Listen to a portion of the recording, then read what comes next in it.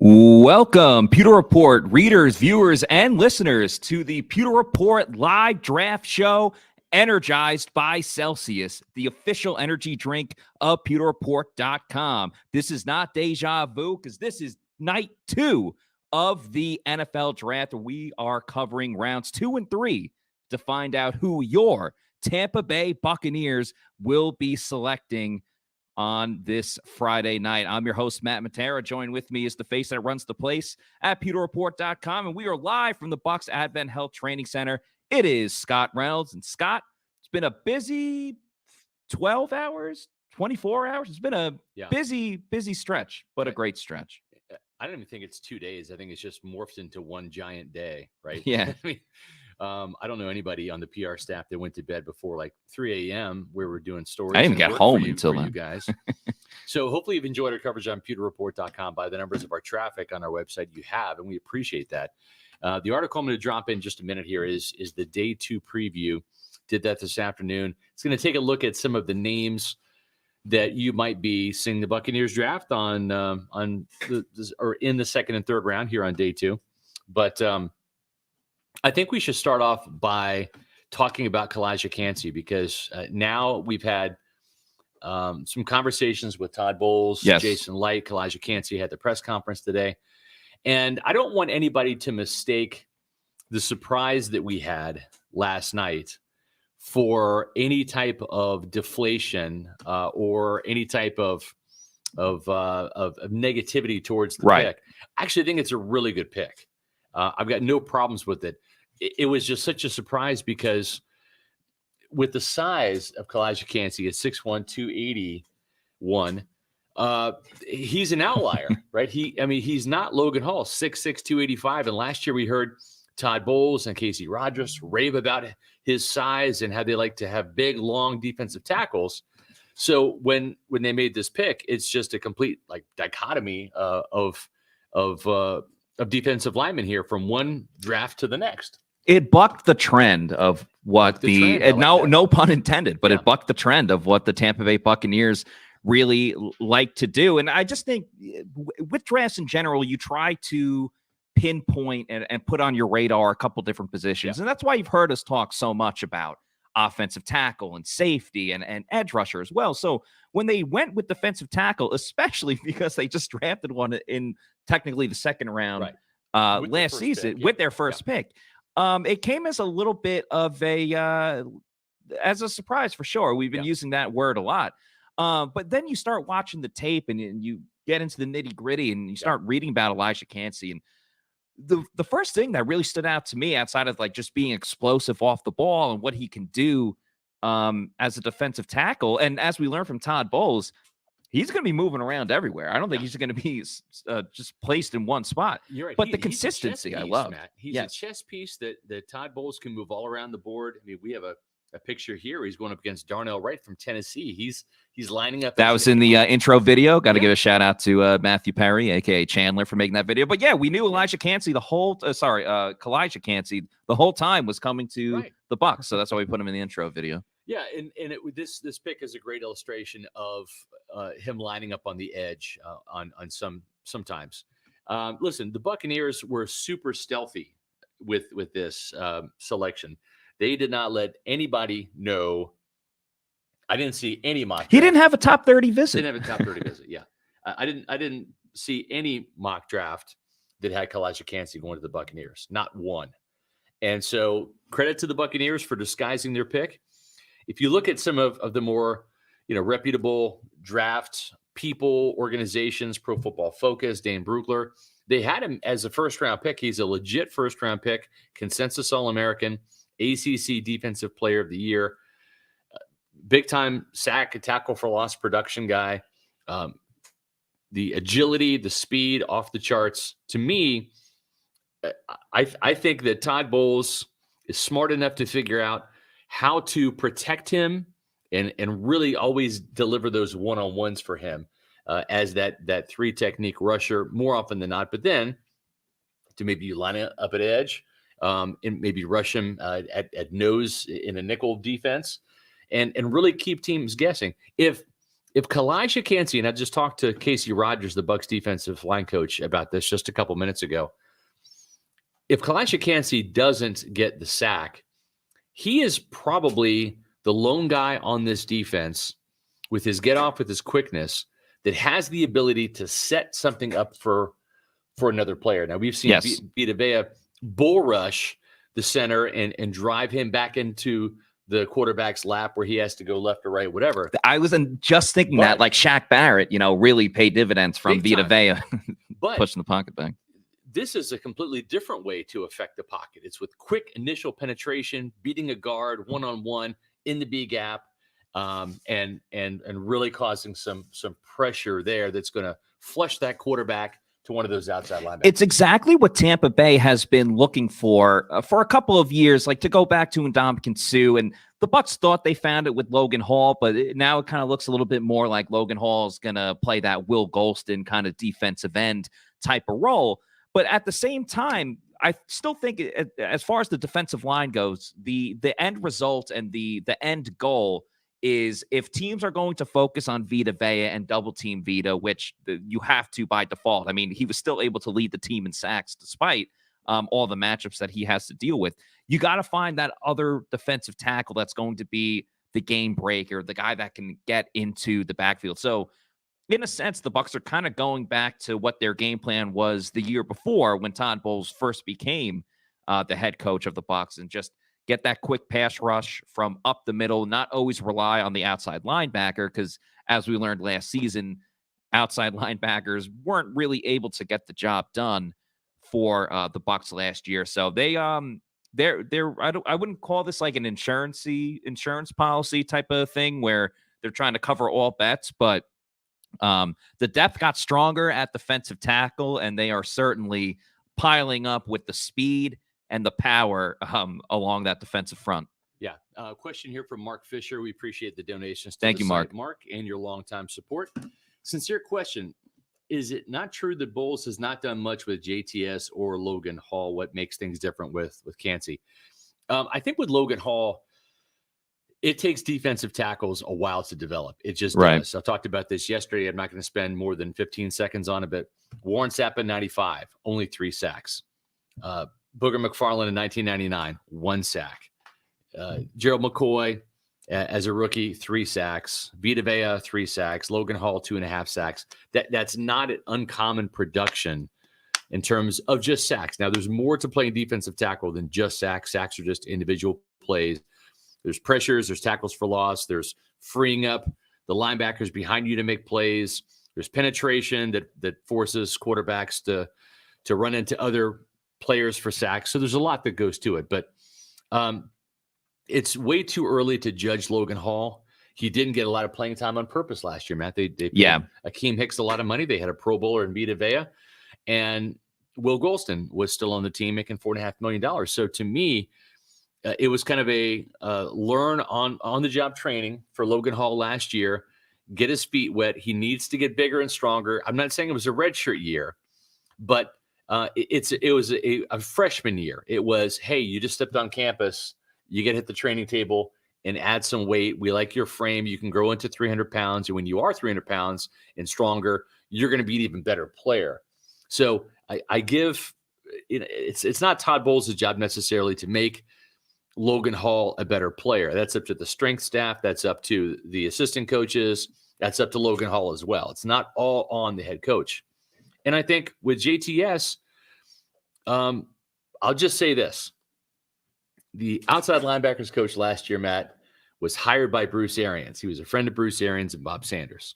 And that was not necessarily a Todd Bowles hire. Mm-hmm. The only defensive coach where there was a position change, where there was a change, was outside linebacker. Bob Sanders retired, but I think he retired to avoid being fired. And George Edwards comes over now from the Cowboys, where he worked wonders with Micah Parsons. The hope is that George Edwards can unleash the beast that JTS could be and make him the finisher that he needs to be. JTS made strides last year. JTS has all the athletic ability. He's got the tools to become, I'm not going to say great yet, because he's got to get to really good first, Matt. Yes. But I think he has the chance to be really good this year. And honestly, if George Edwards can't unlock it, then maybe no one can. Not. Yeah. If the jury's still out on Joe Tryon-Shoyinka, the jury still has to be out on Logan Hall. Right. It's the only way that can go. And I think you said it perfectly, where Logan didn't really get a ton of playing time last year. And he shined early on in the season, believe it or not. I believe the game against the Packers, he had some really good pass rushes. I remember one on third down specifically. He didn't get the sack on now New York Jet Aaron Rodgers, but he was able to get in his face on third down where Rodgers had to throw it away and, force the punt on the play. So, listen, I don't think Will Golston was blowing smoke when he came on the Pewter Report podcast and said that he's an even faster J.J. Watt, which, funny enough, Calijah Kancey got a comparison to J.J. Watt as well with his assistant coach at Pittsburgh, who used to also coach J.J. Watt. Exactly. But actually, so let me stop you right there. I'm going to drop JC's article in the chat. It was a great article today. Yeah. He had an exclusive interview with Pittsburgh defensive line coach and assistant head coach. If I can remember his name now. Charlie Partridge. Yeah, I knew something with a P. Yeah, I'm not up to speed on the assistant college coaches' names, but Charlie Partridge, defensive line coach and assistant head coach, had a great conversation with JC Allen this morning, at the crack of dawn, and read that article. Just dropped it in the chat. Make sure that's definitely on your to-do list before the day two starts here. But I'm telling you, he called him. He's going to be a Demon 3 technique defensive tackle. I like that nickname for him, the Demon, the Demon DT. Yeah. So I think that he is I think that the ceiling on this guy, and I'm not going to say John Randall, Aaron Donald, Warren Sapp, those are Hall of Famers. We'll see. But I think the floor is Ed Oliver, who has been a good starter, but not great. Certainly hasn't lived up to the 9th overall pick yet in Buffalo in terms of sack production, tackle for loss production. But it should be noted that despite very similar size, both 6'1", 280-something pounds, you had Calijah Kancey, who's a tick faster at the combine, but he had more sack production. He had more tackle for loss production, lived in the backfield a little bit more than even Ed Oliver did. Mm-hmm. So I think that there's more of an upside for Calijah Kancey.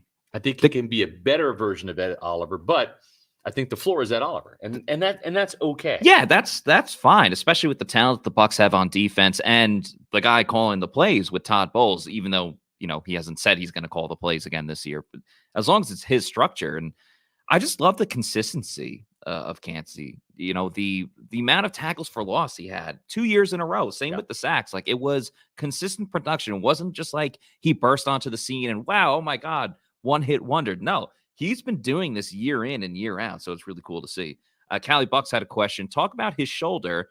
What's going on with that? Yeah, that was pretty interesting during his press conference today that he was talking about. He said that he injured his shoulder in November, got surgery a couple of days later, and then got cleared right before the NFL Combine. So he didn't do any bench presses or anything like that, but he sounded like he's ready to go. There's going to be no setbacks, nothing that should deter him from practicing at all whatsoever, which obviously is a great sign. There's always that risk when you draft someone that's like coming off of an injury. It's like, oh, will they be ready? If you guys remember, though, Cade Otton last season had I believe it was an ankle injury or something with the lower body where he missed some of rookie OTAs and things of that nature. But he was ready to go by the beginning of the season. So good question, but nothing that I would lose sleep over for sure. So we're going to be talking a little bit about day 2 and day 3 here, and we'll get some thoughts from Bailey Adams here in just a second about some of these guys. Just to start things off, let's take a look at the Bucs best bets that we have available. I know that's something that Pewter Report readers have kind of come to know about us. Is we don't nail them all, but we certainly do our best to try to get a couple each year. It's tough playing that puzzle, right? Because do you pick one guy who's a 3rd or 4th round guy to be the day one guy, or do you go first or second round, right? So we already have a couple guys off the board right now. I'll pull the list up here. So these are the Bucs' best bets that are alive now for 2023. So Anton Harrison obviously got picked in the first round. So did Felix Enudike Ozama. Last one. Yeah. Well, technically last one, but would have been second to last if it wasn't for Tom Brady and the Dolphins. So those two were our early day edge rusher / outside linebacker and offensive tackles. But as you can see here, a full complement of players that will be that'll be, considerations for the Buccaneers in some of these rounds. It was interesting. I sat right in front of Larry Foote and Casey Rogers, both of the co-defensive coordinators, and kind of got the impression that Casey Rogers likes B.J. Ojulari from LSU. He isn't sure he's going to be there. He had some facial expressions that would lead to the belief that they are fans of the LSU Tiger. Yeah, and also too, there's a little bit of lobbying for Sidney Brown, a safety that the Buccaneers had in for a top 30 visit that we all love here at Pewter Report. Yeah, from Larry Foote, he seems to like Sidney Brown. So Ojulari, number 4 remaining on my big board. Yeah, Josh Capo saying that Ojulari is 4th remaining on his big board, and Larry Foote is a guy that is pretty outspoken, not as outspoken as say Warren Sapp or someone like that, but he definitely speaks freely and likes to speak his mind. So wondering how much he's needling Jason Licht and Todd Bowles about trying to get their guy, but it should be interesting. So here's a graphic here that just shows you all of the picks remaining, folks. If you tuned in on day 2, and you're going to tune in tomorrow for day 3, because there's a lot of day 3 picks tomorrow coming out. There's 2 picks tonight, and then 7 picks tomorrow? Is that right? Or 6? 1, 2, 3. 6. Yeah. 6 picks on deck for day 3. So make sure that you tune in tomorrow. The draft starts at noon. We're going to go at 11 a.m. to wrap up what the Buccaneers did on day 2 and get you prepared for day 3 early. So there's Jason Licht and Todd Bowles looking at their draft board. Looks like they're in heaven. I know, right? Which some people think that the draft is like being in heaven. It's a war room heaven right there. And we'll see how heavenly it is after they make a couple of these picks here on day 2. But so the Buccaneers have they're pretty flush with draft picks here. Actually, more picks for the Buccaneers in the NFC South than their counterparts. You look at the Saints. They took Brian Bresee, the defensive tackle from Clemson, yesterday, and they've got 7 picks remaining, including 2 picks today in rounds 2 and 3. The Atlanta Falcons drafted Bijan Robinson, and they are missing some picks due to trades in the 5th and 6th round. And they don't have nearly as many as either the Bucs or Saints. And then, of course, the Panthers have the fewest picks. They have just, 5 picks remaining in their draft after selecting Bryce Young. So we'll have these boards as the picks come in, updated, and we'll have reaction from the Pewter Report staff when it comes to that. But let's start talking about day 2 and day 3. I've dropped the article into the chat. Matt, who are some of the players that you're looking forward to seeing the Buccaneers contemplate, or guys that might be there when they're on the clock at number 50? First of all, I wanted to say shout out to Twan Blow. Thank you for the $1.99 super chat. They say, DL again for what? Best player available. Maybe in the eyes of the Bucs, that was the best player available. But yeah, in terms of in terms of players that I'm looking forward to seeing, or who's going to potentially be there for the Bucs, I think the number one guy, and we've talked about him a lot on this podcast, is Derick Hall out of Auburn. If he is there, I think you got to, without question, take a chance with Derick Hall. I know they went defense in the first round, but you want to beef up this unit as much as you possibly can. There's still going to be plenty of time to get an offensive player. You could argue, well, they still need to address offensive tackle, but if a bunch of the offensive tackles already went off the board like they did, and you're not in love with someone like DeJuan Jones, I think you got to stick with edge rusher. Go with your bread and butter, and that's defense. That's Todd Bowles. It's getting after the quarterback, turning the ball over. Get back to square one, because the Bucs were missing that. As much as the Bucs defense, and let's not forget, the Bucs defense kept Tampa Bay in so many games last year. There is still so much more room for improvement. So I say just stack that interior, well, not interior in this case, but stack that defensive front with young guys, hungry, ready to go. Derick Hall, that in-your-face attitude type of guy that the Bucs need when everyone else is a leader by example and buddy, happy-go-lucky. They need a guy that has attitude. Yeah, and I think Derick Hall's that dude. He's a bit of an ass kicker. He's a pretty serious guy. Certainly not allergic to the weight room, as you can see. He's definitely not shy about hitting the weights there. He takes his craft very seriously. And I think he would be a really good addition. There's other edge rushers this team likes as well. Yaya Diaby from Louisville. A little bit later, maybe Isaiah McGuire from Missouri is another player they've shown interest in. BJ Ojulari from LSU. But Matt, you're right. You got to keep pace, right? You see what's happening around the division now. The Panthers just drafted their quarterback of the future, right, and the present, and Bryce Young. And so they're putting the emphasis on offense there. They hired an offensive-minded head coach in Frank Reich.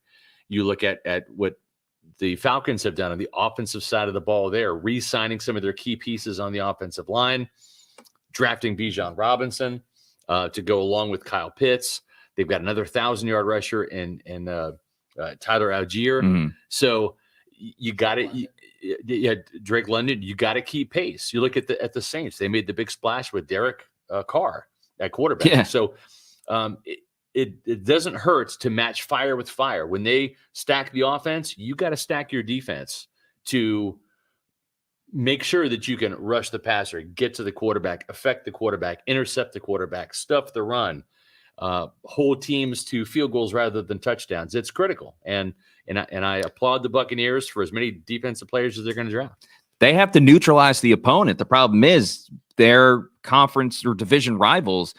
You have to neutralize them in so many different ways. With Derek Carr, going to have a more aerial attack than, say, the Atlanta Falcons are. But Bijan Robinson joining that team obviously is a huge addition. And joining the show right now, we call him BA. It is not Bruce Arians. Bailey Adams is joining the show. Bailey, welcome. It's good to see you. It's good to see you too, Matt. It's good to see you. Good to be here. I don't want to backtrack too much, but just want to get your initial reactions to Calijah Kancey, the first-round pick for your Tampa Bay Buccaneers. Did it catch you by surprise like everyone else? Because it certainly did for me. Yeah, it sure did. I think going back to what Scott said, at the top of the show, it came as a surprise because of the Bucs' lack of reported interest and just the fact that he wasn't in on a top 30 visit. I think we didn't really get the chance to talk to him at the combine either, because I think he was one of the players who was stuck in medical when all those press conferences were going on. So we didn't get an answer as to whether or not they met with him there. So yeah, and I think with the needs that the Bucs seem to have, their most pressing needs, I just got under the impression that if one of the offensive tackles was going to be there at 19, that was going to be the pick. And so I kind of got tunnel vision on an offensive tackle, maybe an edge rusher. And then, yeah, it did catch me by surprise to see him at 19. But, diving into him more and hearing from him today, I think it's hard not to be excited about him. I feel like as it stands right now, among Bucs fans, I feel like most analysts and reporters and things like that, and people that dive deep into the draft, they're all like, yeah, this is a great pick by the Buccaneers. But Bucs fans in general, they either love it or they absolutely despise it. Especially, let's just say 10 to 15 minutes after the pick, everyone was like, what are they doing? No, Anton Harrison right there. What are you doing? But, I think it's going to be okay. I think it's going to be all right. They wanted to beef it up. There's nothing wrong with that. Why did the Eagles get praised for beefing up their D-line and the Bucs get ridiculed for it? I think you get that with the draft. I think it's probably something that happens within every fan base. If it's not the person that, you have dialed in on, you hate the pick immediately. And then maybe about an hour passes or a couple hours pass and you kind of think about it. You look at the player and you're like, all right, he fits a need here. He's a good player. You watch some of his tape and you're like, all right, yeah, I'm coming around on this. Because you did see that right away. It was, what are they doing? What are they doing? Yeah. This isn't the guy. No one's been talking about this guy as a Bucs player. And then, fast forward to today and you kind of see just, reading through some of the comments on Pewter Report, on, our Facebook, on the Bucs and social medias, you kind of see more people like, oh, I love this pick. I love this kid. Like it's easy to see everyone kind of coming around and understanding and seeing, the type of player and the type of person they got here. It's the exact reason why, especially in an intense game, really in any sport, but in football, like if you lose on a last second play, they say take like 15 minutes to regroup before you go out and speak to the media, because your mind's just racing and you're probably going to say something that either, you couldn't play on the TV, or just something that is going to get clipped and memed and whatever. And you don't want that happening. Let's move forward to where we are now. Day 2, night 2. They say like draft day, but it doesn't go on until night. Yeah. But anyway, rounds 2 and 3 today. We talked a little bit about Derick Hall. Is there any position in particular that you're looking at that either the Bucs should draft or that they should keep their finger on the pulse over the next 2 rounds? I'm looking at the secondary. I think I'm looking for a safety, or more likely someone who can play the slot. Either, 2 of my favorites for tonight are both the Illinois guys, Sidney Brown and Quan Martin. They bring the noise. Big fan of Quan Martin and his ability to play in the slot. He logged over 900 snaps over the last couple of years in the slot. And obviously the Bucs, as much as they play a nickel, they consider that basically a starting position. So it's a big need for this team. And, I think there are quite a few guys that you can kind of dial in on that can play the slot that may go tonight. So you might see whether it's at 50 or at 82. That might be a position to keep an eye on, because I know there's Quan Martin, but there's also Jamie Robinson. Brian Branch is still available. I don't think he's going to slide all the way to 50. That was, I think, one of the surprising things, really, that Brian Branch didn't make it in the first round, just given all the hype around him. I mean, the most negativity about him was that he had a slow 40, but to knock him all the way out, I was surprised, and I think most of the talk has been about Will Levis sliding out of the top. Yes, out of the first round. But there is with Branch, and I think with Notre Dame tight end Michael Mayer, I think a lot of people saw him going in the first round. And, he's still on the board too. I think somebody probably likely to come up or to come. You can get drafted early on in tonight. As JC Allen's walking in here. What's up, JC has entered the building, smartly bringing a fan too. Very, very good call right there. Yeah, as far as safety goes, you mentioned Jamie Robinson. It's funny because these guys, you project them at certain moments, and initially I had him as like a second round guy, but the more and more the draft goes on, now he's more of a third round type of prospect. So if he falls to the third round, I think that would be absolutely fantastic, as JC plugs the fan in and is feeling really, really nice right now. Thank you, JC. Jamie Robinson's 103rd on PFF's big board, so I think probably falling further on their board. But yeah, I think these days he's looking like a third round guy. So Quan Martin seems like a guy would go earlier, like in the first half of tonight. And Jamie Robinson may be there later. So it'll be interesting to see how it goes, because it's maybe, to me, in my mind, and this is not because it's in my mind, this isn't the way it's going to happen. But I think you go with if you go with Quan Martin at the second pick, you're going to look maybe like an Isaiah McGuire with the third pick. If you go, Derick Hall at the second pick, you're maybe going to look for Jamie Robinson at the third pick. So it'll be interesting to see how it unfolds tonight.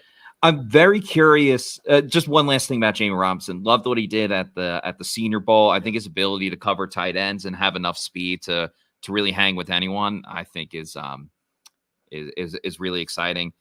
The other, as Craig Carr says, trade for Chase Young. Tight end, I'm very curious about too. Yeah. Like, do they really want to just ball out on offense, get that compliment to Cade Otton, or because it's so deep, greatest tight end class in 10 years? I'll keep quoting that from Jason Light. Because it's so deep, do they wait until the third round, maybe even day 3 in the 5th round, do what they did with Cade Otton, essentially make him their first pick on the next day? And I think they can afford, like you said, they can afford to do that potentially with this class because of how many good tight ends there are in this class, and also just the different types of tight ends. If they want a pass catching tight end, there's going to be plenty available tomorrow. If they want one that's more of a blocker, more of an inline guy, there's going to be some on the board tomorrow. So I do wonder if it's maybe a wait till tomorrow kind of thing, but I think it could be a wild card position that's in play tonight. They could go completely off the board, though. I mean, DT already threw us for a loop, so why not go crazy? So insert kicker joke here. Fullback. We got a super chat though from LDBC's Most Wanted. Thank you for the $9.99 super chat. They say, "Saludos, PR. could stand for Puerto Rico, home of Bad Bunny. Eagles had second most sacks in the NFL last year and still got 2 fat guys in the first round.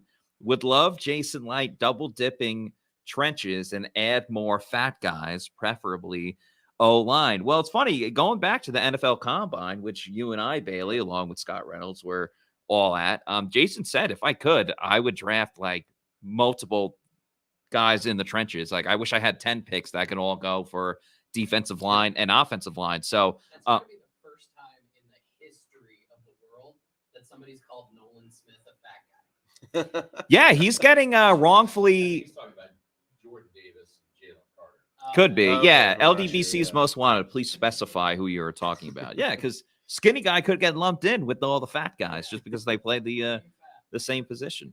You know, it's not it's not right, man. It's not right. But yeah, I mean, offensive line in the second round, I don't think would be out of the question. I know Steve Avila has been someone that we talked about a lot at pewterreport.com. Cody Mauk, or Mock, as Sly would say, his favorite offensive lineman in the group. There's definitely a possibility that the Bucs go trenches first two picks. Well, they already did with Kancey, and then the draft is their oyster because you still got the deepest tight end class in 10 years. You still got a really deep safety class, maybe not in the past 10 years, but like that safety class, I think we feel pretty comfortable with guys just outside of Jamie Robinson and Martin and players of that caliber that it would still be okay if Tampa Bay went that route and waited in the 5th round. And because they have, all those late picks, wouldn't be shocked at all if the Bucs pile some of those together to move back into the 4th round. Yeah, especially, I mean, Jason Licht loves to have as many picks as possible. Not having a 4th rounder, if he doesn't trade for a 4th rounder, the start of tomorrow is going to be a long wait for all of us. Yeah, so that'll be interesting to see. But yeah, it is. It's interesting because when you look at the Bucs offensive line, it's definitely not a finished product. They have a lot of guys in there, a lot of guys that can compete for these open spots, but you can never have too many good offensive linemen, I don't think. So building up that depth, building up those competitions, for both guard spots, and then of course whatever they're going to do at right tackle. That's the big question right now, right tackle or left tackle, whichever open one they have, because I think with not going for Anton Harrison last night, you kind of the class drops off after that. And so I don't know that there's really going to be another tackle on the board that you're going to say, yeah, we're plugging him in right away and he's playing at that tackle spot. We got it taken care of. So maybe they take a guy maybe later in the round, or maybe they take a 2nd or 3rd round guy and they say he's going to have to compete, but you want to know, I think, with your 2nd rounder that he's going to step in and contribute right away. Right. Especially with the situation they're in right now. Yeah. And I like the depth that the Bucs have on the interior offensive line at the moment. So I'm not against getting another one, but it's just like, okay, we're adding another guy into the battle royale. Scott Reynolds did write a pretty good amount about the offensive line in the Bucs Day 2 preview, of course, talking about the draft. They obviously need to address the fact that they released Donovan Smith. And he says Tampa Bay passed up on Oklahoma's left tackle Anton Harrison in the 1st round, but could still address tackle on Day 2 with the likes of Syracuse's Matthew Bergeron or BYU's Blake Freeland. North Dakota State left tackle Cody Mauk, as we just mentioned, will likely transition to guard at the next level, kind of like how, and I'm paraphrasing here, how Alex Kappa did when he was with the Buccaneers. He also says don't rule out center either, because Ryan Jensen's 32. He's coming back from that serious knee injury. And Robert Hainsey, who stepped in last year for Ryan Jensen, has the ability to play center or guard. So that wouldn't stop Tampa Bay from adding players such as John Michael Schmitz and Ohio State's Luke Weipler and Wisconsin's Joe Tippmann. I spoke to Schmitz and Tippmann at the NFL Combine. Schmitz, of course, was teammates with Co Keefe, and he had this great. Well, as soon as I asked him, like, "Oh, how cool would it be to play with Co Keefe again?" He smirked, and one of those like, Co Keefe, that's my guy, without totally saying. He's like, "Yeah, it'd be great." He's like, "Co always had this line: big man's got to eat. Big man's got to eat." So I would love if I would love to get that duo back together, because I think Co Keefe has found himself real nice in Tampa. He's a big time locker room guy, friendly with a lot of the dudes. And Tippmann, A+ hair. He's got the mullet going. So another great addition to Tampa Bay. Yeah, it's interesting you mentioned Keith because he was a 6th rounder last year. Those guys late on day 3 aren't always locks to make No the roster, guarantees at all. yeah, You're right. He carved out a role for himself, and it wasn't even really a question last year as to whether or not he would make the roster. And he's got a nice role for himself, especially in what is currently a thin tight end room. It's going to be, I think it's going to look a lot different probably by the end of the weekend. But he's got a role for himself, and yeah, he is. He's made himself a good locker room guy, good culture fit for the Bucs. Tom says, "Big man's gotta eat." Love it. Long Lost Glazer says, John Michael Schmidt sounds like a jingle. Yeah, it kind of does. Jingle Hammerschmidt. Yeah. His name is my name too. I don't know. I was trying to implement Co Keeft in there, but I'll have to work on that later. Whenever we go out, people always shout, "Big man's got to eat." There you go. There you go. Whenever we hit the street, something. Big man's got. All right, we'll workshop it. Well, again, stay tuned for day 3. That's something we'll workshop. We have a lot of time. We'll figure that out. We do have a lot of time. We are closing in on 20 minutes until the start of the day 2, night 2 I think it's a good of the time NFL for a draft. Story about how you got your scar there. Yeah. Bailey, what's your guess? It was either that or the Chuck Berry story. Maybe we'll tell the Chuck Berry story on day 3. So yeah, we want to keep you guys tuned in for the whole show. And we appreciate all the Pewter people watching right now. You guys are awesome last night. You're already awesome today as we get rolling. I see David F saying trade Coach Bowles. I don't know about that one. I think you got to give Todd a chance, but I know one thing I will always take a chance on is a Celsius energy drink. Of course, the presenting sponsor of the Pewter Report podcast.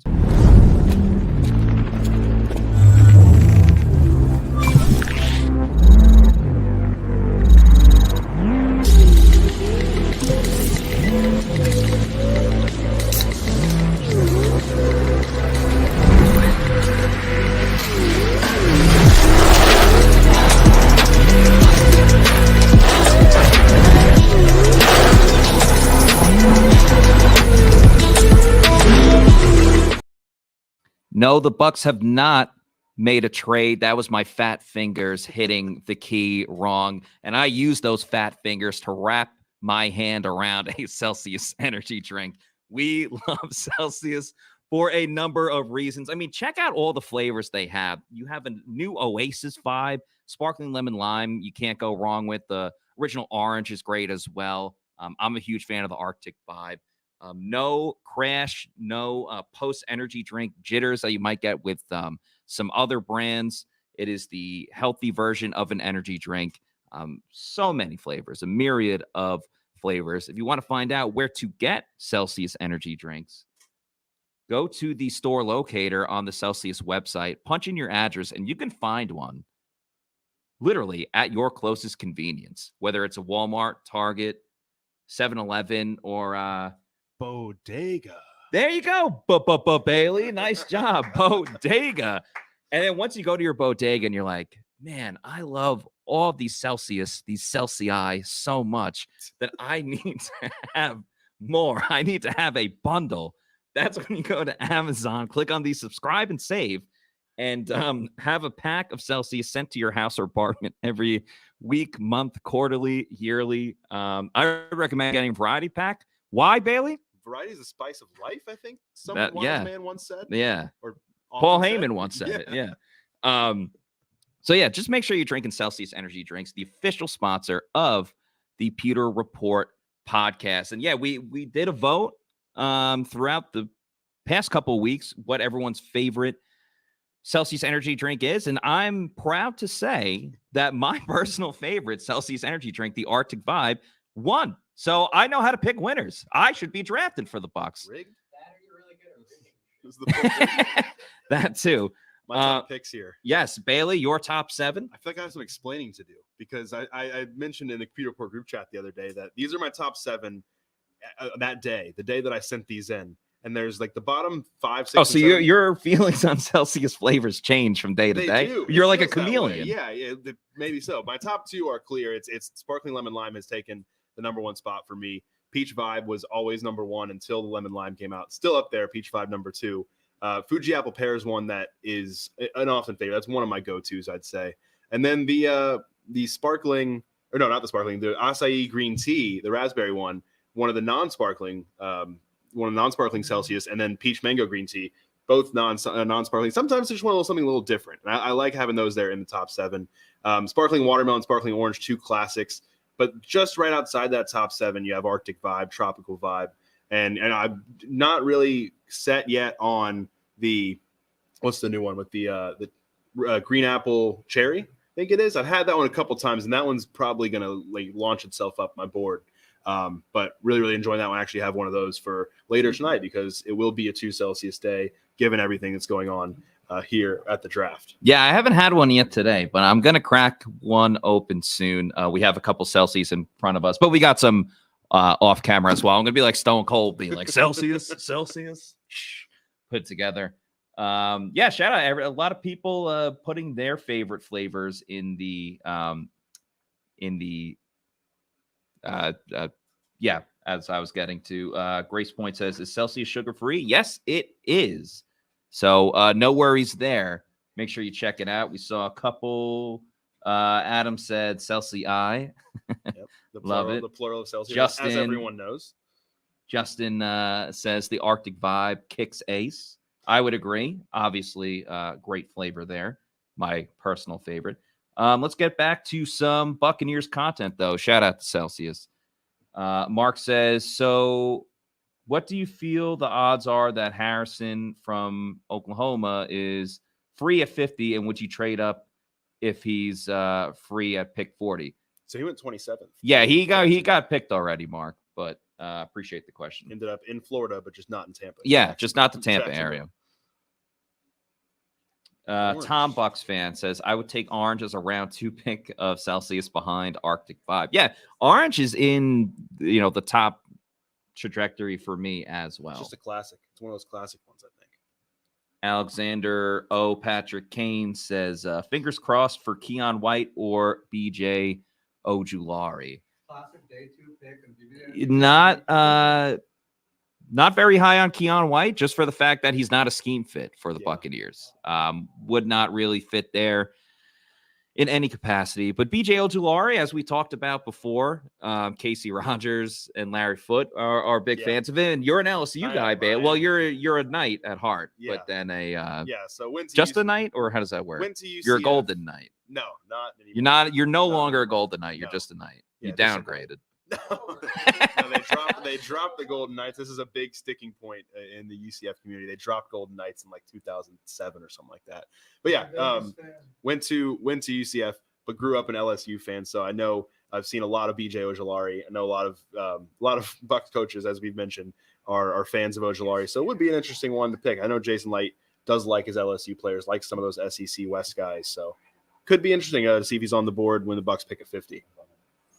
Yeah, we shall see. The edge rusher class, I don't think it's like the best one we've seen in the past couple of years, but depth-wise, like you could find some later on. Some solid guys, I think. Like, no one I think that's going to be, a massive high impact guy right away, but quite a few guys that are, good developmental guys, or good guys that have one aspect of their game fleshed out that they need to probably build on a little bit, which is probably a good spot to be coming in if you're one of those guys to the Bucs, because they have their 2 starting outside linebackers. They're their 2 starting pass rushers in Shaq Barrett and JTS.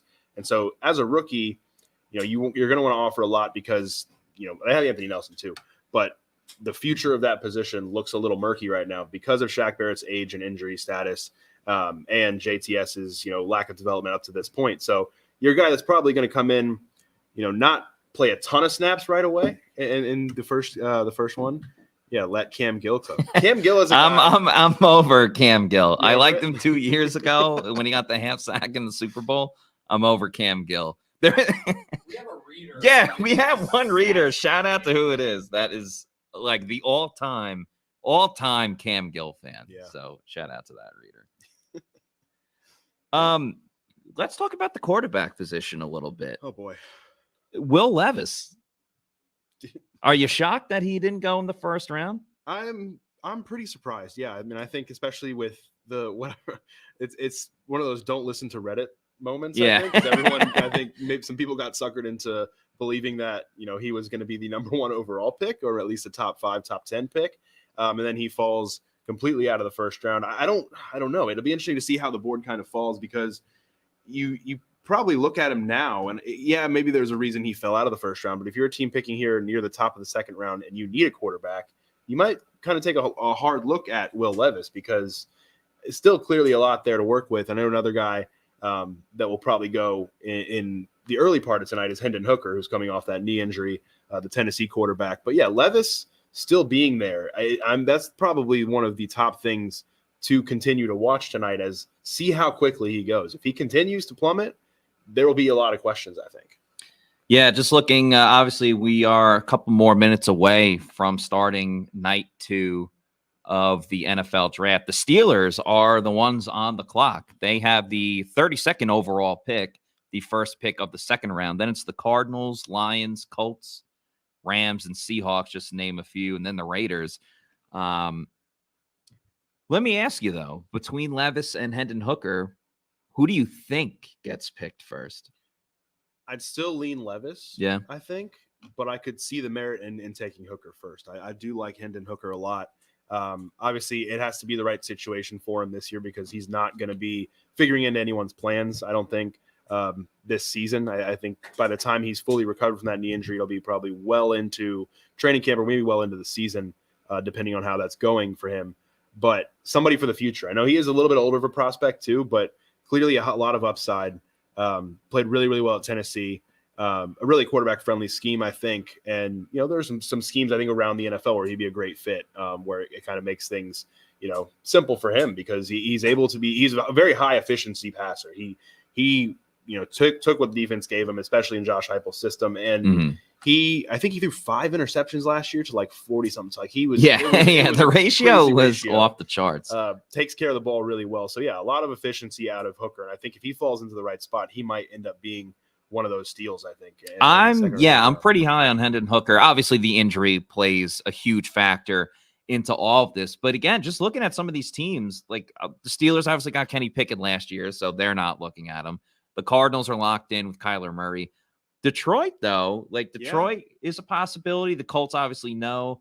The Rams, Matthew Stafford getting up there in age. Yeah. The Seahawks have balled out in this draft so far. Yeah. So to add a quarterback, if they're not long-term committed to Geno Smith, I think that would be quite interesting. Vegas got Jimmy G. The Saints, I mean, they just got Derek Carr. So yeah, I don't know. I'm curious to see how far all of them will fall. Yeah, because I mean, as you continue to look down here, you don't have to go through the entire draft order, but if some of those teams that you mentioned up front don't take one of those quarterbacks, there's kind of a run of teams that don't need a quarterback at all. Yeah. So you might get into the second half of the second round, and Levis and Hooker are still there. So it'll be interesting. A couple of the other big names that are best available going into the second round. Bryant Branch, who we talked about earlier, Michael Mayer out of Notre Dame, Joey Porter Jr. I remember we all thought yesterday that the Steelers are going to take him, just given that connection. Osiris Torrance out of Florida, DeJuan Jones out of Ohio State, Schmitz we talked about. Darnell Washington, he was a guy that met with the Bucs on a top 30 visit. Josh Downs out of North Carolina, and Cam Smith out of South Carolina, and we'll end it off with 2 more, Steve Avila and Sam Laporta. Avila out of TCU and Laporta out of Iowa. Laporta. Yeah, you love Laporta. I do like Laporta, but that's the thing with this tight end class is I like a lot of the guys. So you could probably bring up any tight end, and I'd say, oh, I like that guy. I like him. So I don't know. It's one of those things where I think it would be enticing to take a tight end today.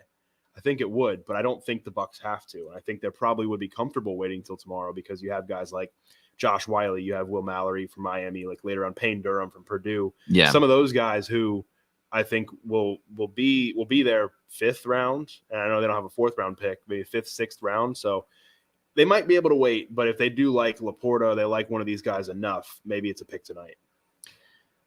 Porta, obviously, with Laporta, I would obviously be all in on. Just one guy that I keep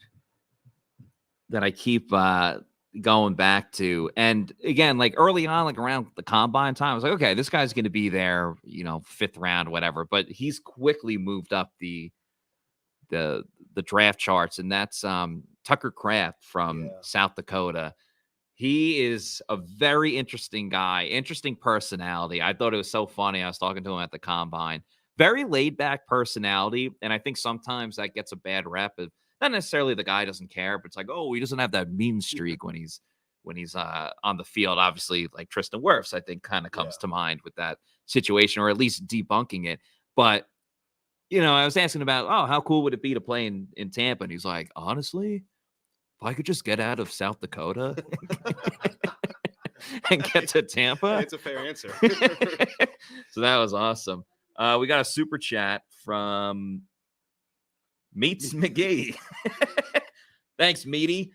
Nice picture too with the dog and the whole outfit thing. Anyway, thanks, Meats McGee. Now I'm thinking of Anchorman. Why the hate for Jason Licht amongst fans?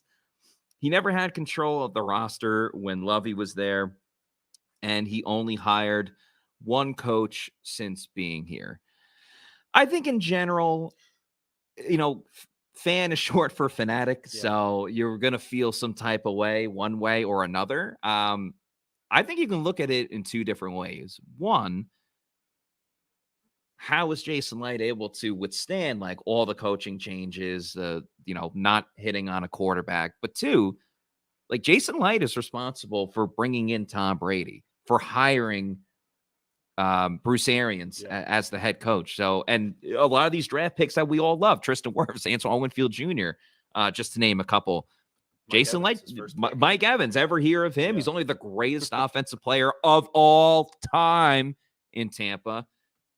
I mean, does he not deserve credit for that? So I think people do give him his respect, but there's always going to be people that hate is going to hate. And I think it's one of those things where it changes maybe by, I don't even say by the year, but by the month. I think it's one of those things where 2 years ago, he was the greatest GM of all time. They won the Super Bowl after bringing Tom Brady in for one, and then on his first year, and then he brought back just the entire Super Bowl team basically that offseason, and it was about Jason Licht masterclass. Like he brought back the entire Super Bowl team, and then Taylor Jenkins is putting out the Jordan Pippen, Jason Licht, Mike Greenberg photo. Then, shout out, Chris. You fast forward to this past year, and they go 8-10, with the playoff loss, and things don't look as good. Now you don't really know what the future of the quarterback position looks like. People aren't high on Kyle Trask. They bring in Baker. People aren't high on Baker, so it's like, oh, what is he doing? He doesn't even know what he's doing. He's been here for almost 10 years now. Yeah. Like there's a reason he's lasted as long as he has. And I think he gets, it is one of those things where fans, it's not every fan, but it's one of those things where they will go the extra mile, I think, at a guy.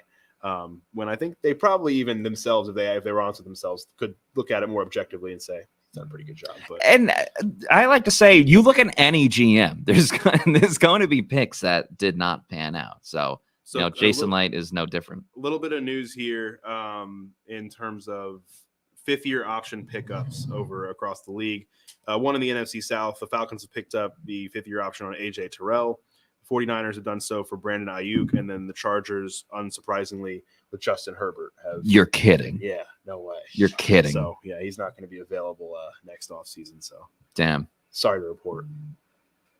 He was on my fantasy team last year. There was a big debate over Justin Herbert last year because there's that one guy that's like, Justin Herbert sucks, and then he makes this great throw. I don't think Justin Herbert sucks by any means, but, I mean, the Chargers choked away that game in the playoffs. Like, can we pump the brakes a little bit on Justin Herbert? That's all I'm going to say. More news. I'm being fed a lot of news here. The 49ers restructured the contract of running back Christian McCaffrey, creating about $8.5 million in cap space. And then the Raiders restructured Chandler Jones's contract, creating about $5 million in cap space. So a couple of moves here flying in just before the 7 o'clock hour comes around when day two will begin. That could mean player trades. Josh Capo saying that could mean a player trade. We're all about player trades. There were some big ones last year. Yeah. Hollywood Brown, AJ Brown. Yeah. Yeah. Big time. Alexander L. Kane, I just had to bring up this comment. Darnell Washington is the better Darnell. Fight between Darnell Washington and Darnell Wright. Winner keeps the name. We shall see. Creo Southpaw. Shout out to the lefties. And if Darnell Washington falls to us, luckily, which is a long shot, but that would help out in O-line and tight end. Yes, it would. Yeah. Definitely a big body in there that will stick his face in there and block. Gary Buff says Devin White to the 49ers. They have a pretty good inside linebacker. Cool. Yeah. Yeah. I think they're I pretty think they're solid. I think they're all right. Albert Breer has some notes going into tonight. The Titans and the Bills discussed a deal at 27 last night. Okay. We got Josh Capo dropping some stats for us. Per Albert Breer, Titans and Bills discussed a deal at 27 last night before Kincaid slipped. Tennessee called around at the bottom of 1, now top of 2, and have Atlanta/Vegas. Arizona's getting action on 33, significant, with Pittsburgh's ask at 32. So yesterday, if I'm not mistaken, it was the NFL broke the record for the most amount of trades in the first round. I don't think the trades are going to be stopping by any means. I don't think so. I think we'll see a lot of them early. I mean, just as Albert Breer mentioned there, it's a lot of action going on in those first few picks. So we might see some movement before we even get anyone on the clock here in the next minute or two.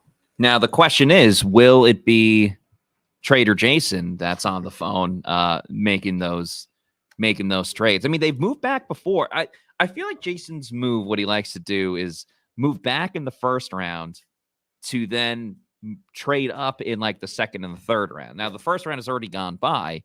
But I don't know. I can see the Bucs trading back from 50 to maybe get like an extra third round pick, or again, recoup that fourth round pick. But don't be surprised if the Bucs aren't on the clock at 50. Yeah, and I think before we get to the end of this draft, we will see him make a trade. It's just like a customary thing. Like, it's gonna happen, I think. Yeah, without question. I mean, again, Trader Jason for a reason. He is the man that isn't afraid to wheel and deal, you know? So we'll see what happens with Jason Licht. We're making a little bit of a change right now, calling to the bullpen, subbing out a UCF night for USF Bull. We call that an upgrade. And this guy means no bull when he's on camera. Ladies and gentlemen, back for another day on his honeymoon, Josh Capo. Well, anniversary, not Oh, yeah. So, Right. Yeah, I made the mistake,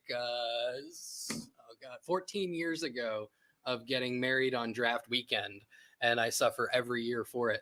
So shout out to my wife for being kind enough to allow me to come and do this. So thank you, Jamie. Anyway, so what we should have the Steelers on the clock. Right? Yeah. Oh, I got to do my It's time! Starting the second round of the NFL Draft of 2023. Fighting out of the yellow corner from Pittsburgh, Pennsylvania, Mike Tomlin and the Rooney family. Oh my God. All right. Well, I mean, how can you top that? Like, seriously. I don't know. Tell him about the banana Oh, trick yeah. you So I've got got going props. So I suggested to the team, and nobody dissuaded me from it. When Will Levis finally gets selected, the plan is for me to consume this coffee, which is, I don't want to, we're not affiliated with them. This coffee, which has already been mixed with mayonnaise, and one unpeeled banana in honor of him finally getting drafted. So if you stay tuned, you may actually see me throw up live on YouTube. Yeah, let's just make sure we got a garbage first. I don't think the Bucs would be happy with us.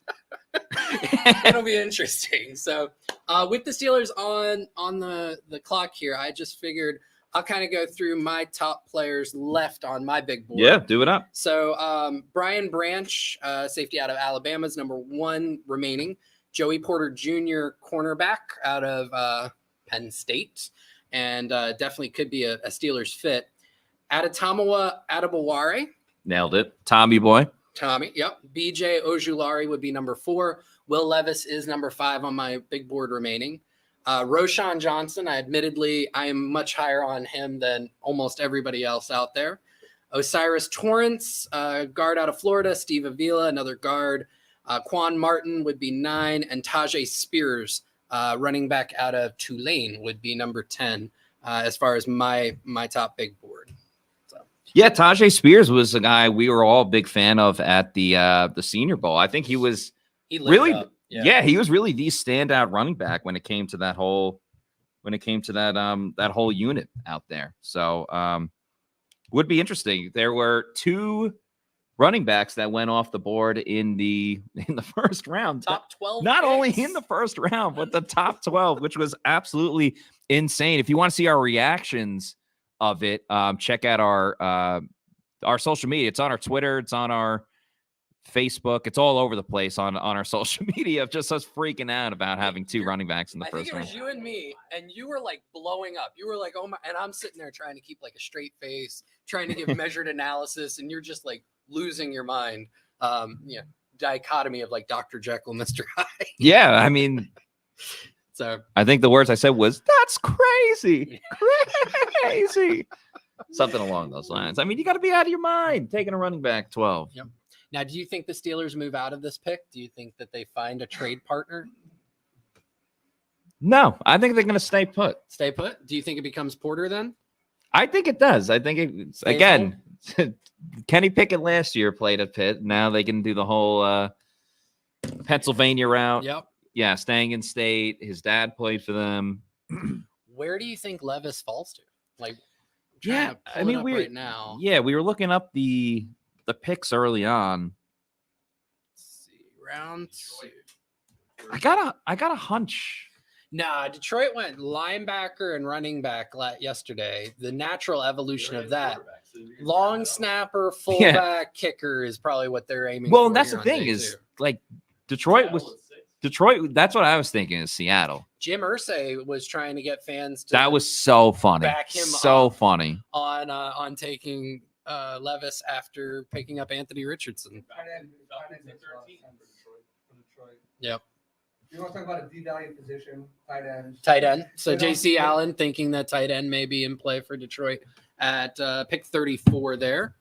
Darnell Washington, big blocker. So I'll put one out there that I don't think many people have talked about, mostly because they typically don't have day 1 or day 2 picks, at least not in the last 5 years. The Los Angeles Rams pick 5th in the second round here, 36th overall. Matthew Stafford is, I don't know, 412 years old. And The breaks down brittle all the bones at time. this point. Do you think that the Rams could be in play for a Will Levis? I mean, absolutely. Just with the issue with Matthew Stafford alone, I think the problem, at least like how I would feel if I was running the Rams, is like every single year when the season is done, they're like, "Oh, that's it for Sean McVay. He's going to retire, or he's going to go into media and be an analyst and all that stuff." And I don't know if you want to draft the quarterback now for McVay to leave the next year, and then you typically like to pair the new head coach with the quarterback. And as we've talked about, next year's quarterback class seems to be on the up and up as well. So from that perspective, if I'm the Rams, I wouldn't. If you knew McVay was going to be there for a while and Levis was your guy, then yeah, absolutely. I think that could be the way to go. But with the uncertainty of the head coach, I don't know. I think it would be an ill-advised move. Yeah, you got the Seahawks picking right behind them at 37, so they would still potentially be in play. The Raiders at 38, and then the next 2 would be New Orleans at 40 and Tennessee at 41. So I personally don't think Levis makes it past Tennessee at 41. I think at that point they see the value on the pick and they pull the trigger there. Yeah, Tennessee is just kind of giving up on Malik Willis, huh? There were some reports on Twitter. I think I saw that maybe they have. I don't think that they necessarily gave up on a guy they took in the 3rd round. How much were they in on the guy to begin with to wait that long to take him? So I don't know if that's necessarily giving up so much as saying, here's a guy who had a lot of 1st-round hype. I saw something ESPN Stats and Solutions had Levis that's like a 92% chance to go in the top 10 based on whatever they based that model off of. Now you've got a guy, if he's sitting there at 41, somebody who should have, but most likely would have gone in the top 10, that's huge value. You take that over a kid you drafted in the 3rd round last year, at least in my opinion. Creo Southpaw says, yeah, he's Falcon bound. Jason De La Torre says, I would love for the Falcons to pick Levis. Yeah, it seems like, I know we talked about Kancey before, how people are either like all in or all out. Right.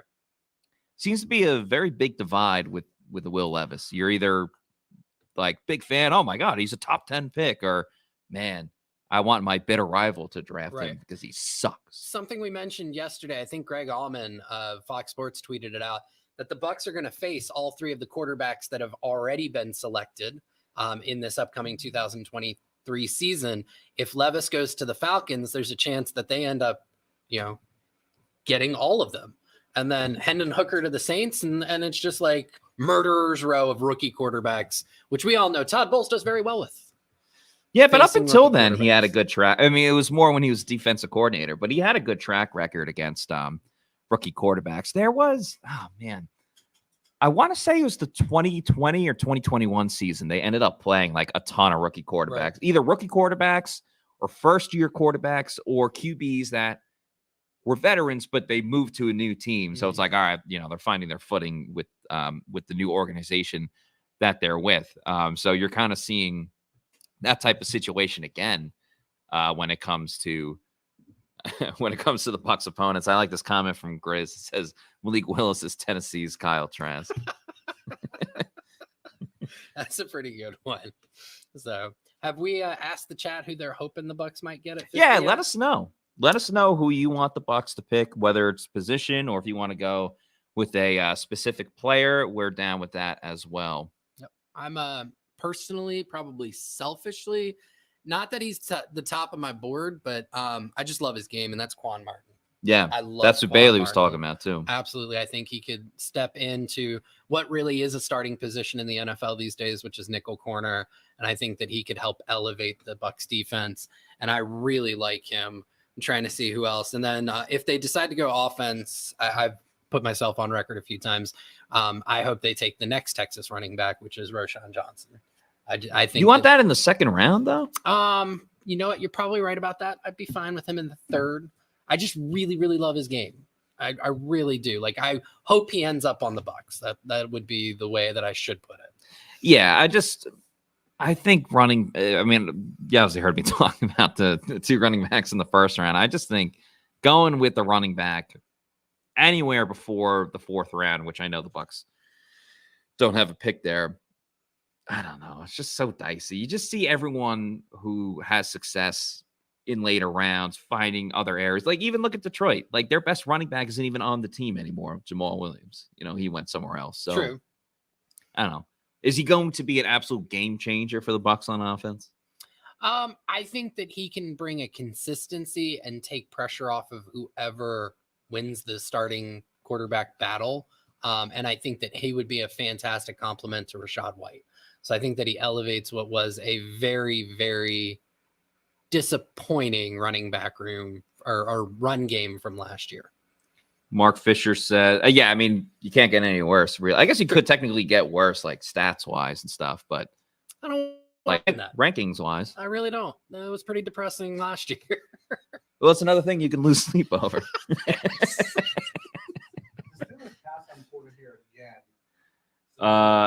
Mark Fisher says Brian Branch, Al Bundy. I'm not sure if he's purposely messing this up, but he means BJ Ojulari is my top wish. OJ Bijulari. Oh my goodness. Account 22 says, no way Branch is there for us. I see a world. I mean, we're living in a world where 2 running backs went in the top 12. All right.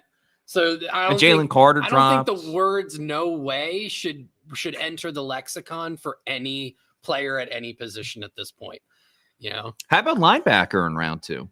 For the Bucs, there are Yeah. a couple who I'm trying to see where they would be on my big board.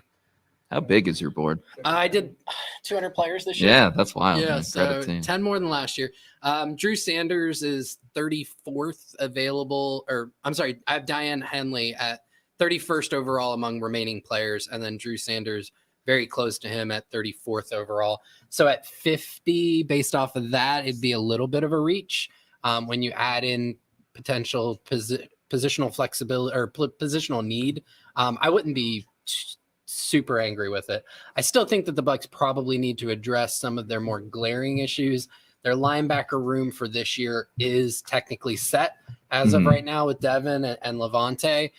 So using their second pick on, I'd be okay with it. I'd be able to talk myself into being okay with it, I think. I can live with it, but are you fine in the sense of they're picking a linebacker? The Devin thing has to figure itself out, but you're picking a linebacker that's going to be LB3. Right. Yeah. I wouldn't flip the table over in joy. I wouldn't flip the table over in anger. You probably don't want me to flip the table over at all, considering there's 3 laptops on here. And Yeah, but coffee, only one of food, them and is mayonnaise. mine, and it's my backup. So I'd kind of be okay. Touche. Oh man. So what? The pick is in. Joey Porter did. Jr. They did it full circle. Wow. The Steelers are all about sentimentalness. You got to think that this is great value for the Steelers because a lot of public mock drafts had them taking Porter in the first round.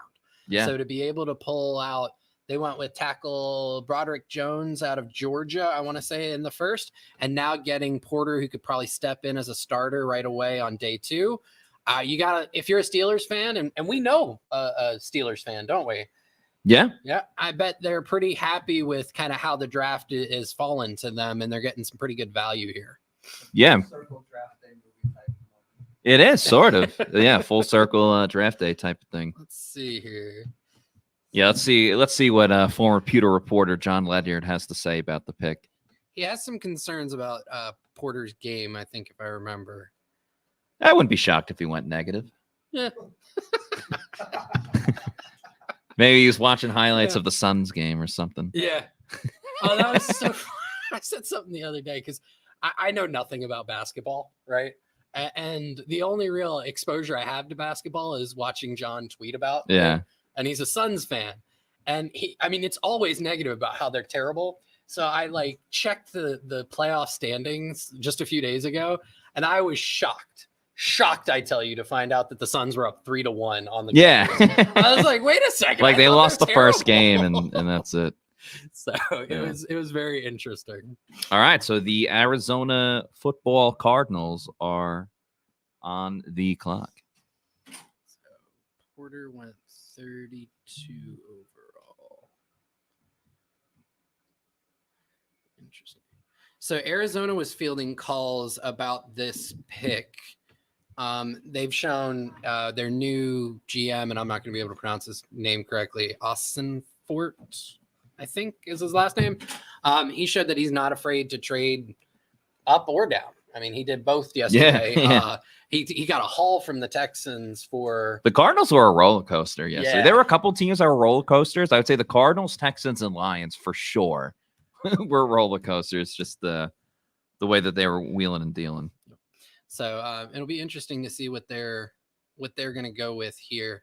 The Cardinals, if I can think about their needs, they need everything. Yeah. I think they've got a quarterback. They got quarterback. And they got Paris Johnson to be left tackle. Their best wide receiver hates them and wants out. And It doesn't hate them, they're but going it's to going to be accommodate traded. because his cap hit is Yeah. ginormous. So so they could really go in any direction here. I think they probably want to go defense. They need some pass rushers. So Ojulari, I think, could be an option here. Derick Hall could be an option as far as some edge defenders. I think beyond that, I don't see many edges beyond that. Zach Harrison was next on my board. That's a pretty big drop off. They could go with an interior defensive tackle, someone like Adebaware, Gervon Dexter out of Florida. That'd be a little rich for him, but or Siaki Ika. I'm not a fan of Ika myself, but I know a lot of people are pretty high on him. So it'll be interesting here. So with Porter, were you big on Porter? Did you get a chance to kind of look at his game? I wasn't. Scott, you weren't? Not a big fan? Hey, he's got length, that's for sure. Just listen to Johnny call him a flag machine at the next. Very grabby. Sounds about right, yeah. So 6'2", 198 pounds. Porter has a long frame, very long arms. He does keep his eyes in the backfield and understands zone and route combos. Doesn't panic when the ball is in the air, but he does panic if he gets beat at the line of scrimmage, which leads to some of those grabby penalties. He's definitely very physical. He wants to push wide receivers around, and he'll battle at the catch point. One thing that I know why part of the reason why I know Scott doesn't like him is because there is a lack of ball production. I think that's only one interception that came in his senior year.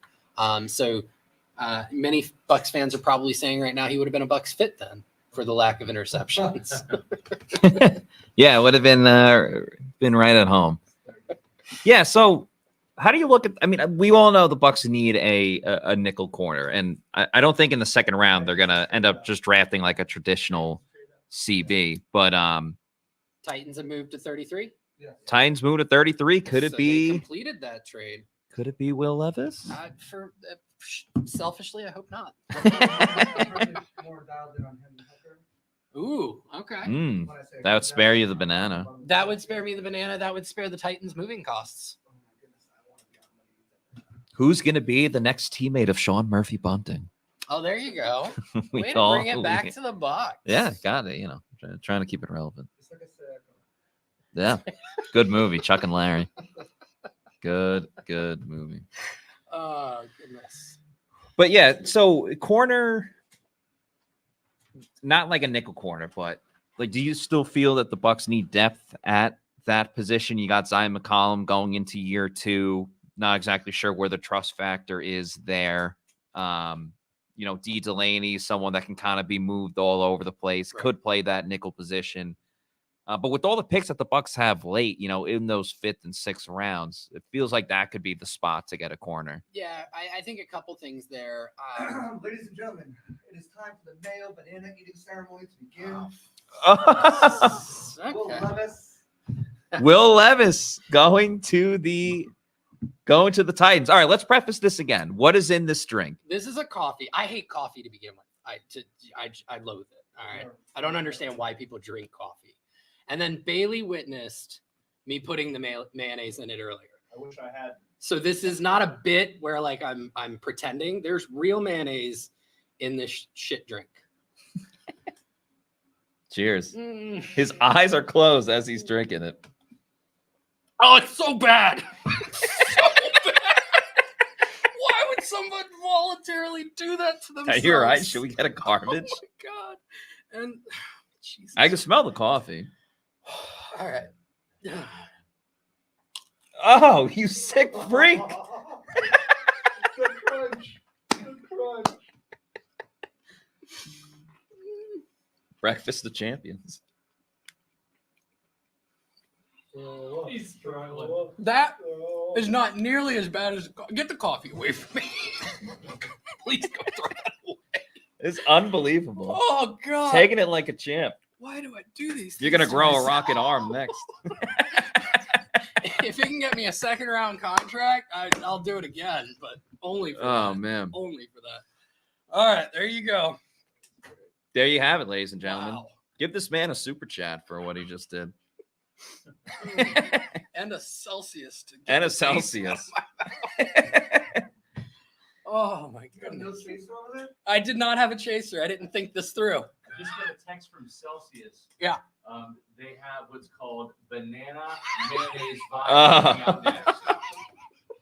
coffee. It's a All right. coffee base. Hey, everybody give I it up for love- Josh Capo. I love Nicely done. Josh. every Celsius flavor, but I guarantee you, banana coffee mayonnaise would still be better than cold. That's all. Yeah. So trade terms, Cardinals give up 33 and 81. Titans give up 41, 72 in the third round of next year. Okay. I like this comment from James Moore. The crunch. Yeah, you could really hear the snap on it Yeah, you as could it. hear I could feel it. It was not Yeah. fun. Frank Gomez says that a boy. Thank you. Thank you. Quality content at pewterreport.com. We try to entertain, that's for sure. So we calling that the Will Levis challenge, the Will Levis meal. I believe that Lissa Lang and myself are the only people who have been dumb enough to do this. Yeah. Jeez. Oh my goodness. All right. So the pick is in for the Titans. Do we have that information? What if it wasn't Will Levis? What it's like, oh, sorry, rumor. Wait, that was Levis. That was the Titans was It Levis. was, Okay. Titans get 33 and 81. Cardinals Right. get 41, 72 in the third round of next year. No. Dave Canales wants to know, Byron would like to know the analytics on that crunch. Byron, that's a fantasy football question. I'm just gonna say that right now. You're, No lie. when it comes to eating bananas, you're just trying to get better. You know what, Scott? That might be the best way to describe the fact that I was willing to do that. You're No logic. you're drinking coffee in ways that people just can't see. Actually, yeah, we don't know. Byron might be onto something. We don't know if there's mayo. Oh my goodness. uh, All right. So who do we have after the Titans now? We have I don't remember. Lions The- taking Sam Laporta. okay. So damn. I believe JC, you had said tight end for the Lions. You thought that would be in play. Sam Laporta. R.I.P. Another pre-write. Laporta was actually my tight end too. So, and I believe he's the second tight end to go off the board. So I had Kincaid as tight end 1, Laporta 2. I think that their pass catching abilities, the way that they move fluidly in space, their route running, their advanced ability to really catch the ball. I had them ahead of guys who maybe have a little bit better blocking sense in Michael Mayer and Darnell Washington. And it looks like the league, at least, is trending in that direction for those move tight ends who can help your offense move down the field. Shout out to Austin Glaze for the $20 super chat. Appreciate you, Austin. Thank you. Austin says, needed the Jackass theme music for that. LOL. Appreciate y'all. Go Bucks. You are 100% right. As you got a guy with a scarred up face watching a dude eat, drinking coffee with mayo and a banana. Were you a Mad TV fan? Yeah, I thought it was okay. So there was this old bit that was it Will Sasso, I think was his name, did where he played Kenny Rogers doing Jackass, and he'd be like, "Hi, I'm Kenny Rogers, and this is Jackass," and like he'd run into a tree. Yeah. Just some stupid ass. Oh, And man. I'm getting those vibes right now. Oh my goodness. Oh, I'm burning so many calories from laughter. Grizz says Dan Campbell knows tight ends. He does, being a former tight end. All I right. didn't go with Washington there. You know, it's a devalued position as it is. Oh. Taking a more of a blocker. I mean, that offense really predicates itself on being able, like, moving in space. I don't think that they need it. Like last year, they traded away. I'm terrible at names. Hawkinson. Yeah, Good Hawkinson. call. You know, wasn't necessarily a blocking first kind of tight end. I think that they prefer more of that athletic move tight end. So it doesn't surprise me that they went with Laporta over Darnell Washington. Darnell Washington had a lack of production, and while his testing is really great for his size, his functional movement, it's very clunky, long strides, but not in a very good way. You know, I don't get me wrong, I like Washington. The Raiders traded up. Interesting. I like Washington. I just don't know if I don't love him. I know some people did. I know he was getting like mid first round mock drafts, but I just didn't see it. It's got to be for Hooker, right? The Raiders have traded up. I could see They're on them the clock. also making a trade for like DeJuan Jones. Yeah. You know, get the DeJuan Jones and me. There's a Las Tell Vegas each other Rams fairy and Hooker, tales. though, just makes way too much. I mean, Hooker, not a Hooker. Makes so much sense. In Vegas, yeah. All right. So, Hooker in Vegas. That's the Ward title. Burns says, I see people sleeping on Darnell because of his weight, but why is the league sleeping on Michael Mayer? Injury He's going to issues? the Raiders right now. is he really? Yes, he is. Michael Mayer to the Raiders on a trade up. Interesting. Let's. Missed the opportunity there. Oh, to get Hendon Hooker. Just Who Just- reported that? Dove had it first with Ari back. So Dove aggregated it for For whoever Ari. reported He it. doesn't Yeah. have an aggregation. Maybe he's actually breaking news. I don't know. I doubt that. For the first time ever, he breaks news in the middle of the draft. The trade was 38 and 141 for 35. And then after Levis, it was Laporta. Sorry, I'm just trying to keep up with these. With the Kardashians. I'd love to keep up with some Kardashians. I'm a big fan of the Kardashians. I don't know why they get knocked so much. I really enjoy seeing like when I have a guy in a certain spot and then he goes within like 2 spots. So like I had Sam Laporta 37th overall and he goes 35th, and it makes me feel like I'm not an idiot. It's really nice.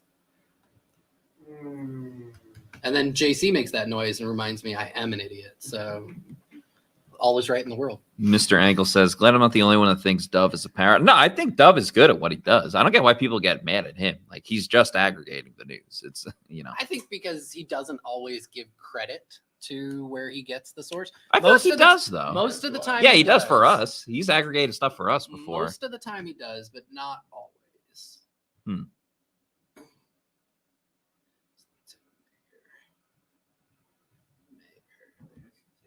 Ward Burns says Mayer's is going to be the next Kittle, Gronk, Kelsey. That's some high praise. That was the Rams on the clock here. Also, those are like 3 really different tight ends in terms of how they win. So I think maybe he just means that he's going to be one of the top tight ends.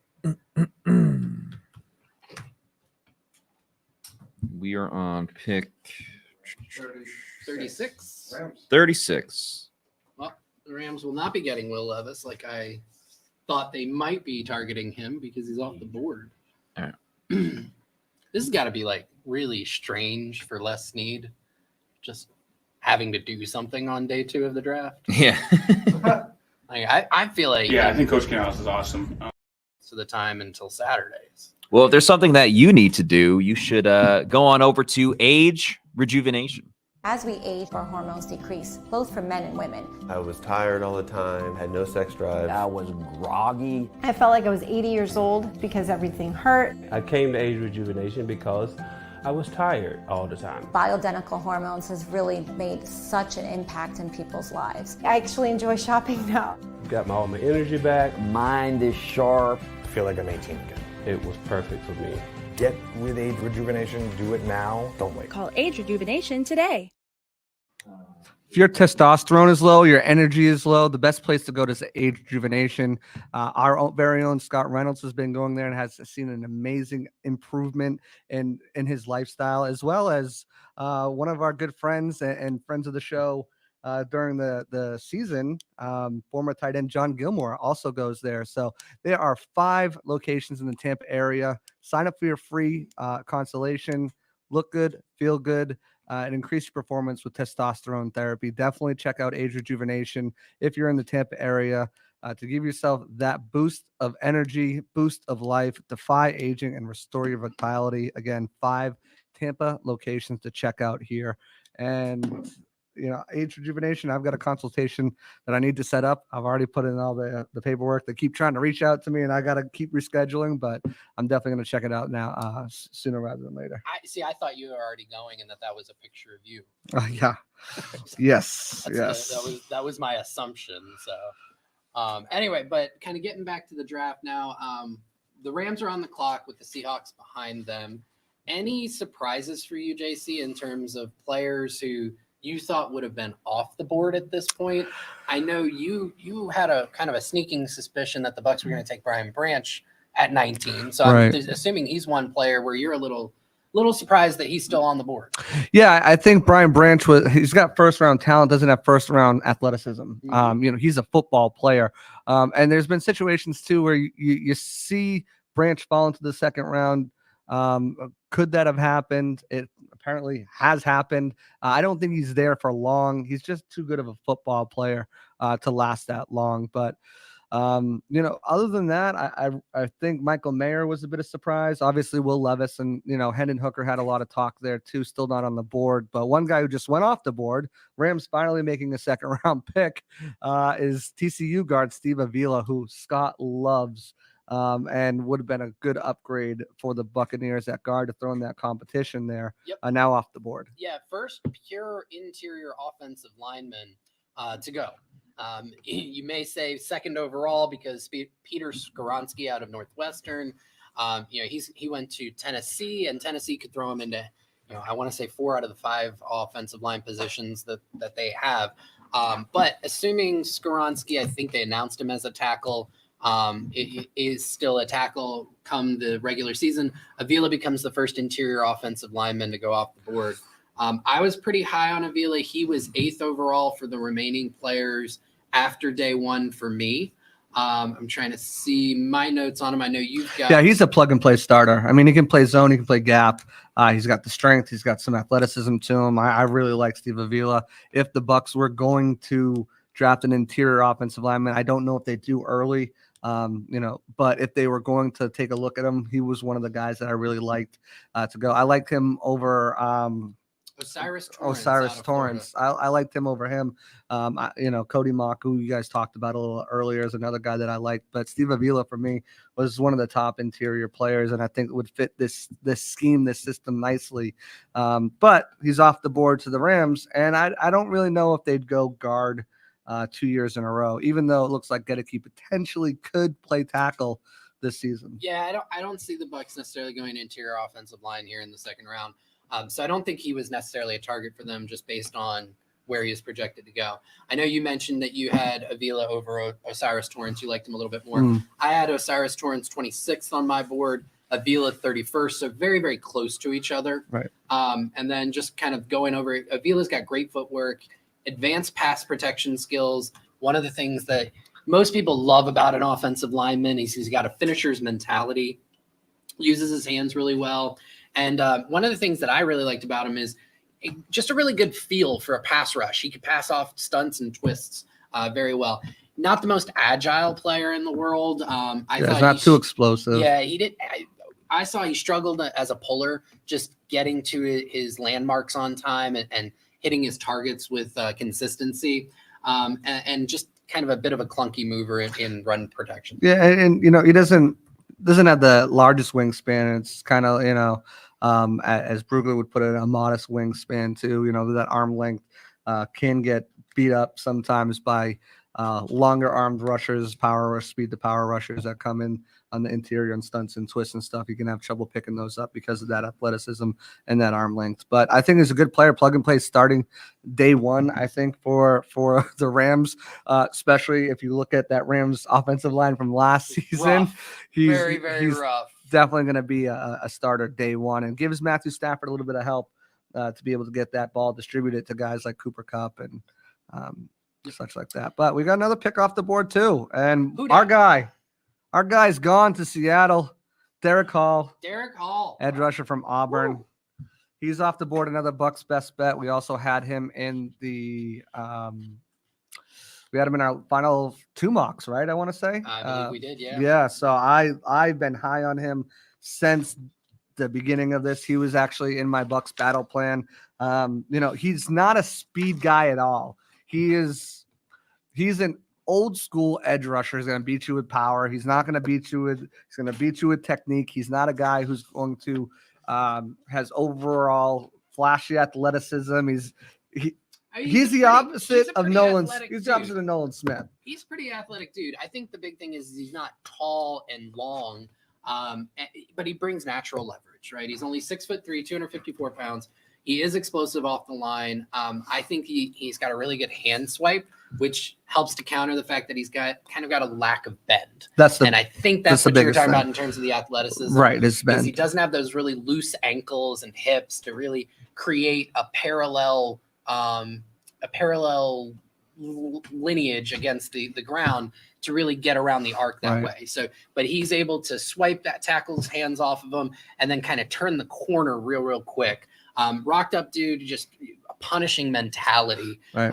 And I did great like speed to power. Yeah, Great absolutely. speed to Yeah, power. he wants but to go through guys. He's not that athleticism, that bend that you're looking for. Is just not there. And we have a trade here coming with the next pick. Falcons are now on the clock after trading with. At this point, I don't even know who's on the clock anymore. With the Colts. The Colts. So yeah, trade with the Colts, who just moved back after taking Will Levis. They're moving back again. We'll see what they grab here. So that means Indy's moving back 6 picks from 38 to 44. Falcons are coming up 6 picks.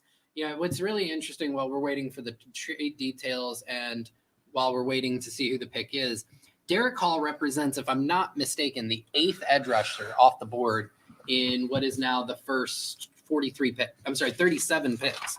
So edge is showing to be what the NFL feels is maybe one of the deeper positions in this draft, that we are already to edge 8 through the first 37 picks. Yes, you're correct. Edge 8. Yep. And now he was edge 10 on my book. I had a couple of guys who are still on the board ahead of him. BJ Ojulari. Right. It's interesting because I think there was a lot of positive vibes around Ojulari. However, he dealt with a hamstring injury during his pro day after running just a couple of drills, very, very poor measurements there. So I don't think the NFL got really great measurements on his athleticism. The athleticism is there on the tape. So it'll be interesting to see how far he falls.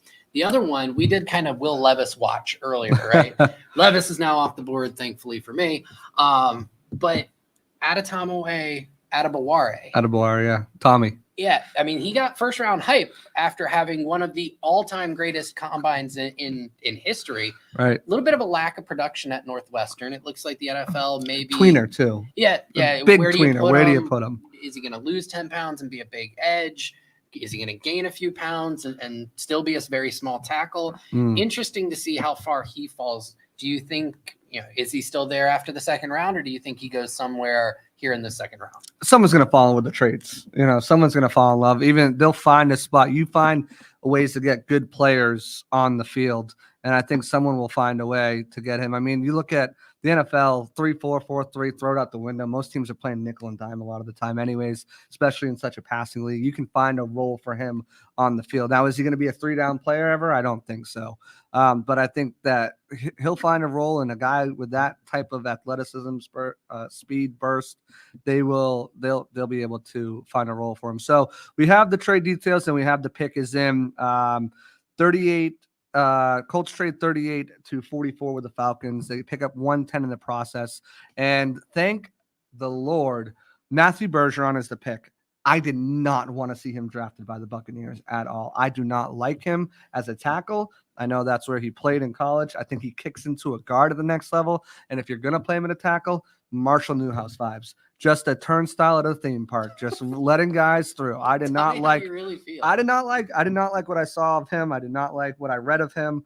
I'm not a fan of Matthew Bergeron. Glad to see him go to the Falcons, where they'll be able to attack him on a week in and week out basis. So I'm trying to think when they play him. The Falcons are pretty set at tackle. So I think they see him as a guard as well. Yeah, most likely. I think he'll probably slot in at left guard for the tackles, if I remember, or for the tackles for the Falcons. Just kind of going over the last few picks in terms of fit. We talked a little bit about the Rams and Steve Avila being good because their offensive line wasn't that great. Right. You had correctly identified, tight end as being an opportunity for the Lions, and I think Sam Laporta is a great kind of natural successor to Hawkinson. Yeah, perfect fit. Michael Mayer to the Raiders. I want to be very clear. I'm not comparing him to Rob Gronkowski because I really don't see a ton of similarities there. But I can understand Josh McDaniels wanting to get a tight end that he can fit into his offense. He works well in the seam. He's a good blocker. Yeah. That's where that combination comes from, where people say, "Oh, he's like Gronk." No one will ever be like Gronk. Right. As someone who's watched him and covered him part of his career, no one will ever be like Gronk, greatest tight end of all time. And in our room, you are the Patriots, like That's connoisseur, the expert. I believe we literally yesterday we were in this room and JC made sure to point out Tom Brady sat right in this spot. yes. He's very, very excited about that. And then kind of moving on, the Seahawks getting Derick Hall, I think that's a fantastic pick for them. Oh Their my pass goodness. rush was lacking last year. They went out and signed Draymond Jones to give them an interior pass rush. And then, Hall gives them that kind of edge rusher to really start to build that back up to pair with a secondary that overperformed last year. Got to say, I love what the Seahawks have done so far in this draft. I mean, you look at what they've been able to do, getting the top cornerback in my eyes, and then getting Devin Witherspoon, and They then took getting him the top fifth overall, I wanna top say. wide receiver as well. And then you pair him with Derick Hall. I think they've done a phenomenal job in this draft so far, and they really surprised a lot of people last year. And here you go again.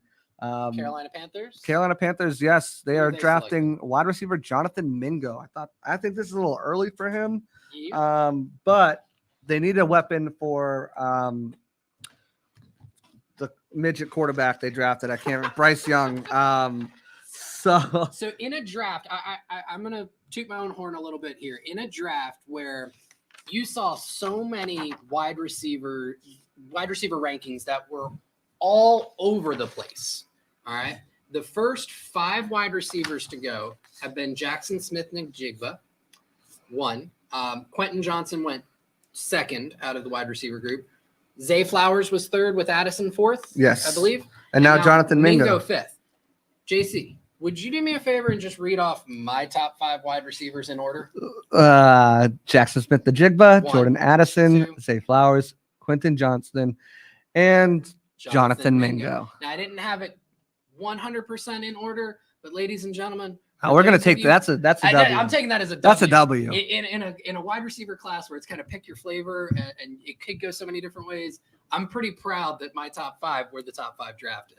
So That's why we have this guy, not just capology, but draft time. He puts in the work, puts in the time, puts in the effort, and there you go. That's what you get. You get results like that. He's got Dane Brugler's number 12 wide receiver as his 5th wide receiver, and what do you know?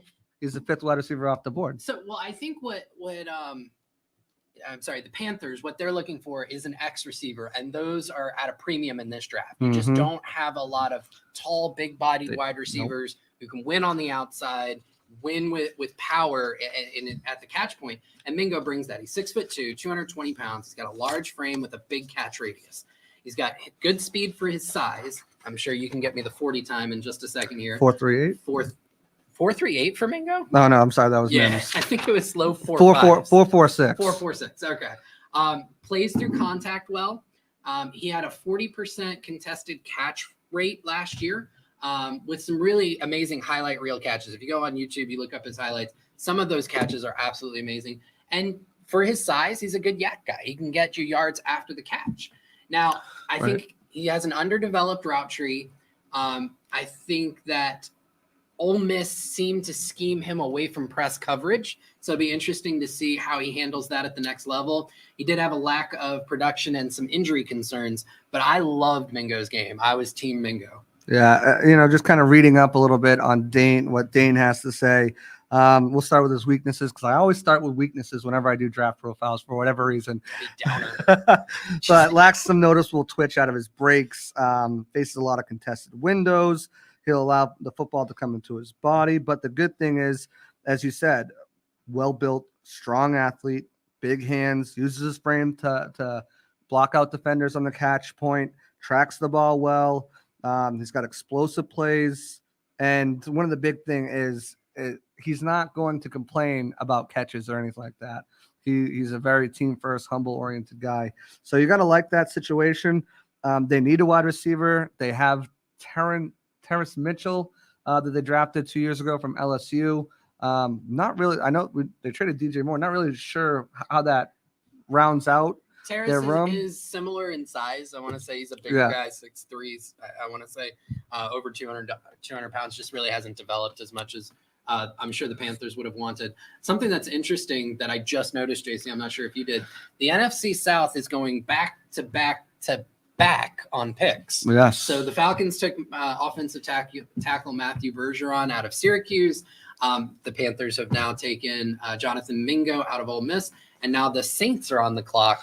So Bucs fans are finding out in very quick succession what their arch nemesis, like Celsius. And this is screwed that it's funny because Bailey actually put in a mock draft that he found today in the group chat, and at this pick it was Brian Branch. Bailey was not happy about that. No? Well, I think you're also not happy, Bailey, about who they had the Bucs picking, right, in that mock draft. Osiris. Oh, gotcha. Right. Okay, all right. That's not so. I mean, it's a very logical landing spot for them. The Saints need to continue to build that defense. It seems like the Saints they have to get football players and guys that can play. It doesn't seem like, because of the way they operate with the cap space, it's very hard for them to take guys that have question marks or risks next to them that might not pan out. They have to get a guy that can come in and come play and give them meaningful snaps for that 4 to 5 years on their contract, because they're not going to be able to resign them. Yeah. And if they can resign them, it means someone else is leaving the team. Well, it's their operating model, and it's worked pretty well for them for a very long time. Now, it worked for them when they had a future Hall of Fame quarterback in Drew Brees. Remains to be seen whether they can still run that model successfully with Derek Carr. But with I'm trying to think of who they would want. They went with they went with a defensive tackle and Brian Brzee in the first round. Running back could be in play here. I think running back could be in play with Kamara set to be suspended. Kamara's a former third or fourth. But they're going to take edge from Notre Dame, Isaiah Foskey here. Isaiah Foskey. Okay. Tell me what you got in him, because I didn't watch him too much because I didn't think he was a Bucs fit, so I didn't put a lot of resources into him. Just not a fan. I've got Isaiah Foskey as my edge 19. Oh my goodness. Higher or lower than Andre Carter? I have him higher than Andre Carter. Okay. I think I have a lot of things higher than Andre Carter. Not all of them are football. Including that mayonnaise and banana. 6'5", Foskey, 6'5", 264 pounds. He uses power in a rip move. Not a strong striker. He can struggle to set the edge and run defense. And that's what I had for the pros. And his burst off the line is lackluster. I did not list pros very well. 4.58 40 time. He was a first-team All-American. He's got some athleticism. I just don't see it on tape. Right. Yeah. Just a recap for Dane, because as I said, I didn't really scout him as much, because once I saw he wasn't a Bucs fit, I didn't want to. I've got limited time I can spend on these. I would say, before you do that, I would say as Bucs fans, you should be happy that the Saints took him. Right. I don't see him being an successful impact edge rusher at the next level. So Dane's one line is, overall, Foskey needs to be more consistent versus the run, and his pass rush arsenal lacks variety. However, he has promising traits, and his play speed and nonstop hustle raises floor as an NFL player. He projects as an impactful sub-package rusher as a rookie with the talent to develop in a full-time edge rusher. Had him at number 60 overall, so late second round. He goes here at 40. Had him at 60. So that's kind of a little, I don't call it a reach if you want. I had him at 137. Yeah. The thing about this is, he's going to be a guy I'm either really, really right about, or one that people are going to definitely come for my mentions on in the future. Well, the thing about now in the second round is, like, we all have our rankings, or we utilize rankings, and you have your rankings, but really these go out the window, because pretty much starting at, I don't know, pick 23, 24-ish. I mean, most of these guys are second round graded guys. So it's 13. Truly, as Bailey cracks open a Celsius, the spice of life. What do you want in this draft? I mean, because I don't think you can call some guys a reach, don't get me wrong, but I don't think if you're looking at a guy like Foskey, who's projected to go in late second, early third, if you can call him a reach at 40, it's just at this point, it's going to be who do these guys like? Right. Who's higher on their board? And if you're the Lions, you take a running back and a linebacker In the before first round, yeah. pick 20. What's interesting is with Foskey, I mean, he's very much a Saints player. 264 pounds. They enjoy big edges. Like that is Right. their modus operandi. So it makes. What's that? Keon White, yeah. Keon White, who, I think the thing with White is he's such a tweener, right? Because he's 285 pounds. That's even big for the Saints for an edge player right there. I mean, that's 4 pounds heavier than Bucs first round defensive tackle Calijah Kancey. Right. So at that point, I wonder if maybe the NFL doesn't think that Keon can survive at edge and doesn't think he has the play strength to maybe kick inside. And the So speed there really, too. really tough. You're looking at a 4.76 with Keon and a 4.558 with Isaiah Foskey. With that extra weight comes a slower time. And again, 40 time isn't everything. Play speed is what ultimately matters. But I'd say for edge rushers, it's that 10-yard split that I really look for. Right. In terms of their explosiveness. Right. And with their vert. right there too, you're looking at 1.69 for White and 1.49 for Foskey. So, that situation right there. Yep. With the Saints selection, it really puts the Bucs officially kind of on a countdown because it marks 10 picks until the Bucs are up at pick 50. Now I'm hearing that the Cardinals pick is in. You are our resident Twitter sleuth. So I'm assuming you're going to be able to have that information before I do. I will, and I'll let you know that they are picking B.J. Ojulari right now. There goes Ojulari. So I like B.J. Ojulari. Had him in my final mock draft that I did throw up on there. Bailey, tell us how you feel. Bailey's upset. Really? At least he's going to the Cardinals and not the Saints. You can talk about that, or you can talk about how USF's so amazing. We'll never do that. So I think with B.J. Ojulari, didn't test well because he was coming off that injury. And I think that if he was able to run the 40 time, able to do some of the short shuttle 3-cone, I think he's got first round talent. I'm not going to say he doesn't. Yep. Dane's got him at 33, so like right on that cusp of there. But you look at him, he's got the size, 6'2", 248. To be an impact edge rusher on there. Still did the bench press 24, so he's got strength to him as well as that's.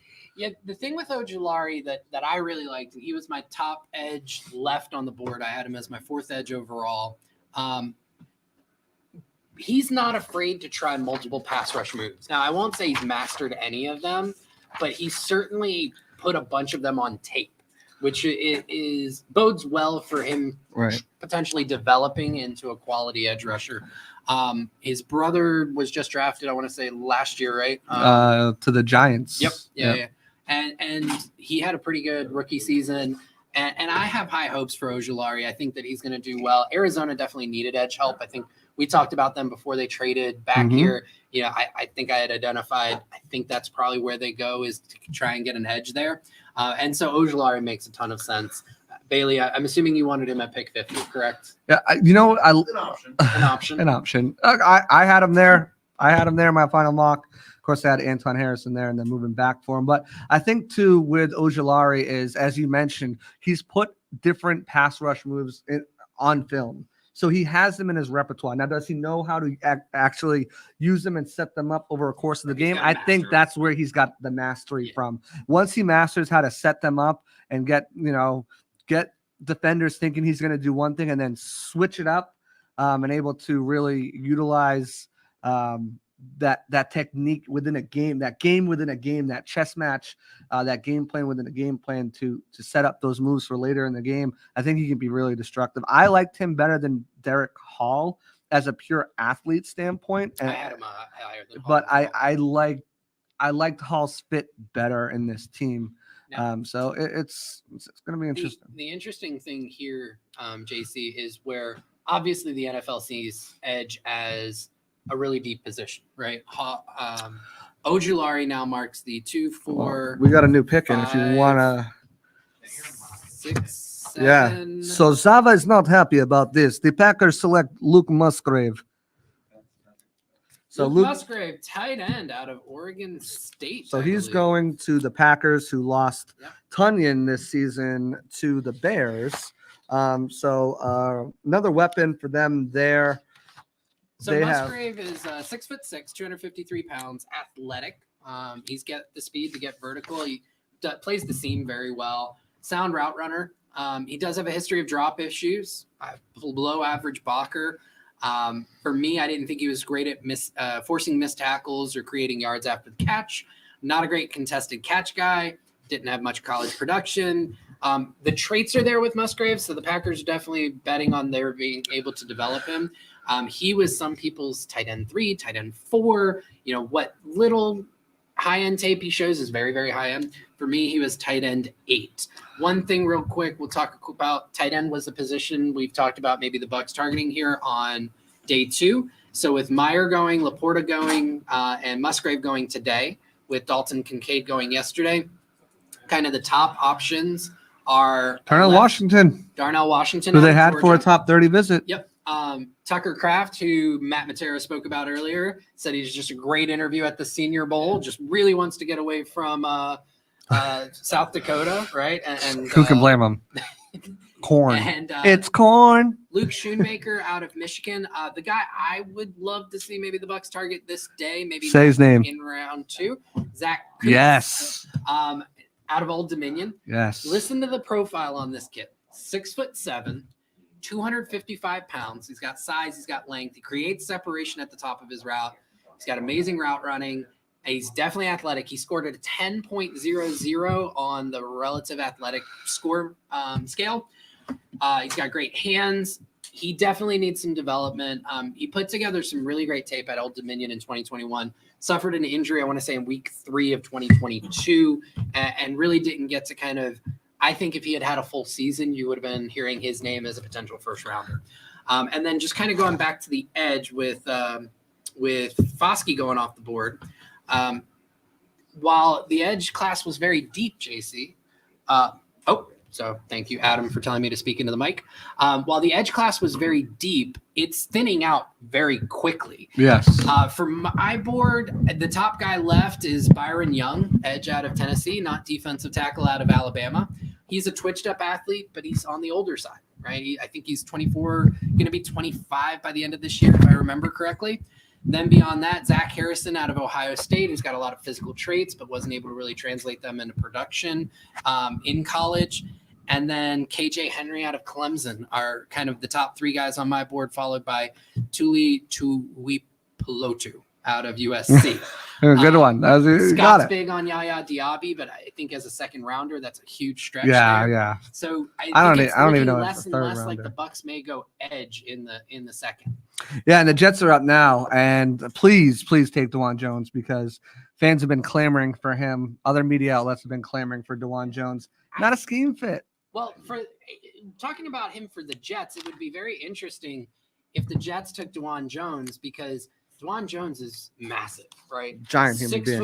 6'8". I want to say he clears 350 pounds. Yeah, 374 pounds. Yeah, and they just dealt with a massive tackle having trouble staying on the field over the last 4 years. That's correct. Matt, resident Jets expert, that left tackle would be Makaiba. Thank you very much, Makaiba. I'm sorry, new Jets expert Adam Slavon gave me that information. As soon as Aaron Rodgers was officially traded to the Jets, I'm pretty sure Adam memorized the entire 90-man offseason roster for the Jets. So DeJuan Jones is a logical choice here after missing out on a tackle for the Jets. They could also go on another variety of ways too. They could add to the wide receiver core here. A guy like Jalen Hyatt could be in play. They did bring in Alan Lazard. Maybe they're looking for someone that can play that slot role with Garrett Wilson on the outside. So, Matt, since it's your answer, I guess, who would you like to see the Jets take right here at this pick? They can go anywhere. I'd be fine with tight end. I'd be fine with tackle. Well, they're taking center Joe Tippmann. So great hair. Joe Tippmann. I think he's the best center in this class out of Wisconsin. you like him better than John Michael Schmitz? I think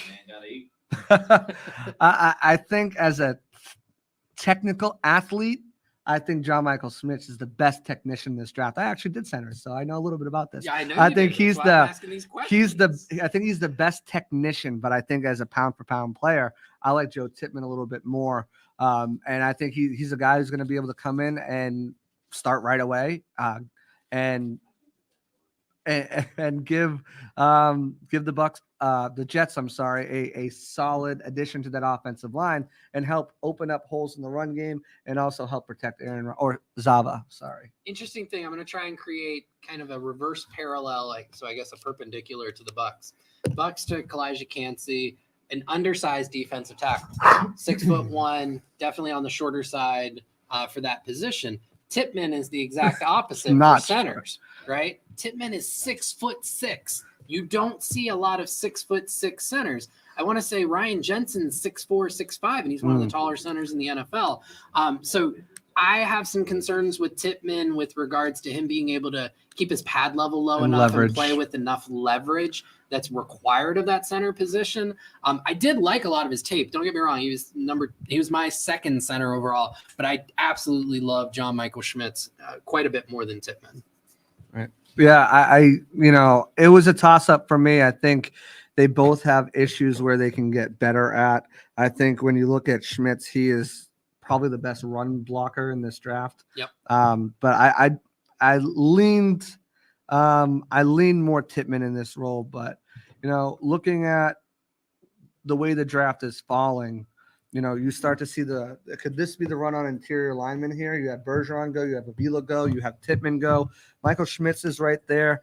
Mock is going to be there as well. We could see that run here, and a team that's on the clock next, Indianapolis, they could use some offensive line help as well. So it's going to be interesting to see where they go after what they've done in the draft so far. Not 100% familiar with the Colts, but I want to say they could probably use tackle over interior. We use a little bit of everything. Then after the Colts, you've got the Packers, then the Patriots, Commanders, Lions, Steelers, and then the Bucs. Again, I'm a little curious about DeJuan Jones's fall, right? We were at the Senior Bowl. He had an incredible first day of practice. So incredible. He just didn't participate the rest of the week, which is not unusual for that. When you're as physically gifted as he is, to put on that really good first day of practice, it happens every year. I want to say last year, Jermaine Johnson, the edge rusher out of Florida State, formerly of Georgia, he had a great first day of practice and kind of sat on that and said, I'm good. That solidifies me for the first round. Looked like DeJuan Jones was doing the same thing. I'm almost wondering if maybe he should have spent a little bit more of that week at the Senior Bowl participating in practice. Maybe that would have helped him improve his draft stock from where and EMA Colts are going with Julius Brents here. Juju is off the board. Scott's heart breaks a little bit, but the Colts are getting a absolute stud. Flew up the draft board after his testing, was just an impact player for the Kansas State Wildcats. And for the Colts. And will be for the Colts. With Brent, it's interesting. The Colts, I believe, traded Stephon Gilmore earlier this offseason. So they created that hole at quarterback. And Brent, as JC mentioned, he had a fantastic Senior Bowl, just like DeJuan Jones. Big physical corner, 6'3", 198 pounds. But where he differentiates himself from other cornerbacks his size is really his change of direction skills, his agilities. He had some of the best short shuttle and three-cone times out of all the corners in the draft. And he really showed that off at the Senior Bowl, because the Senior Bowl was littered with tiny wide receivers, right? just every other guy. It was like Snow White and the Seven Dwarfs, right? They were just all very, very small dudes, but they were shifty as all get out. And Brents was able to keep up with them and their quick cuts and things like that and really showed out. He's got long arms, long strides. He's got some fantastic ability to press when he lands his punch. Finds the ball. Yep. Finds the ball, whether it's pass breakups or interceptions. Right.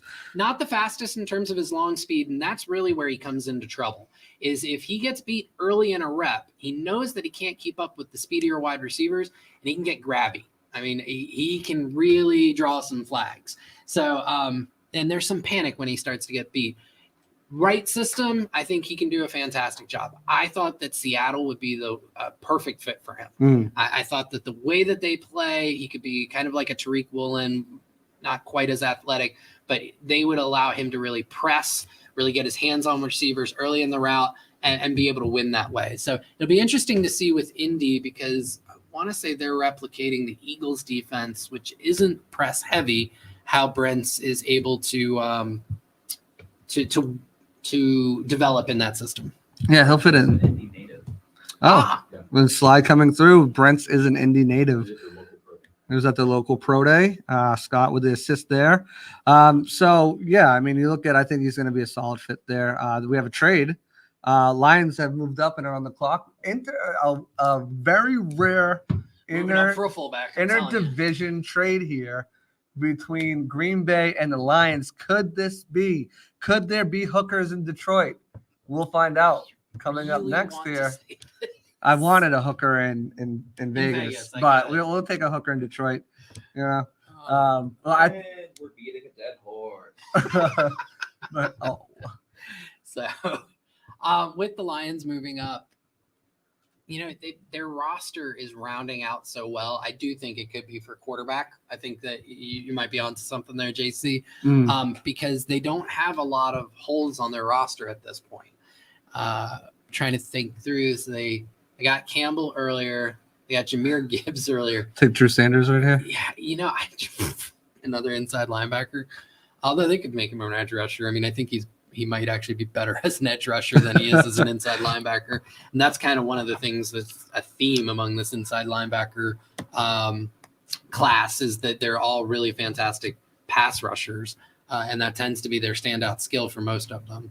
So after the Lions, it'll be the Patriots. Do you want to stay on for the Patriots pick? I'll stay on for the Pats, and then I will secede my spot to, I believe, Matty Matera's coming back on. Yep, Matt and Scott will be on after that. Full hockey shift. Full hockey shift. And speaking of hockey, let's go. My Bruins are tied. They're dead down. Nobody cares. They're down 2-1. They're down 2-1 to Florida. So whatever. Oh, now we care. Now you care. Now everyone cares. Yeah, whatever. And the Lions selected Brian Branch. So there goes Branch. Just safety out of Alabama. 6 picks before.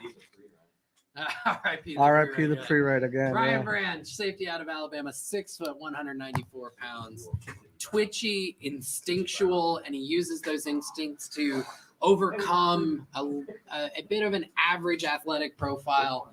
He can play in the slot, he can play in the box, he can play center field to a certain degree.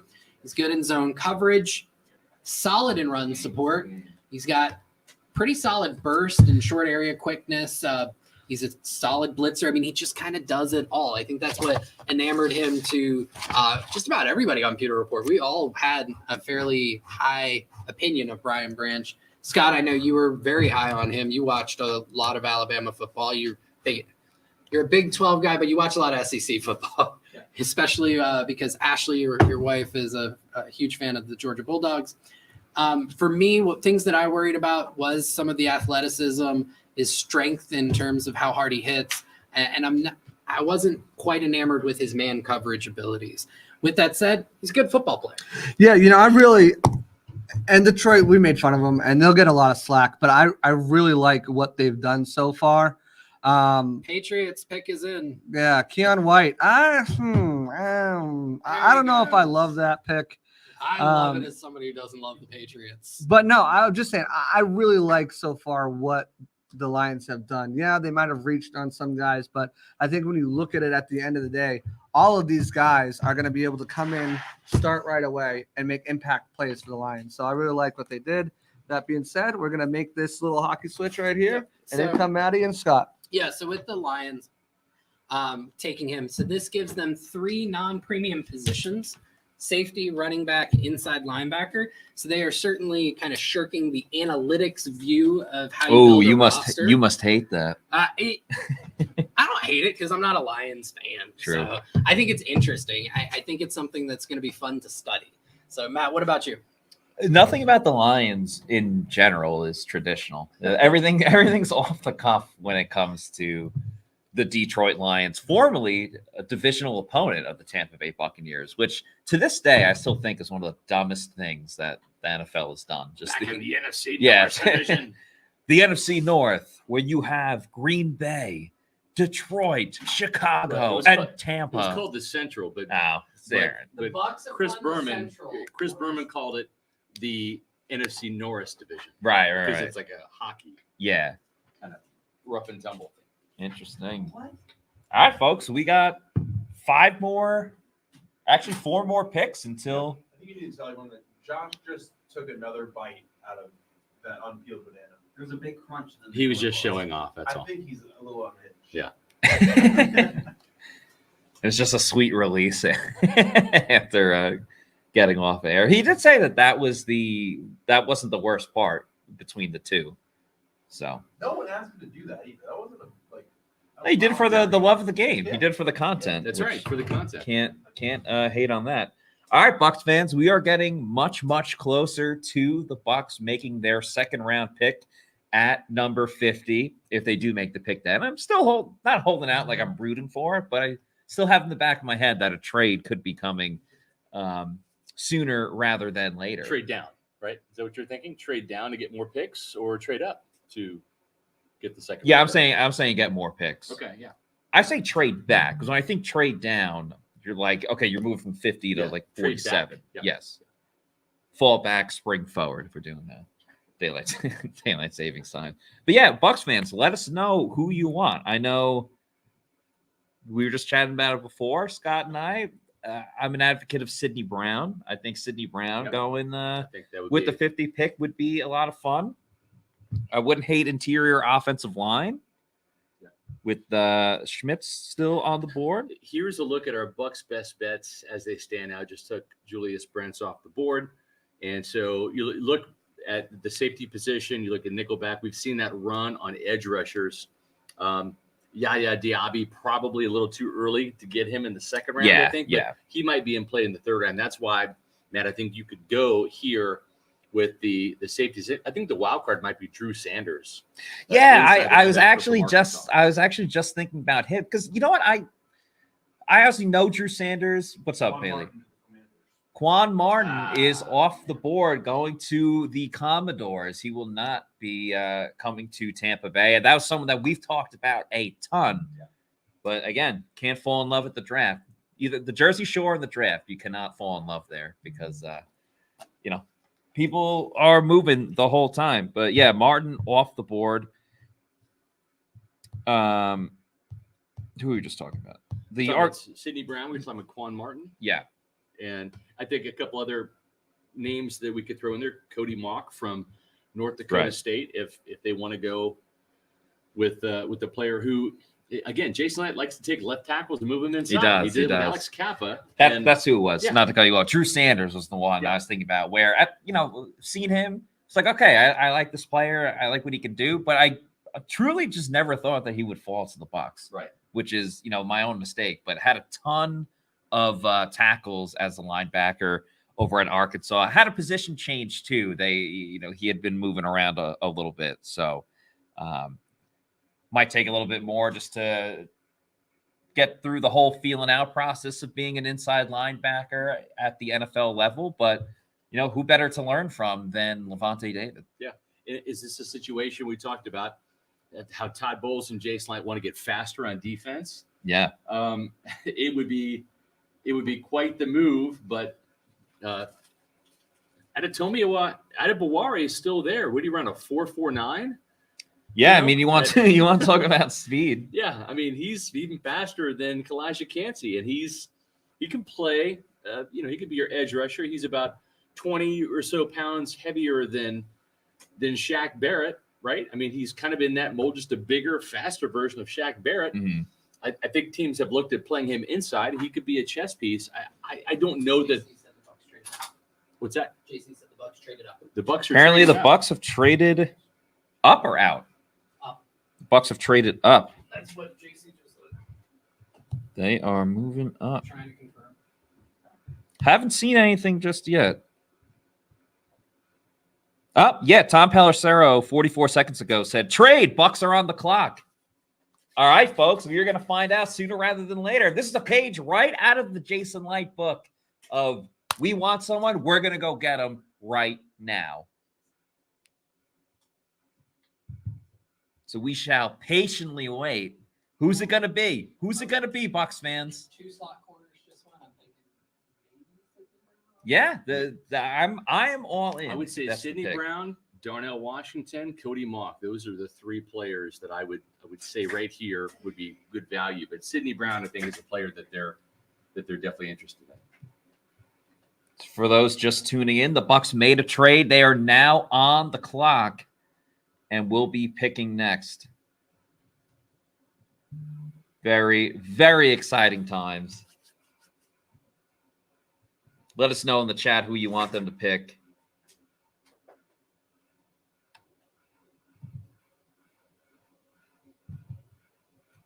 Scott. I'm going to go with Sidney Brown here. I think. Yeah, that was going to be my Would pick. you be happy with that pick for the Bucs? Yeah, I would be. No doubt about it. He's a player that they want to get faster in the secondary. They also want to create more takeaways, right? This is a guy that has 10 career interceptions, including 6 last year. He's a ball hawk. He kind of reminds me of another version of Antoine Winfield. Yeah, and really he's does. actually spoken about in the past that he loves Antoine Winfield Jr. Obviously, both being guys that played in the Big Ten. He's obviously watched a lot of AWJR, so that'd be interesting. Bucs gave up 179. Bucs gave up the So, 179th pick. 6th round pick to move up 2 spots to get a player that we're waiting to find out who they obviously know who they're going after. They made the trade, so Yeah. we should find out any second here. Any moment. Give up 179. Yep. We got And they had so many picks in later rounds. So, Yes. Getting rid of one of those. I would isn't- look for Jason Light to get rid of that 7th rounder too. He doesn't want it, so Yeah, they usually do us a favor. They kind Yeah, of I would they suspect get done early. he'll package that. Cody Mock. Ladies There we and go. gentlemen, Bucs best Cody bet. Mock is going to the Tampa Bay Buccaneers. They are going interior offensive line. He was a tackle at school, but sounds like he's going to be bumped to the inside. So we talked about just the overall depth that the Bucs had on the interior offensive line. They just add to it. It's going to be a battle royale. And a guy that's been a fan favorite just among NFL fans in generally for his look, missing some teeth, just being real aggressive, the long hair. So a fun pick for sure. I mean, him lining up next to Keith, just in general. And at the Senior Bowl, he had a really good performance. He did. Was pancaking a lot of people, and he moved around as well. And the Bucs love versatility, whether it's on offense or defense, but in this case, it's on the offensive side of the ball in the trenches. Cody Mock, this is a pick very reminiscent. We talked about this just a minute ago. Very reminiscent of Alex Kappa, right? Yes. Getting a left tackle, very athletic. When you watch the tape on Cody Mock in the run game, he is putting dudes on the carpet. Yeah. He did that at North Dakota State big time. Now, not going to be as easy to do that at the next level, but this is a guy that is an absolute mauler in the run game. And what does Dave Canales want to do? He wants to run the ball more. What does Todd Bowles want to do? He wants to run the ball more. Is the pass protection there yet? No, he is a work in progress as a pass protector. But sometimes the Buccaneers and other NFL teams, they'll tell you what they're going to do with who they pick and who they don't pick. I think right now we have to assume that the plan is to move Tristan Wirfs to left tackle. And Luke Gedeke will be in the mix at right tackle. And you've got Cody Mock now probably moving inside to guard. Now, some would say, well, he played left tackle at North Dakota State. Why couldn't he play left tackle here for the Buccaneers? We'll find out exactly how they view him. But I think when you watch him in pass protection, he is wild with his hands, wild with his footwork, and not exactly in the best way. He is going to take it's going to take a while for him to really become a pass protector. I had a chance to actually speak to, I'm not going to say, I'll just say a Bucs person at the Arians Gala the other night who told me they love Cody Mock. And so that we already had him as a Bucs best bet for the guard position.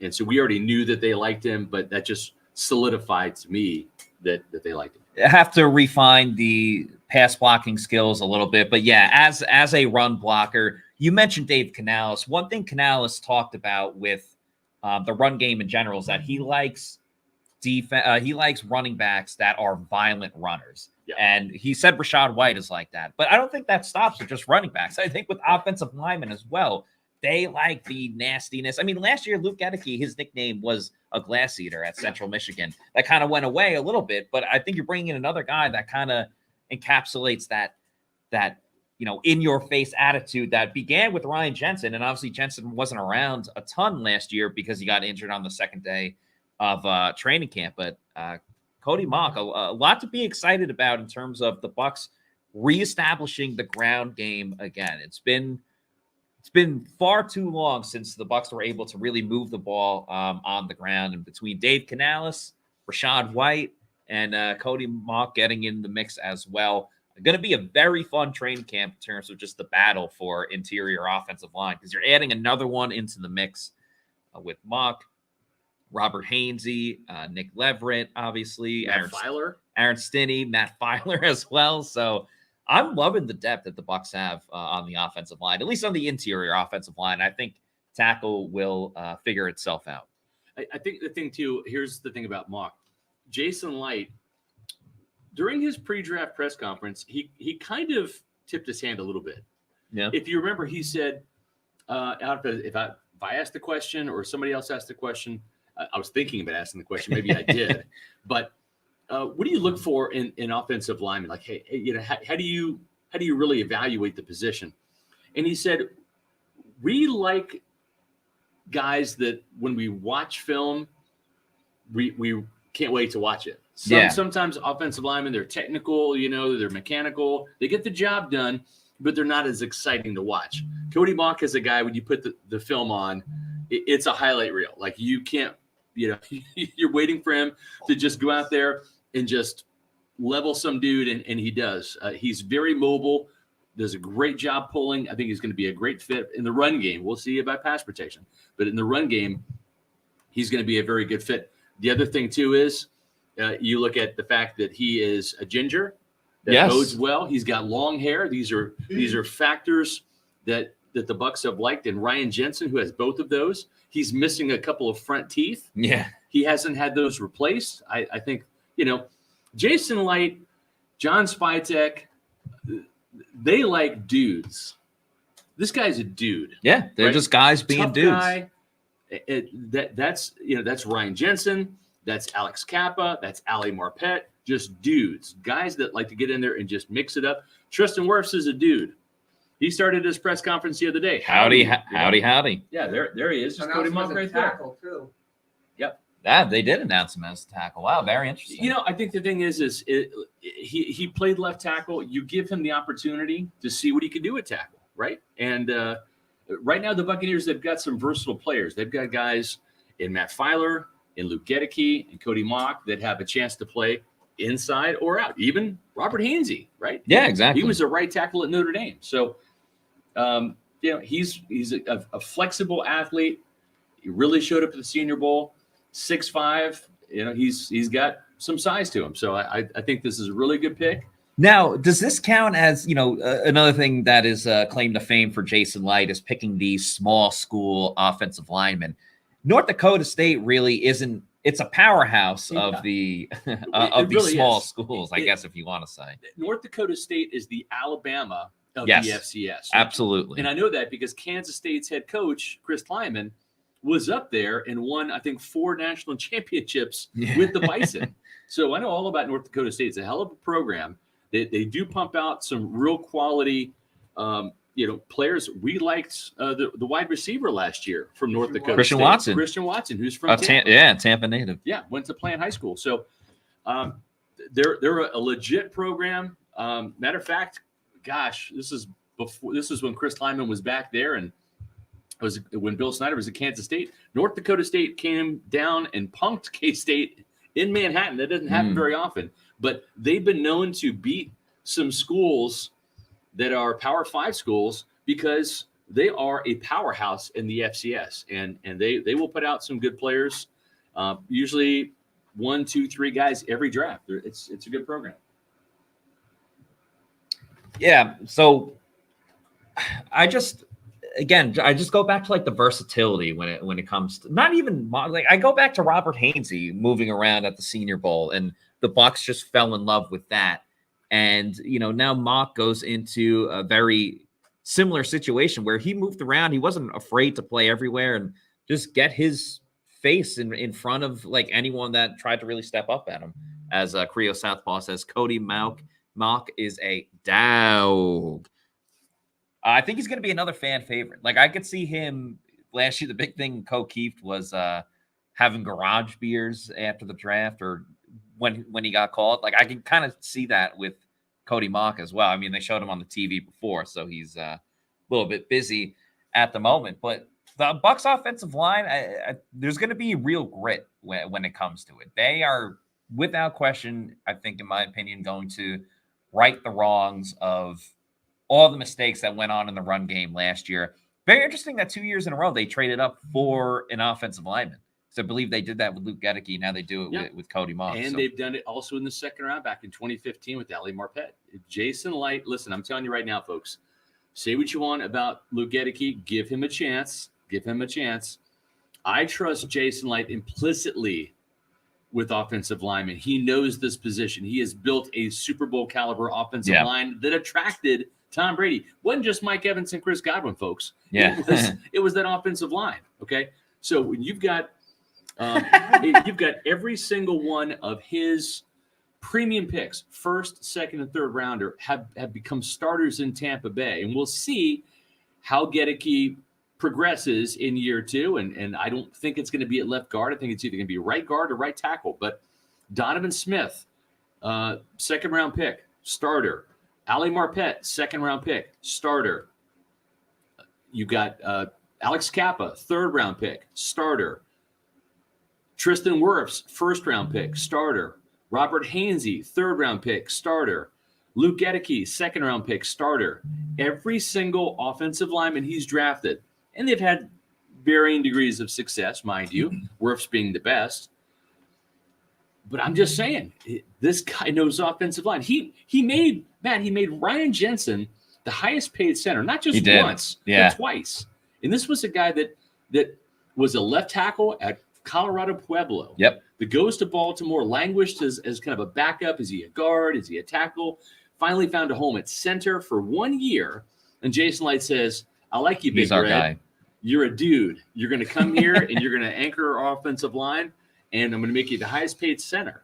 And after kind of a rough adjustment year, then he was Ryan worth Jensen every penny. Worth every single penny. On the topic of Ryan Jensen, if you guys haven't checked it out yet, Ryan Jensen quote tweeted the Bucs tweet about drafting Cody Mock and put the gif of the Spider-Man meme of the two Spider-Man looking at each other, or pointing at each other. So that is absolutely hilarious. Jaden Reed, wide receiver, going to the Packers. Wow, Jaden from Michigan State. No kidding. Too bad they don't have a quarterback to throw it to them. What's up? Yeah. Wow. So there's the Luke Gedeke connection.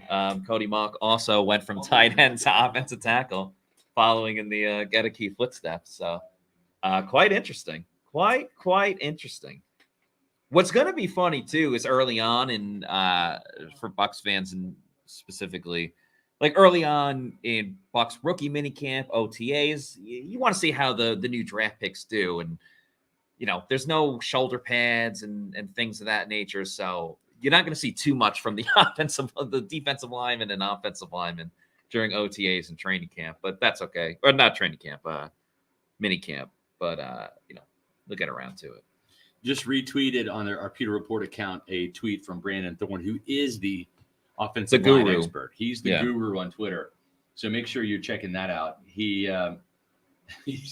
This guy is fun to watch, man. He is that barroom bouncer type guy that Alex Kappa was at Humboldt State, and he's a dude, man. Missing some front teeth, gosh, you'd fit in really well with the Tampa Bay Lightning, right? I mean, this guy just throw him on the ice. Yeah, no doubt about it. Man.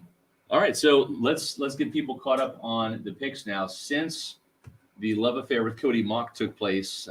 We've had the Pittsburgh Steelers draft Keanu Benton, the defensive tackle from Wisconsin. He had a really good Senior Bowl, up to his stock to the second round. Jaden Reed also from the Senior Bowl. We've had a little run on Senior Bowl players here, fellas. Jaden Reed going above Tank Dell is a little bit surprising. Yeah. I love Jaden. Yeah, I was a huge fan of Jaden Reed, what he did at the Senior Bowl. I believe I said it, and then I remember you wrote about it. You're like, Matt Terra said he looks like he's floating when he's running out there, which I think is absolutely true. Yeah, we will try to get Cody Mock on the show. He seems like he would be a great fit for the Pewter Report. We gotta have all three on, just Cody Mock, Co Keefe, Ryan Jensen. Yeah. Is the world ready for that much? And we're gonna keep And Luke Gedeke. every year now. No, Gedeke should have his own. You can Are they going to be co-host. having the You and Gedeke. Adam, can you check inside, see what's going on with the Zoom? Yeah. Thank you. We're going to be hearing from Cody Mock probably in a little bit here, and we're going to be getting live reaction from the Cody Mock interview. And while that's happening, I'm going to bring Josh Capo back on and get your thoughts on this. That you weren't a huge Cody Mock fan, to be blunt. At the same time, boy, the Ginger Cast, Grizz, that's right. Boy, Mark Cook would love this pick too, man. The late, great Mark Cook. Always a fan of Gingers. Going back to Alan Cross and Co Keefe and et cetera. So the Wildlings, that's so true. We have got a couple of super chats here. Boom, here we go. Jeremiah Burris. 1999 super chat. Wow. Thank you so much, Jeremiah. Thanks for the best coverage out there. Let's go. That's awesome. Greatly appreciate that, man. We are trying our damnedest to deliver, on some Bucs best bets and hit some guys in the mock. That's what we try to do. And you know what? Listen, it's not so much about being right. It's about doing our homework. And sometimes, Josh, it's not about getting the players we want. Yep. Our job is to tell you who the team likes. And then we'll give you our honest analysis. There were a couple Buccaneer picks I didn't like, and I was blunt back in the day. I did not like the selection of Michael Clayton in the first round. I did not think that he was a first-round caliber player. This is back in the day, 2004, in the John Gruden era. So I'm not afraid to speak my mind about players that I like and don't like. At the same time, I do want to be fair and give people, a chance. I did not like the Keyshawn Vaughn pick. I thought that was a big time reach in the third round, getting the Baylor running back the Vanderbilt running back. He tore up Baylor in the bowl game. The Vanderbilt running back, Keyshawn Vaughn, in the third round of the 2020 draft. I also did not like it. Ruined my birthday, April 23rd, 2005. Cadillac Williams, who was, I'm a fan of running backs. Yes. Right? I make no bones about it. I grew up in the 80s and the 90s. I went to high school. I was a huge Christian Okoye fan in high school. But in elementary school, I was a big John Riggins fan growing up in the D.C. area. So I love me some running backs. But, Josh, even back in 2005, it was bad value when you have the 5th overall pick and you're the Tampa Bay Buccaneers and you draft the 3rd running back off the board. Ronnie Brown from Auburn went first to the Miami Dolphins. Cedric Brown from Texas went 4th to the Chicago Bears. That's a bad running back draft. Oh, it was bad. and then you're not only taking the 3rd running back with the 5th overall pick, you're taking the 2nd running back from Auburn in Cadillac Williams. It was a bad pick. Now, Cadillac had a very good rookie year, surpassed expectations, had to eat some crow a little bit. Injuries derailed him. We'll see what would have been. Who knows what could have been. But, yeah, there's been some picks I really haven't, agreed with out of the gate. And you don't want to put words in your mouth, but you were on the preview, the offensive line preview. We had Cody Mock, the picture in that graph because we knew the Bucs liked him. But your take on Cody Mock?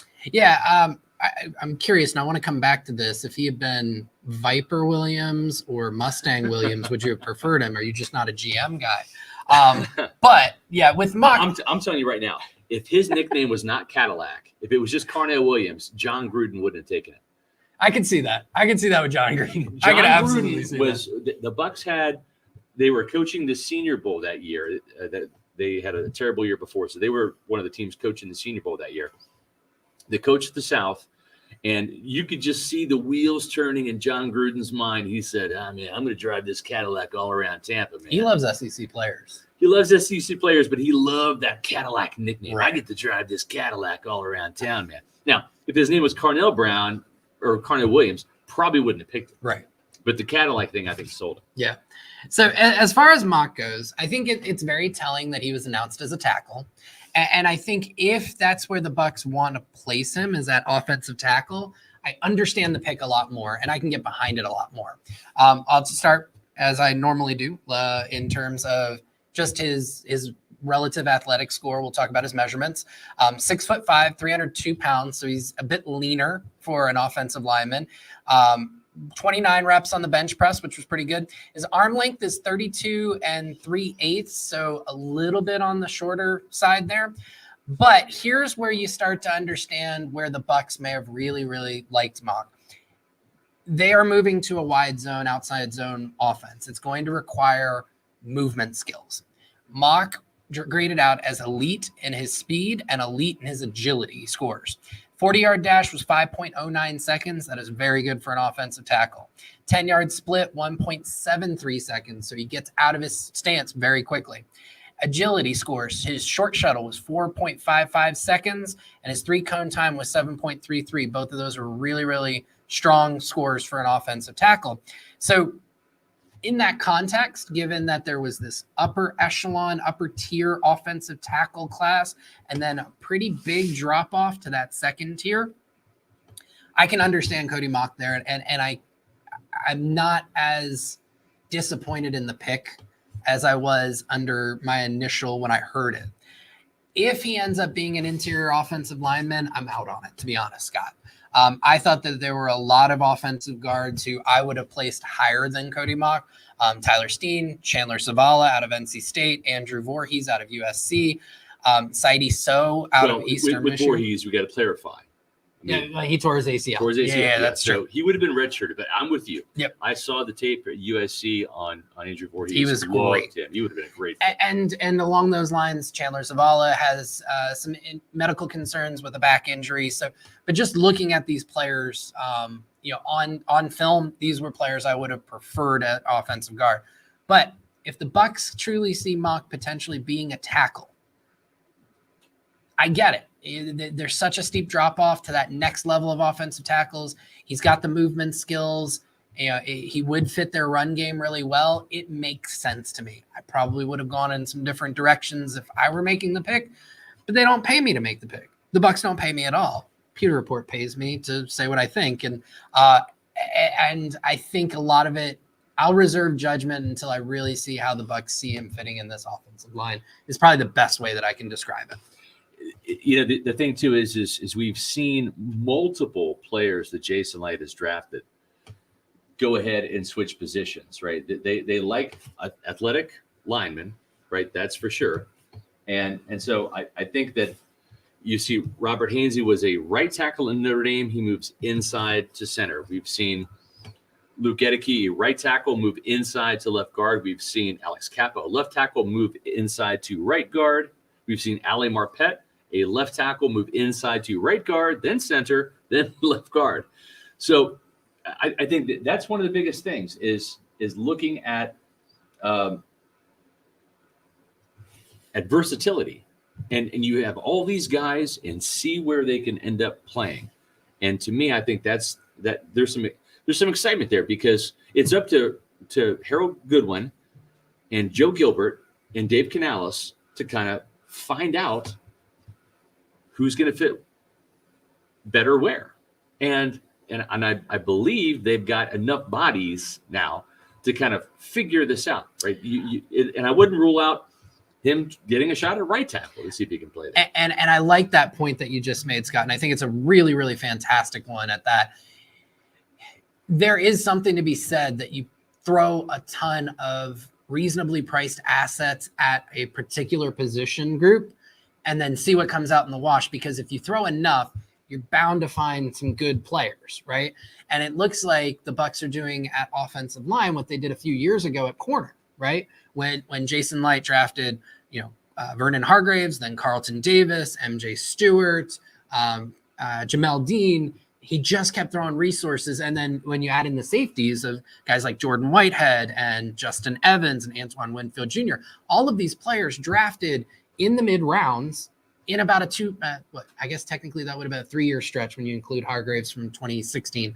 Right. They were able to find through the sheer quantity of players they threw at that a really good secondary. And it looks like Light's taking a very similar approach to the offensive line here. It looks like Chicago with pick 53 has taken Gervon Dexter Sr., defensive tackle out of Florida, which means maybe there's a couple picks that we need to catch everybody up on. Yeah. We got a super chat here from Michael Kellen. Want to get to this. Sorry, I missed it earlier. Michael, when the pick was announced, $9.99. Thank you so much. We appreciate all the super chats. We're going to be able to get Josh Capo back to Atlanta now. I think he's got. Well, no, actually, that's not true. You only have enough gas money to get to the state line. Oh, so we need to get you from Valdosta, right, up to north to Atlanta. Yeah, that's still another 3.5 hours. So keep those super chats coming today and tomorrow, folks. We appreciate it. Bucs Marketing should already be printing ginger apparel for Mock and Jensen. You had no doubt about it. And don't forget Plus Keith. Yeah. Go Keith. Yeah, so you got the triple ginger threat there. Yep. All on the offensive side. Boy, you talk about some in the run game now, man. You get it's like ginger overload. They're gonna have an attitude. The run game now. Yeah. They're gonna have an attitude. If I'm Dave Canales, I'm incorporating the term ginger into some of my play calls. Absolutely. Yeah, they have to. We've got another super chat coming from Jameson. Scott will load that up in a second. Just real quick, we kind of left you off with Jaden Reed to the Packers at pick 50. Pick 51, the Miami Dolphins took Cam Smith, cornerback out of South Carolina. The Seahawks then went very Seahawks move, took a running back, Zach Charbonnet, out of UCLA. I know you were a big Charbonnet guy. I had him pretty high on my board as well. The Bears, I mentioned just a minute ago, took Gervon Dexter out of Florida, defensive tackle. I think he could be a monster if he learns how to get off the line with any type of urgency. And then the Chargers just picked an edge rusher in Tuli Tuipulotu out of USC. Long, big edge. I think he had his best reps when he was kind of playing stand up in between gaps. Kind of rushed really well from that 2-point stance. It'll be interesting to see how the Chargers use him. So, Well, here's the super chat from Jameson, $4.99. Thanks so much. We appreciate that. Sounds like Cody Mock, I believe, is on the call, and Adam Slavon and Matt Matera are intrepid reporters next door in the media room, gathering all the intel from Cody Mock, and we'll be on shortly to kind of relieve you and I, but also to talk to the Buck fans about Cody Mock and Jameson's super chat. You just can't go into the draft with glaring needs. Offensive tackle. We got lucky with Wirfs in 2020. I hope this pans out, but it's playing with fire. Listen, Wirfs is going to go to left tackle. I think that is all but certain. He's going to go to left tackle, and he'll be fine there. I was talking with a different listen, all of the coaches just about were at the Arians Gala. All of the front office people were there on Monday night. I will say I did talk to Joe Gilbert, offensive line coach, and he has no qualms about Tristan Wirfs going to left tackle. Folks, I know he is an all-pro on the right side. This guy at 6'5", 345 pounds can jump out of a pool. Okay. He has superhuman-like athleticism. Yep. He is a superhero. He is the closest thing to a mutant, to an X-Man, to an Avenger that you're going to find. Okay. He could give the Thing and in the Fantastic Four a run for his money. Okay. So don't doubt Tristan Wirfs. Give him the opportunity to prove he can't do it before you say he can't. So he is going to be moving to left tackle, and now you've got a cornucopia of guys that could be in the mix at right tackle, whether it be Cody Mock, whether it be Luke Gedeke, whether it be Brandon Walton, whether it be Matt Filer, whether it be Robert Hainsey. Nick Leverett. I think Nick Leverett's more of an inside player. But that's right. I'm sorry. Yeah, but believe it or not, Nick Leverett has played left tackle. Yep. Because I think he's a little bit more finesse. He can get away with playing left tackle more than right tackle, but a lot of options for this Buccaneer team. And then the ones that don't make it, At right tackle, Josh, they're candidates on the inside. Yep. That's right. Got another super chat here from Christopher. $2 for Josh's ride back. I appreciate that, Christopher. My wife appreciates it even more. So thank you very much. And we at Pewter Report definitely appreciate that. Yep. Good question here from Jack Carrico. We actually talked about this earlier today. We did. Yeah, you and I. Guys, what have you heard about Pittsburgh running back Israel Abanikanda? I love Abanikanda. He's got some fun tape. Yep. This guy is a breakaway runner. You give him an inch, he'll take you a mile. He will take it to the house. He had, I think, 6 touchdowns against Virginia Tech, over 300 yards, just destroyed the Hokies. He is kind of a feast or famine back, though, Josh. He's a guy that he will get tackled for no gain. He'll get tackled for loss. He'll get tackled for 1 or 2 yards. He's not a big tackle breaker, but he's slippery and he's extremely explosive. Very, very quick with the trigger on the acceleration. There are other running backs I like better. If they end up getting him, I wouldn't hate the pick by any means. Ward Burns says Mohamed Ibrahim is better. I'm a big Mohamed Ibrahim fan. He is a Bucs best bet. Yep. I think Ibrahim is a Bucs best bet. I would not say he's better than Zach Charbonnet, though. Oh, yeah. I think that's you're exactly right. Big reach there. I mean, you love the way that Ibrahim runs, and he just loves running into people. Yeah. But Charbonnet is He's definitely in a league separate of Ibrahim. Yeah, there. He's fantastic. So here's a look at our Bucs best bets as they stand right now. Actually, got to take Quan Martin off. He got drafted by the Commodes. Yep. But still quite a few players that we could get in terms of Bucs best bets with your Tampa Bay Buccaneers, including a guy you really like. We're talking about running backs, Josh. Mm-hmm. Rashawn Johnson. Boy, could he be coming up in the 3rd round? Now we're talking. The reason I say that is Jason Licht doesn't have a great track record for drafting running backs. Started in Charles Sims in 2014. Not a good pick. And then you look at, honestly, his best pick as a running back has been Rachaad White.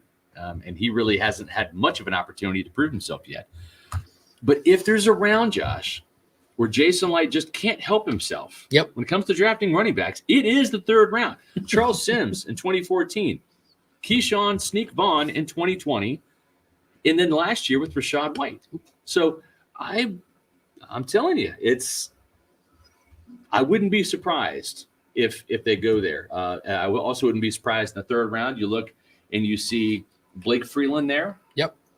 If they want to really bolster this offensive line. And remember, they got rid of 2 offensive linemen in the offseason. They got rid of Donovan Smith. And they traded Shaq Mason. Now you've added 2, right? You've added Cody Mock and you added Matt Filer, and you're always wanting to upgrade your roster. So it's fine for 1 or 2 of those guys to replace 1 or 2 of those guys on your roster to upgrade. I wouldn't rule them out taking an offensive tackle. I'm not sure if they like Blake Freeland or not, but he is as athletic as they come. When it comes to playing left tackle, he's a bit of a project. Yep. Because he's got to put on more size and strength. But you seen Blake Freeland, you were on the podcast doing the offensive line preview. He is our last offensive tackle in terms of Bucs best bets. And if he's going to go, probably 3rd or 4th round. What are your thoughts on Blake Freeland? Well, 6'8", 302 pounds. You mentioned very, very athletic. I want to say his relative athletic score was somewhere over the 9.5 mark, if I remember correctly. Moves well in space for his size, and I think that's the key for any offensive lineman that the Bucs are targeting under Dave Canales' new offense, is they have to be able to move well in space.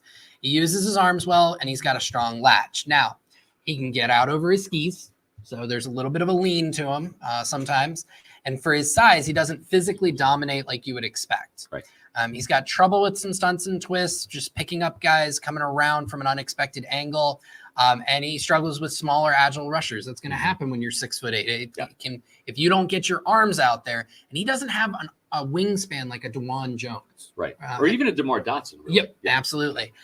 So his footwork still needs some work, like you said. He's developmental, and some stiff hips. So he would be a project. I don't think he's a day 1 starter for any. In any case, but certainly somebody where you could see some traits that could potentially be developed. One guy we didn't think he was necessarily a Bucs best bet, but I was pretty big on is Jalen Duncan out of Maryland. Yep. I think he's got the size, the athleticism. He works to the second level and he works in space well. So again, that's something that maybe the Bucs do look at and they like there. But he struggles with his pad level. He can overset on vertical passing sets where he's hedging to guard the top of the arc, and that leaves him susceptible to some inside counter moves. His arm length isn't the greatest, and he still needs to work on his hands. But somebody who I really kind of like at that offensive tackle position. Yeah, and we'll see if they're done. When it comes to offensive line, we have had a draft pick come off the board here. Actually, we've had a couple. We had Cam Smith, the Dolphins, the cornerback. Yep, we went from South Carolina. Zach Charbonnet, the running back from UCLA. Gervin Dexter, defensive tackle from Florida. Tui Pelutu. Rasheed Rice. Yeah, Rasheed Rice. For the Chiefs. SMU wide receiver to the Chiefs. And then Chicago Bears select Miami cornerback Tyreek Stevenson with the latest pick. And now the Giants are on the clock at the 57th overall pick. What have you got for us, Bailey? So there was, Scott, you were actually the one who brought this up when you interviewed Rachaad White about the potential of drafting Bijan Robinson, him saying he wasn't afraid to compete. Right. Looks like Elliot Christ, who is a fantasy football guy, was like, in fantasy football terms, is saying Rachaad White has now avoided the top 3 running backs in the draft because Bijan, Jahmyr Gibbs, and Zach Charbonnet are off the board. Rachaad White has quote tweeted and said, "Haven't done nothing. I ain't hiding." Rachaad wanted to point out that he is not avoiding anybody. Exactly. We have a super chat here from Michael Kellen. Awesome super chat. Thanks so much for that $19.99 super chat. Remember, Appreciate you, Mike. If you super chat, you get right to the front of the line. Mm-hmm. We might not put you on like instantly. We might have to finish a point or two, but we're going to put you on sooner rather than later.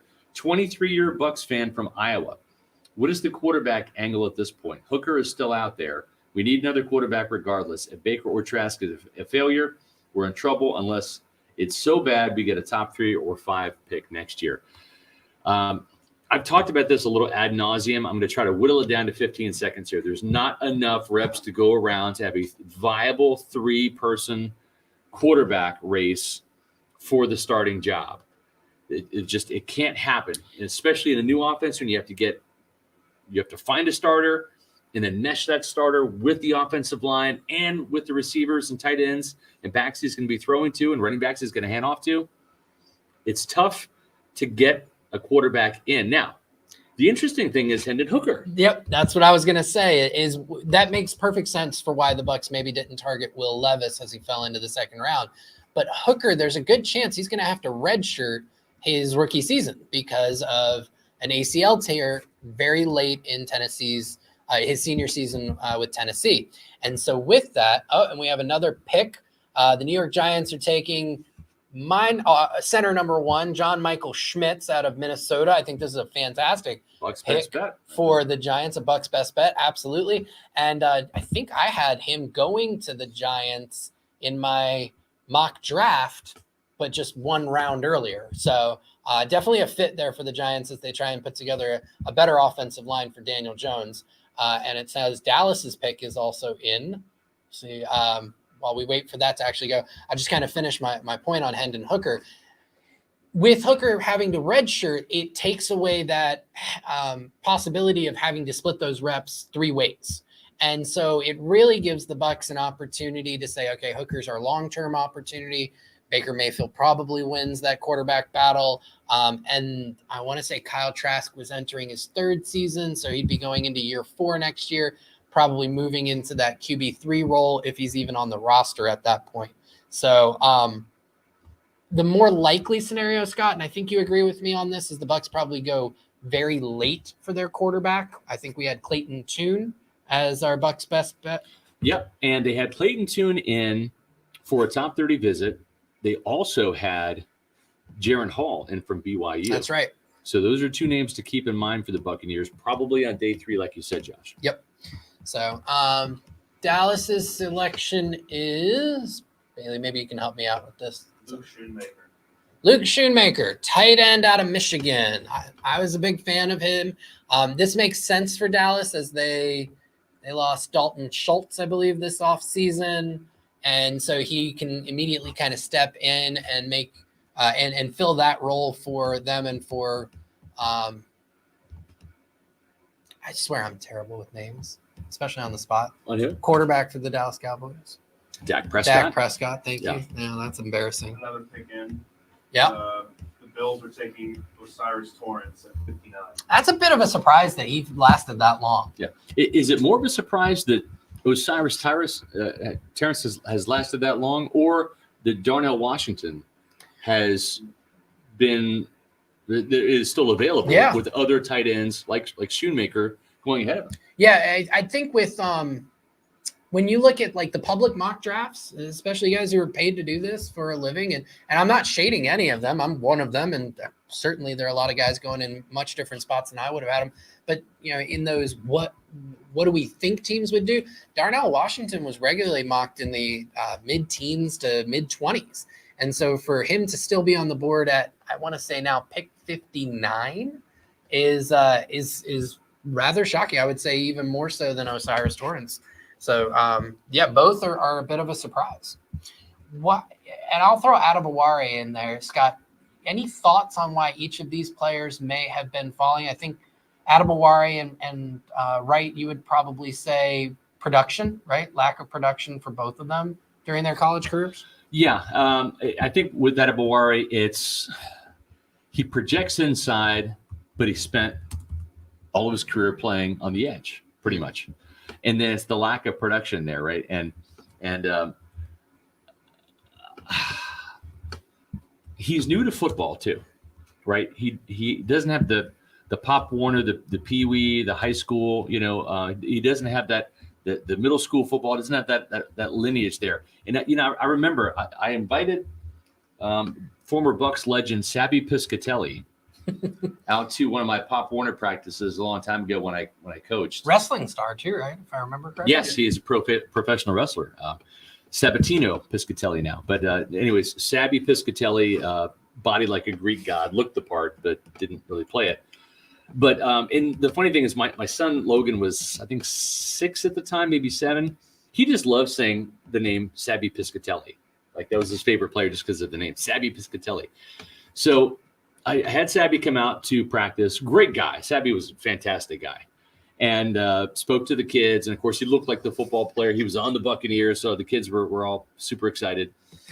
And the cool thing about Sabby was a lot of times when I would invite players to come out, a couple of the players would stick around and hang out. And the 3 guys that really remember hanging out and watching the whole practice, because usually they come at the beginning and then late at the bowl. And these are practices from 6 to 8 at night. Right. But Levante David stayed the whole practice, Davin Joseph, Sabby Piscatelli. And I remember Sabby was like, whenever I would go anywhere on the field, he would follow me around and would talk football with me. And the thing that he said was, I was a baseball kid growing up and I was late to football. And he said, your son is playing football at 6 years old. And he has so much more of a foundation than I've had. And some of these guys, and we heard about it today with Calijah Kancey. Calijah Kancey started playing Pop Warner football like at 4 and 5 years old. And my son Logan started playing when he was 5. So when you play all of those years, you just accumulate so much more knowledge. Now, it doesn't mean that there can't be a guy that just steps on the field because he's a great athlete in high school and stars and goes on to college and ends up getting a scholarship and then gets drafted. That's what happened to Piscatelli and plenty of other players. But it's that foundation sometimes that you either have from playing early or that you don't from playing late. And I just wonder with Adebaware if some of those instincts, right, that he may not have, that didn't help him get to that 8, 9, 10 sack realm, if that's an issue or not. Right. I'm going to try and get my mic going. We do have another pick in after Osiris Torrance to the Bills, and that is Michigan cornerback DJ Turner going at number 60 overall to the Bengals. It's a good pick. He's an incredibly fast player. Very fast. I think he might have had the fastest 40 time at the 4.26. Yeah. 426. So Turner more slot corner. Having some mic issues. There, Josh. We are. It literally just jumped out and tried to attack me. I'm going to point out the Cowboys now have taken 2 straight Michigan Wolverines. Ah, that's right. And it goes back to certain front offices have certain schools that they trust. The opinions of the coaching staff of those schools, and Jason Light, it's Central Michigan. Yep, that is one. Washington, Yeah, right? Washington for sure. Yeah. Absolutely. So for the Cowboys, it's Michigan. So interesting. Yep, absolutely, Minnesota. So all right, DJ Turner. I liked him as a slot corner. So, and it looks like the Jaguars, who were up at pick 61, have also taken a tight end Brenton Strange. So again, Darnell Washington getting passed up by tight end after tight end after tight end. Very interesting. At what point, I mean, the Bucs had him in for a top 30 visit. At what point do you think they say the slide, he's worth the value, to potentially just go up? I mean, Jason Light's not afraid to go up and get a guy. And at this point, you have to start thinking that Darnell Washington is a value. Yeah, we got a $3 super chat from Robbie Gordon. Thank you, Robbie. Need edge badly. Slot cornerback needed. Another second-round offensive guard, ? Yeah, I mean, it's one of those things we talked about early on tonight when we first got on the stream here, is that those were the main positions we were looking at, and as far as what the Bucs needed in the second round. And we talked about the possibility of them adding an offensive lineman, which is what they went ahead and did. And as something you guys have talked about, the edge class is starting to thin out a little bit. It's very thin at this point. The name I think that we want to keep an eye on here, maybe later tonight or maybe early tomorrow, if he gets that far, if the Bucs get into the 4th round, is Yaya Diaby from Louisville. That would be maybe one of the edge picks to consider. Yep. And to keep an eye on. Bucs best bet. Yeah, Bucs best bet. And then, so the slot position is one that they really, really need. Obviously, Quan Martin going actually pick 47. So 3 picks before the Bucs' initial original second-round pick, and they trade up to take Cody Mauch. But yep, yeah, it's one where they have to look at that slot position. Yep, and then to kind of round out Robbie's comment here, did the Bucs need another second-round guard?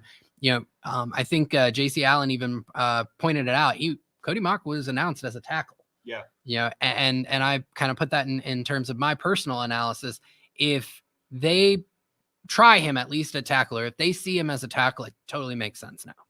If they immediately kick him to the inside, I'm with you, Robbie. I don't quite understand the logic behind it, other than to say that Jason Light has had a lot of success in the past at saying, I'm going to throw a bunch of assets at one position group, and I know that out of these 5 or 6 players, I'm going to find the 2 to 3 that I need to have this be a successful group. So I think that that's a really important note there. And this is something, too, that I just wrote about this when I was writing up the story for pewterreport.com, which you can read now, about the pick, is it gives the Bucs a lot of options, because if they want to try him at right tackle, they give him a chance to potentially compete with Luke Gedeke at right tackle after sliding over Tristan Wirfs to left tackle. Those are both 2 guys that are less shorter than ideal arms to play tackle in the NFL, but both have their merits to play that position. And whichever one loses out on that right tackle spot is probably going to find themselves in the mix for guard, because they have 2 open guard spots and a lot of bodies. So the versatility is what's huge, I think, here for the Bucs, because it allows them to kind of piece together the offensive line as they see fit, because they have a lot of guys who can play tackle and guard. They have Hainsey who can play center and guard. So there's a lot of that within the Bucs offensive line room. Yep. Wanted to highlight this comment from Jacob Pitt because I very much agree with it, and I like putting up things that make me look smarter. I liked what I saw from the Tennessee edge at the combine as well. I think he's older but very athletic, and you're absolutely right about that. It's Byron Young, who I still have as he's my 6th best edge on my big board, and that was before all the others got taken off. So I definitely think he's the best value at this point. Still think from what the Bucs like and what they prefer, I agree with, I was actually a part, Scott was nice enough to allow me to be a part of deciding who we thought the Bucs' best bets were. And we still believe that that's Yaya Diaby. But if it ends up being Byron Young, if he falls to the Bucs in the 3rd, Isaiah McGuire would be another one out of Missouri. And another one, a real small school kid. Let's see if I can find him. Jose Ramirez out of Eastern Michigan. I was a big fan of his tape as well. So those are all three guys who could go to the Bucs in the third round, where I would be pretty happy with it. I think Ramirez would be a little bit of a stretch. So would Diaby. But again, you have to kind of adapt and adjust your strategies based on what other teams are doing. And the edge rusher depth, as we've talked about, has very much kind of eroded. A lot of sack production for Ramirez, a guy. Yeah, again, I think third round might be a little early for him, but a lot of sack production, as you mentioned, the tape was really good. 20 and a half sacks at Eastern Michigan. 12 of those came this past year, 6.5 the year before. 34 tackles for loss, 6 forced fumbles. So yeah, I mean, a guy who it was very productive, has put some good things on tape. Dane Brugler here in the Beast for On the Athletic has Ramirez as his number 31 edge. So yeah, the third round I think is pretty early. We'll see him I think more tomorrow. But I mean, I don't remember who said it earlier, but someone mentioned how when you kind of get into, especially with this draft, as you get into this portion in this stage of the draft, a lot of it is just what a team prefers. Right. It's how does it fit their schemes and roster needs? So a team might like a guy like Ramirez, or just using him as an example. A team might like him and take him in the third round or in the early fourth round, and it would be seen as, wow, they really took him pretty early. They kind of reached for that. But if it's somebody that they fell in love with in their evaluation, it's somebody that fits their scheme, it's going to feel like it makes more sense. And it's one of those things that I think it's more so, and I don't know if I'm speaking out of turn here, but it seems like it's more so the case with this year's draft just because of the depth, I think, and just the kind of how evenly distributed a lot of the talent is throughout the position. Yeah, absolutely. Wayne Hankinson saying running back or safety in the third. The Bucs are not strangers to drafting either of those positions in the third round. Scott went through in quite some detail about the history of Jason Licht selecting running backs in the third round. Still quite a few very talented ones on the board. So that may be where the Bucs decide that they can get some great value. Just naming a few of them, Tyjae Spears out of Tulane. I started with him, Bailey, just for you. Thanks. He had a really great game, but I can't remember against what team. USC. He did have a great game against USC. Did he have a great game against any other schools? Yeah, quite a few. I think he had a pretty good game against USF, actually. I think he had a better game against Central Florida. I don't know. I didn't watch it. Yeah. The guy who watches and podcasts about every single UCF game. To be fair, I didn't. I missed the second half of that game and didn't podcast about it. So maybe you were the bad luck charm for them. No. Not even I could have saved him that day. Anyway, so Tyjae Spears. I love that it's me and you at the table. This is going to be amazing. I don't know. This is going to be fantastic because I have no problems jabbing at the team that has decimated my team for years. Anyway, so as long as you realize you're punching up. I'm pretty sure I just got KO'd is what it is. So Tyjae Spears, Roshan Johnson, who was there was common ground there. This is how we can come out of that death spiral, is we both are a bit high on Roshan Johnson. Israel I can never say his name. Abikonda. Yeah. Out of Pitt. So maybe the Bucs go back into the pit well after getting Calijah Kancey. I believe Chase Brown is still on the board out of Illinois, as is, and I'm going to make this transition to the other part of Wayne's comment, his brother, Sidney Brown, also out of Illinois, who plays safety. I'm kind of surprised he's still there now. Yeah. I was thinking that he might be gone by now, and we're at, what are we at, around pick 61, 60. Still ways to go before the Bucs are back on the clock unless they trade back up again. They've got some late round picks they could give up. We do have another pick that's come in. The NFL has gone back to back at Penn State. My best friend is a Penn State alum, so I'm sure he's happy to see this. After the Jaguars took tight end Brenton Strange, the Texans have taken center Juice Scruggs. Your best friend is Chris Godwin? My best friend, I wish my best friend was Chris Godwin. Strange did go in the second. You have been telling us about Strange, JC. If anybody knows about Strange, it's JC Allen. There you go. So Scruggs, pull up my write-up on him. So he's a center. I liked his tape. He's got high football IQ. I mean, this kid definitely knows what's going on. He's constantly pointing out things and getting the line calls down for Penn State. That finisher mentality that we know that NFL talent evaluators love in offensive linemen. He's effective at his timing and placement on double teams. He's got really good sync to his hips, which helps him create natural leverage for his 6'3" frame. He was a team captain. He is a little undersized, struggles with lateral agility. I think he sometimes plays with too wide of a base. He had a long-term back injury and a bit of a slow reaction time, in my opinion. I think overall it's a little bit of a stretch for where I had him.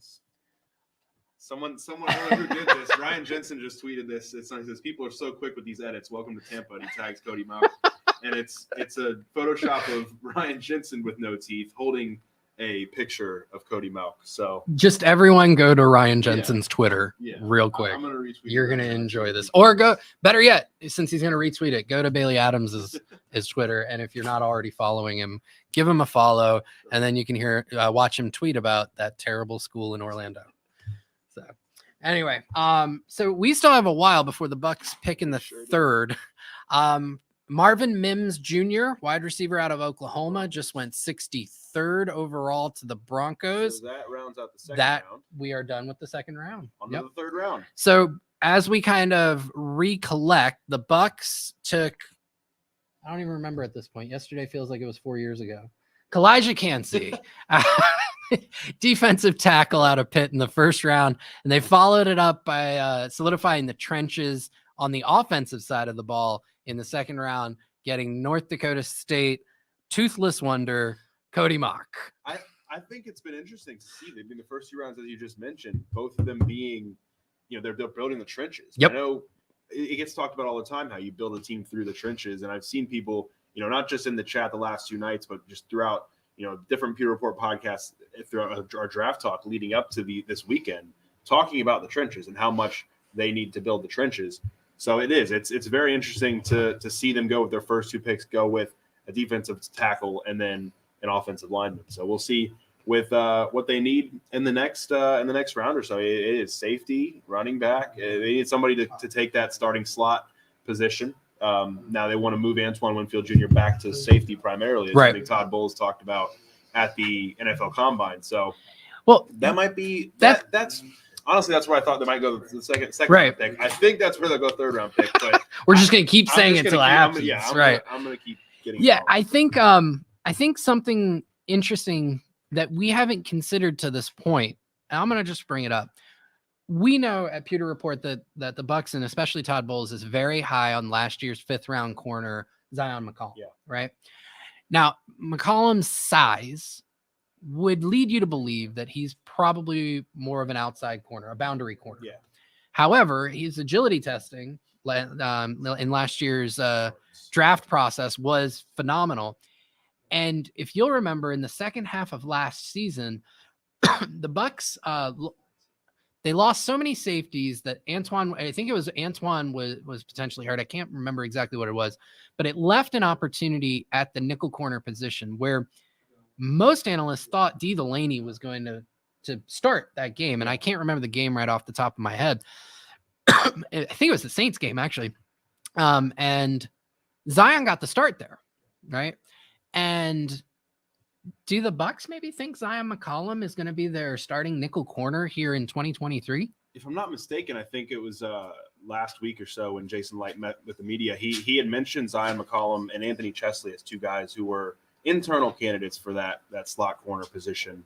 I kind of at the time was reading that more as a just smoke screen. Yeah, I guess a smoke screen. Yep. Just more like we have some options in house. It just felt like such a slam dunk, like obvious thing, and they still could here in the 3rd or 4th or 5th round, however they want to attack it. They could still find somebody to bring in and be that guy, but it does. Now looking back on that comment, thinking maybe they want to give Zion a try because they're very high on Zion McCollum, and you can see why with both the size and the athleticism and just everything about him projects so well. And obviously he jumps up from Sam Houston to the NFL last year, and he had his growing pains. I don't think they really expected him to play as much as he did last year. Right. They just can't escape the injuries at that position. So, but I think a high upside with Zion, and that they still have a lot of hopes for him. And he's going into year 2. I think he can make that big leap. And if it's one of those things where they want to try him out inside, I'm willing to see how it goes. Because I mean, he does, like you said, his testing, his athleticism is off the charts. So it's fantastic. Yeah, I think the interesting part of that is if the Bucs do see McCollum as an opportunity or as a potential starter at the nickel, it still leaves them thin on the outside. Yeah. Right? They're still going to have to fill those cornerback voids. We think that will happen here in the draft, but it would certainly open them up to looking at players who don't necessarily profile as nickel corners. Yeah. And just a few people who, and correct me if I'm wrong on any of these. I don't think Keely Ringo has been drafted yet. No, I believe he's Yep. rated. Out of Georgia. Caillou Blue Kelly, who I'm admittedly a big fan of. Yeah. Tyreek Stevenson, I think, has gone already. He's gone. Riley Moss out of Iowa, who had a very good Senior Bowl. I think we were all commenting on it. Riley Moss has an opportunity to do something that no person has ever done since like the year 2000. Do you know what that is? No. So I'll give you the person who last did it and see if you can figure it out. Jason Sehorn. Last person who did it. Jason Sehorn was the last white person to play an outside cornerback in the NFL. It's Really? It's really what. And I know that's something we talked. I talked to Riley actually at the Senior Bowl and at the Combine. Yep. And it wasn't something that I necessarily asked him, but it was just something that kept getting brought up by the people where they're asking him about that. You know, how he looked at that, and it was one of those things where he kind of just like shrugged it off. Yep. Because I'm sure he's used to getting that question all the time, and it's one of those things where he did have a very impressive week. I think at the Senior Bowl, I think there were some issues here and there. He was struggling with, I believe it was Trey Palmer, that kept giving him some trouble in Mobile, but. An interesting one, and something I kind of want to go back to what Trey you just Palmer said. with great speed. Yeah. And Riley Moss isn't any slouch when it comes to speed, but he's no Trey Palmer. And something that's interesting that you brought up when we were talking about potentially having Zion move into the slot and giving that a try, and then leaving them thin at the cornerback position. This is a very deep cornerback class, so they could potentially wait on an outside corner, making that a need for tomorrow. Shoring up some depth there and then kicking Zion inside. At the same time, I think there are still quite a few safeties and guys that can play both safety, just defensive backs in general, but guys that can play at that nickel position, Jamie Robinson being one of them from Florida State. There are quite a few of those guys still left. So I think in both of those cases, the draft is deep enough for them to find either a nickel and keep Zion outside or find an outside guy that allows Zion to make that move inside. So I think they're in a pretty good position with where they are right now. Yep. I think so cornerback was actually the first position I started with when I started doing my draft prep. And the thing that absolutely surprised me was it was just one dude after another, just with really good tape. And you're absolutely right. It's a very deep position. And what's really funny is when we talk about, I love almost every corner in this draft, except the Bucs' best bet for the late rounds, which is Miles Brooks. Are you looking at the screen here? I quit. Get somebody on here. Something Zach Pickens off the board to the Chicago Bears to start the third round. Yeah. That was not me. I don't know if anyone's going to blame me for that, but it was not me. Zach Pickens off the board to Chicago. Folks, you've heard of the term that has come into our society's lexicon, quiet quitting. Here we go. Well, it wasn't very quiet. You said you're quitting. So. You messed that up too, Josh. My goodness. All right. Anyways, I like Zach Pickens. I was watching Zach Pickens on the way. There it is. As much as I don't like Miles Brooks, I like him better than your stupid school. I was watching Zach Pickens on the way up to Mobile when we were going to the Senior Bowl, and he was a guy that I found very interesting to see him go here at the top of the third round. I think feels like right around the right range for him. Yep. And I do. I like that. I like him going to Chicago there. Yeah, I think based on consensus boards, that's about right. There were some things I really liked about Pickens' game. I had him a bit lower on my board. I had him at 136th overall. I'm trying to think, who was the last pick of the third round? Did we cover that? Double A is still on the board. Weird one to me. I mean, Wow. and Darnell Washington. We were seeing some late first round buzz for AA, weren't we? We were. I'm going to pull up real quick just some of the players I had pretty highly ranked that are still on the board. Still on the board? Hendon Hooker, and there were some, I can't remember what national guy said that he could have been a top 10 pick. And I think I dropped my phone laughing so hard. So my top guy left on the board, Adetomiwa Adebaware. I had him 20th overall. Ojulari's already gone. Roshan Johnson would be next on mine. Tyjae Spears, then Hooker. I'm sure JC's giggling somewhere. Caillou Blue Kelly, Keely Ringo, who I had 42nd overall. Then DeJuan Jones still on the board as well. Yeah. Wow. There's been quite. And this is something that we just talked about. It is just teams picking the guys who they like. It isn't like it's going against a lot of the conventional or the consensus thought going into the draft. Yep. It's interesting. So the Eagles are on the clock right now, and I'm just wondering if you follow the trend of them picking Georgia Bulldogs. Are they going to go Keely Ringo here? If they do, it's going to be absolutely hilarious. Yeah, they're just trying to build the Georgia defense up there in Philly. And nope. Okay, so they're taking Tyler Steen. Tyler Steen. So they're staying in the SEC. Yeah. So Steen played left tackle for Alabama last year. He was a transfer from, oh man, my brain's not that good. I want to say Tennessee. Did I get that right? We'll find out in a second. I did watch Steen a little bit at the Senior Bowl. Do you like him more as a tackle or as a guard? I like him more moving inside. You like him more inside. Mm-hmm. I only really saw him play tackle at the Senior Bowl. Had a pretty good week, I thought, but yeah, so it's interesting because he's a big guy. He is. He's a tall guy. Trying to find out here where he trained. So Vanderbilt. So Vandy. So, okay. Yep. It wasn't Tennessee. It wasn't Tennessee, but it was in Tennessee. It was. Yeah. I mean, I'll take a win anywhere I can get it. Much like USF tries to do against UCF. That's an interesting one. So Tyler Steen to he's Eagles. 6'6", 321 pounds. He's pretty athletic for that size. He's got good leg drive and foot movement in the run game, quick feet off of the line. There are some opportunities, and the reason why I think he probably profiles more inside is a bit shorter arms, an inconsistent punch. He does give up soft angles from wide alignments, which is something that if he moves inside to guard, he wouldn't have to worry about that. Inconsistent anchor. He doesn't reach block very well, and he can struggle catching up to faster, more athletic loopers.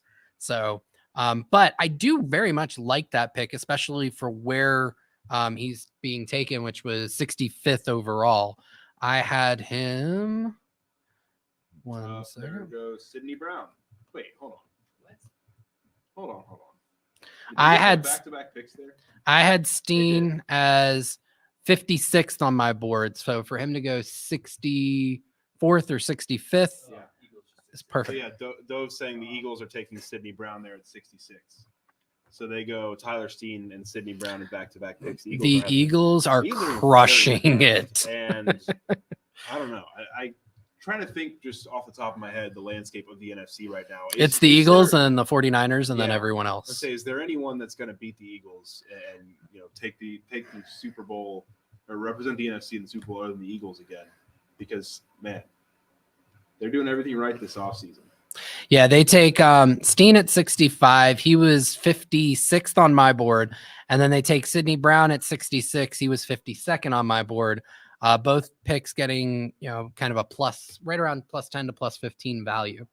So as the picks start to fly off, I'm curious to see what the chat thinks in terms of now that everybody wanted Sidney Brown. A lot of people wanted Sidney Brown. Who do you want the Bucs to potentially target at 82? Yeah, that answer. I was just going to say there was a question in the chat. What the Bucs' next pick is that 82 currently, barring any trade up or trade down scenarios, which you saw last round, the Bucs moving pick 179 to move up 2 spots. They've got some more of those late round picks that they could potentially move if they want to jump up a few spots and get a guy that they're worried about coming off the board. But yeah, as of right now, you've still got 16 picks until the Bucs were out. So Cody Haynes Music said all of the nickels are gone. I don't think that's quite the case there, Cody.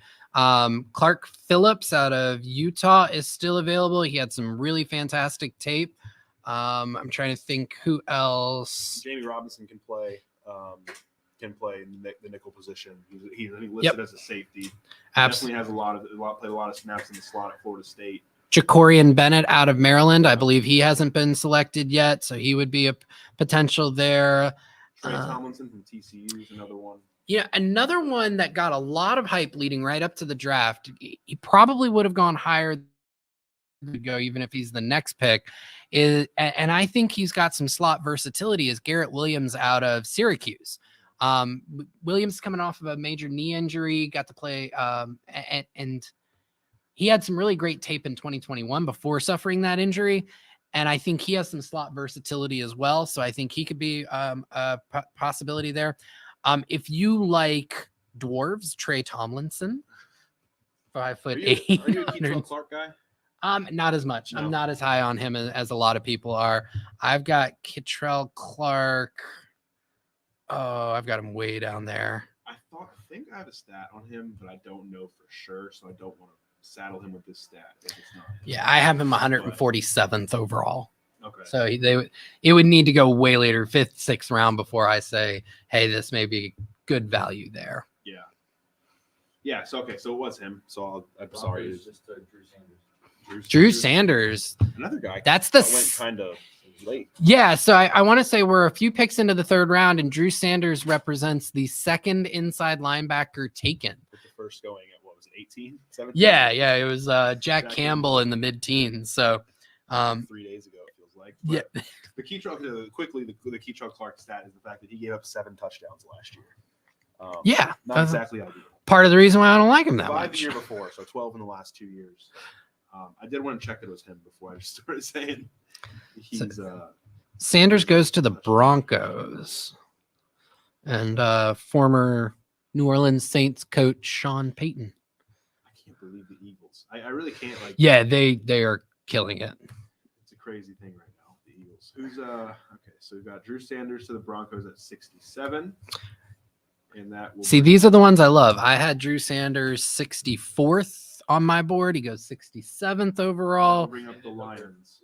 Hendon Hooker to the Lions. Man, all right. I think getting Hendon Hooker there really helps cover up some of the warts of their day 1 picks. I think so. Especially if he ends up succeeding Jared Goff and succeeding overall. If that happens, then you just kind of rearrange them, right? Yeah. You just say, all right, we got our quarterback. And then later on, we got a linebacker and a running back. So it's a good spot for him. It's an excellent spot. It's Jared Goff that they've got him in there as the incumbent, and he isn't in any way, out the door now. And, right. And Hooker needs this year to basically redshirt and recover from that torn ACL. I think he suffered that torn ACL in November. It might have been the 2nd to last game of the season. Yep. Thought he had a case for maybe a Heisman candidacy. Definitely down the stretch of that season before that injury, and so he's going to need this season. The Lions won't need him this season because they have Jared Goff, and presumably he steps right in whenever they decide to move on from Jared Goff. And I would, presume, given Hooker's age, assuming that everything goes well with his recovery, that might be next offseason. Right. Because he's going to be, 26? He's going to be 26 next season. Yeah, 26 or 52 is definitely one of the two. Okay. Yeah. But I think he's 24, 25 right now, and he's going to be, he's one of the older prospects. I think he was at Virginia Tech for 4 years, and then he was at Tennessee for the last 2 years. Really, really successful there. And we talked about him earlier, Matt and I did, about how someone's asking here, Hooker confirmed or speculating. We do have Dove Kleeman saying the Lions are taking him at 68, and the pick is in here on the TV. We're a little behind on the TV feed, but keeping up with him in real time. Yeah, it's a very good one for him. He's a highly efficient passer. Right. Takes care of the ball extremely well. He just turned 25 in January, so he would be 26 presumably in 2024 when he's looking to take over. Again, all the points you made were excellent about him. One of the things that I thought just kind of cool, again, using my own big board, I had Hendon Hooker as the 36th overall. He goes 68th, so the Lions kind of getting one full round of value there. That's really good drafting overall. So, Ward Burns has quite a few players he thinks the Bucs might be able to target in the third round. Darnell Washington, who is Still there. just falling. Diane Henley, I think a lot of us are kind of high on him as one of the better inside linebackers in this draft. Keanu Benton, I believe Benton's already been drafted. I think so. Siaki Ika. Ika is a nose tackle who does not play with a really good foundation, and he gets moved in the run game. He is a finesse player. He's got a little arm over kind of swim move. Problem is his arms are little baby T-Rex arms, and he has trouble executing it and following through on it. So I wouldn't want the Bucs to necessarily target him there. Clark Phillips, whose tape is phenomenal. The athletic testing is worrisome. Trenton Simpson, who's an athletic freak at inside linebacker. I think Clemson didn't do him any favors in how they utilized him. They basically had him blitz 80% of the time from a middle linebacker role, which makes it very hard to evaluate him in terms of being able to key to the run. How do he do in pass coverage? But certainly could be a Devin White kind of successor there. Trey Palmer, who's got elite speed. Riley Moss, you and I talked about a little bit. Isaiah Land, Dorian Williams, and quarterback Jaron Hall. I think it's early for Hall overall, but we're definitely with a lot of names there. Tank Dell to Houston. Tank Dell to Houston. All right, that's a good pick. Super chat. I knew you were going to point out the super chat. I'm not reading the super chat. Super chat. Shout out Christopher Oxentine. Hashtag charge on UCF class of 1994 here. Also, Josh needs gas. So he's being nice. He is. All right. He's being nice. All right. But no, yeah. Thank you, Christopher. You've been a fantastic super chatter, and you are the only UCF alum I like right now. Yikes. UCF class of 2019. I take that back. Casey Hudson as well. Okay. Thanks, Scott. I just saw it. Can you throw me a bone and maybe find a USF graphic? No. I'm just worried now he's going to find like a terrible one. Yeah. It won't be hard to find a terrible USF picture, I'm sure. I'm walking into these at this point. You are. You really are. I really am. They're just, I hate to keep taking shots, but they just keep coming to me. So. Let's see here. Stupid so Golden Knight. Tank Dell was very productive at Houston. Yeah. He's got the size working against him, but it didn't matter at Houston. And he had 17 touchdowns last year. One of the reasons Clayton Tune's numbers looked the way they did. Mm-hmm. A Bucs best bet, Clayton Tune. So we'll see. Maybe keep an eye on him for tomorrow. But I like that for them. Tank Dell staying in Houston with the Houston Texans after attending the University of Houston. Yeah, I think it's good value for Dell. He tore up the Senior Bowl. I mean, there were a few players at the Senior Bowl everyone was talking about. Julius Brents was one of them. But Tank Dell definitely was one. Just absolutely phenomenal cuts in.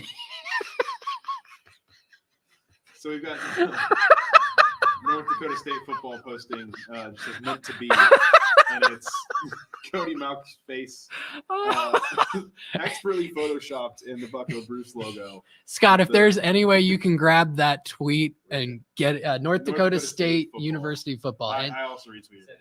Yeah, we've got to get this into the chat. Oh my gosh, this is amazing. Yeah, that is. That alone makes me feel better about the pick. I did. Yes. He did. Going back to Tank Dell though, so you said his size is working against him. 5'8", 165 pounds. He makes Emmanuel Forbes look like a big guy. But he's a precise route runner. He's got quick feet. Oozes shiftiness, yards after catch, his start-stop, his 10-yard split was in the 96th percentile for all wide receivers. And for his size, he's still a really good contested catch guy. He has subtlety at the top of his stems.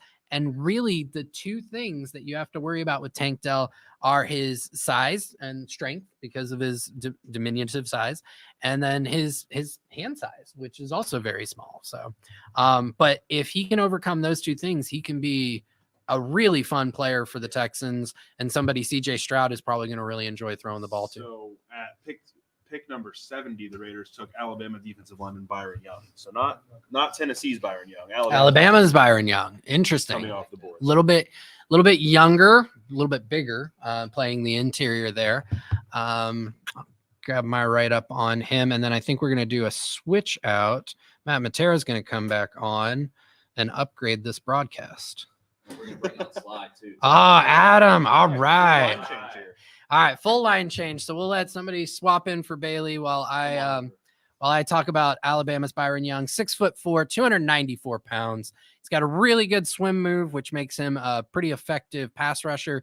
He complements that with a bull rush, moves across gaps very well. He's got natural leverage, a little push-pull move, quick and violent hands, controls gaps well, long arms. Matt, you said you were a big fan of him. I was as well.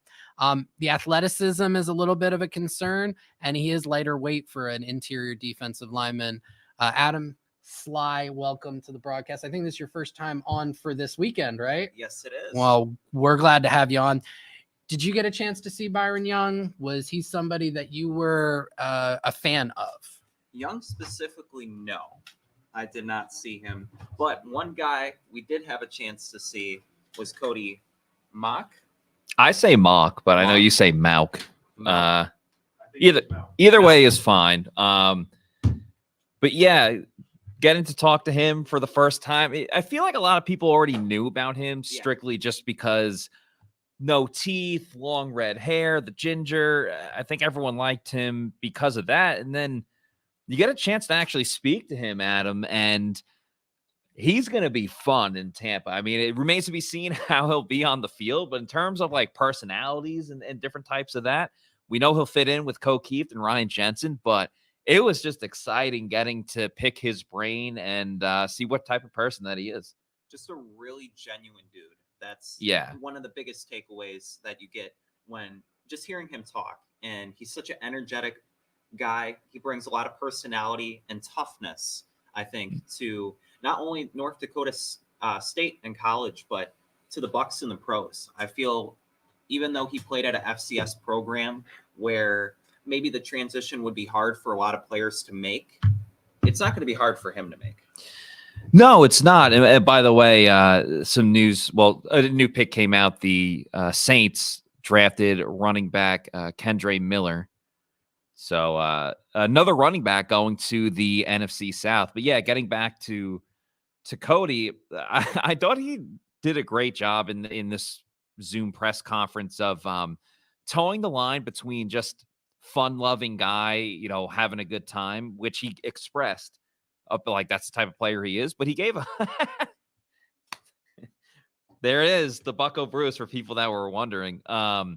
The other thing that was cool about him, though, like specifically, I asked him a question about his versatility and how that helped him get on teams' radars when he went to the Senior Bowl. And obviously at North Dakota State, he played offensive tackle, and then he moved over at the Senior Bowl. He played a little bit of tackle, played some guard as well. And he said, yeah, going in, this helped a lot because some teams viewed me as an offensive tackle.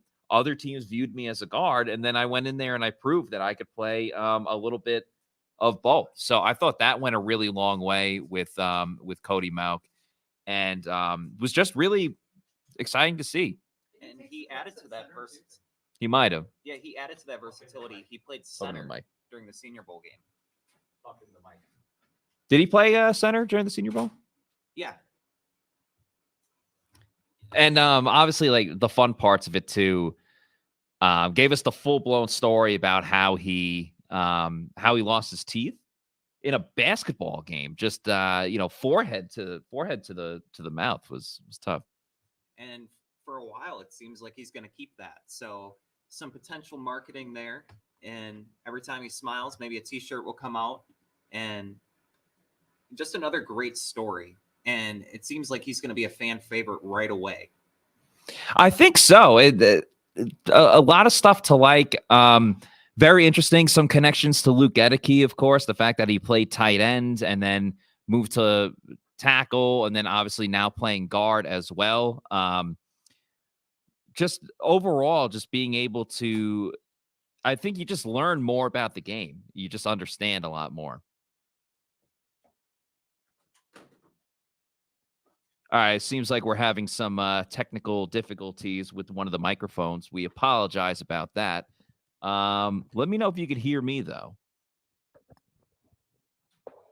Anyway, still have a little bit of a ways to go with the Buccaneers' next pick in the third round. Seems like it's been quite a while since the Bucs were on the board. They're saying my mic is good, so that's all right. Yeah, so just having a mic issue on one side. Check. Keep talking. We'll see. You gotta talk. Yeah, you got to talk. Yeah, can you hear me? Keep talking. Don't stop. Just keep talking. Go on a rant. No, seriously, start talking about something. Yeah, so Cody Mock, he's going to be a fan favorite when he gets to Tampa Bay, and hopefully that'll be soon by the end of draft weekend. Yeah, I'm curious in general, like how it's going to be in terms of it's just like a battle royale now when it comes to the offensive line, because you got Nick Leverett in there, Robert Hainsey. All we really know, Adam, is that Ryan Jensen is going to be the starting center. That's really just about it. Outside of that, Hainsey, Leverett, like I said, Stinney is in the mix. Definitely a couple of different options that could go on. And yeah, you we still said don't that. know which side Wirfs is going to play on. And will Cody Mock be a left tackle at the next level or a right tackle? He has experience playing both during college.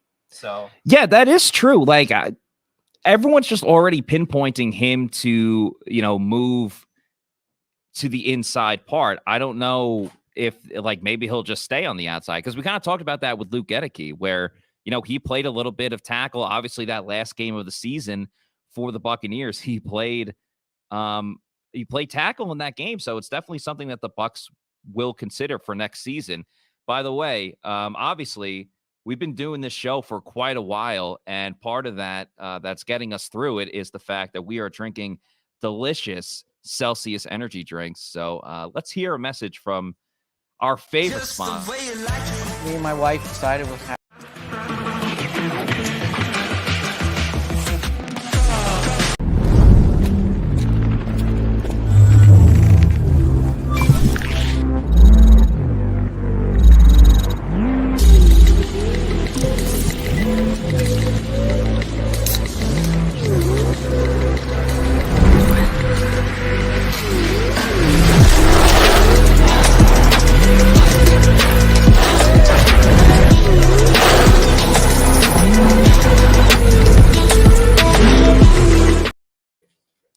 Of course, make sure you go to your local bodega to get all the new flavors of Celsius.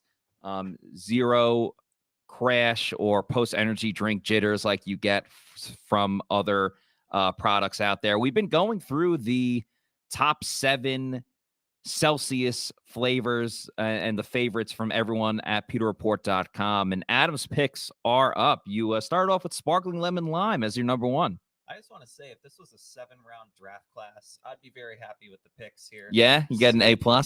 I think it would be a solid A. And much like Bailey, I have lemon lime at number 1. It's kind of like a Sprite Light, but you have the no sugar, the energy. It keeps you going throughout the day. And after that, you got the vibes going. You got the Arctic vibe, which I know you like, the peach vibe. And after that, a new flavor. Couple new flavors, and the sparkling green apple cherry and the fantasy vibe. And I'm also a fan of the tea. You got the peach mango green tea and the raspberry acai tea. Both great options. Yeah, without question, you can't go wrong with Celsius energy drinks. Of course, if you need to know where to find them, punch in your location on the Celsius website, and it can find you your closest local establishment to find one and start enjoying all of those flavors. So we talked a lot about Cody Mock. His press conference was a ton of fun. The Zoom press conference. I'm trying to think if there's anything we really left out. We talked about his versatility. Being a Yelper. Yeah, he's an avid Yelper. He plays the violin as well, which is, pretty unique, obviously. You showed me a video as well, Adam, about the first down celebrations that he had. Yeah, he has a limbo, the hair flip, even pulling out a little mini basketball out of his uniform and doing an alley-oop. just it shows the energy that he's going to bring, and maybe we're going to see some of those celebrations on first down next season for the Bucs, and you have him and Ryan Jensen maybe being a part of that. Another thing that I think is so funny is he's never been to Florida before, so he is going to get bright red almost instantly when he touches down in the Sunshine State. And he also said that he's bringing his dog with him too. He's got a chocolate lab. I don't think we got the name of the dog though. We didn't, but kind of what you mentioned, he was born and raised in North Dakota, grew up on a farm, and he was driving and what he mentioned, crashing into tractors at ages 7 and 8. Yeah. Did you grow up on a farm? I did. I grew up on a. Yeah. Yeah. He might be. He was saying the crops they had corn. I forgot what else, but all I could think of is there's a saying. It's called knee high by the 4th of July. I guess that's when the corn has to officially get there by. But he did talk about how growing up on a farm, it taught him like responsibility at a young age, because he said you have to get up at like 7 in the morning and start doing whatever farmers do with the fields. But I thought that was like interesting insight, just in terms of, again, he's a guy that wants to have fun, but he knows when to work too. And yeah, it's flyover country. But doing those tasks growing up on a farm, I can speak to that. Waking up early in the morning when you hear the rooster crowing, or when you have crops to. Bailey just hit his head. Bailey's going on the. Bailey's officially with me on the injury report for Pewter Report this week. Have you ever churned butter? No. That's okay. Not something. That's like. We're not butter churners. Yeah. The Giants have traded up to 73 for Jalen Hyatt. Really? All right. Another one off the board. Jalen Hyatt going to the Big Apple in the big city. Sly, just curious, what position would you like to see the Bucs go after next? I think addressing the secondary with their next pick. A lot of guys are off the board, but they've lost. You have Mike Edwards, Keanu Neal, and Logan Ryan still hasn't re-signed. So it's a deep corner class. There's still some options on the board. I believe one guy that we've seen is Kyle Blue Kelly. Yes. Back Tennessee Volunteers taken after Jalen Hyatt, Cedric Tillman is wide receiver mate. There you go. There you go. 2 Tennessee wide receivers off the board, just like that. I wouldn't hate finding a nickel corner right here. I hate that Sidney Brown went off the board. Definitely. Man, Philly got him, right? Yeah. Yeah, Philly is just. Philly has been having a great draft. I would say the Seahawks have had a pretty solid draft as well. Hated seeing him go, but still a long ways to go in the draft this year, or I should say this day. Let's see who's best available still for this year's draft. Obviously, still a couple tight ends out there. My guy Tucker Kraft. Darnell Washington still available. Fallen hard. Trenton Simpson at linebacker. DeJuan Jones is still available? Yeah. Oh, my goodness. Could they add to the Dakotas and get Tucker Kraft out of South Yeah, I would Dakota? love that. Have a little North Dakota, South Dakota type of rivalry going on there. Got Josh's guy, Rashawn Johnson, still on the board as well. That's Bailey's guy as well. I think kind of Pewter Reports You guy. can have multiple. Yeah, it is kind of Pewter Reports guy. Let's see what else. Clark Phillips, Keely Ringo, Darius Rush. So yeah, a couple of different options. Let us know in the chat, who do you guys want the Bucs to start picking up next? Here's the Saints draft class so far. Brian Brees, Isaiah Foskey. Yeah, I remember seeing when they picked Foskey. Foskey was like the biggest name going into the Senior Bowl. I shouldn't say the biggest name, but like he was one of the guys that got his own personal press conference. Like, I'm pretty sure AA was the biggest name. Yeah. like I see what you're doing. I see what you're doing. I don't know. I wasn't like totally sold on Foskey. I thought he was okay. He had some good reps. He got absolutely pancaked by someone. It was probably DeJuan Jones, because obviously Jones only, it was Jones. Like, absolutely demolished him. Falcons picks, Bijan Robinson, as we talked a lot about yesterday. Matthew Bergeron as well. And the Falcons pick is about to be announced.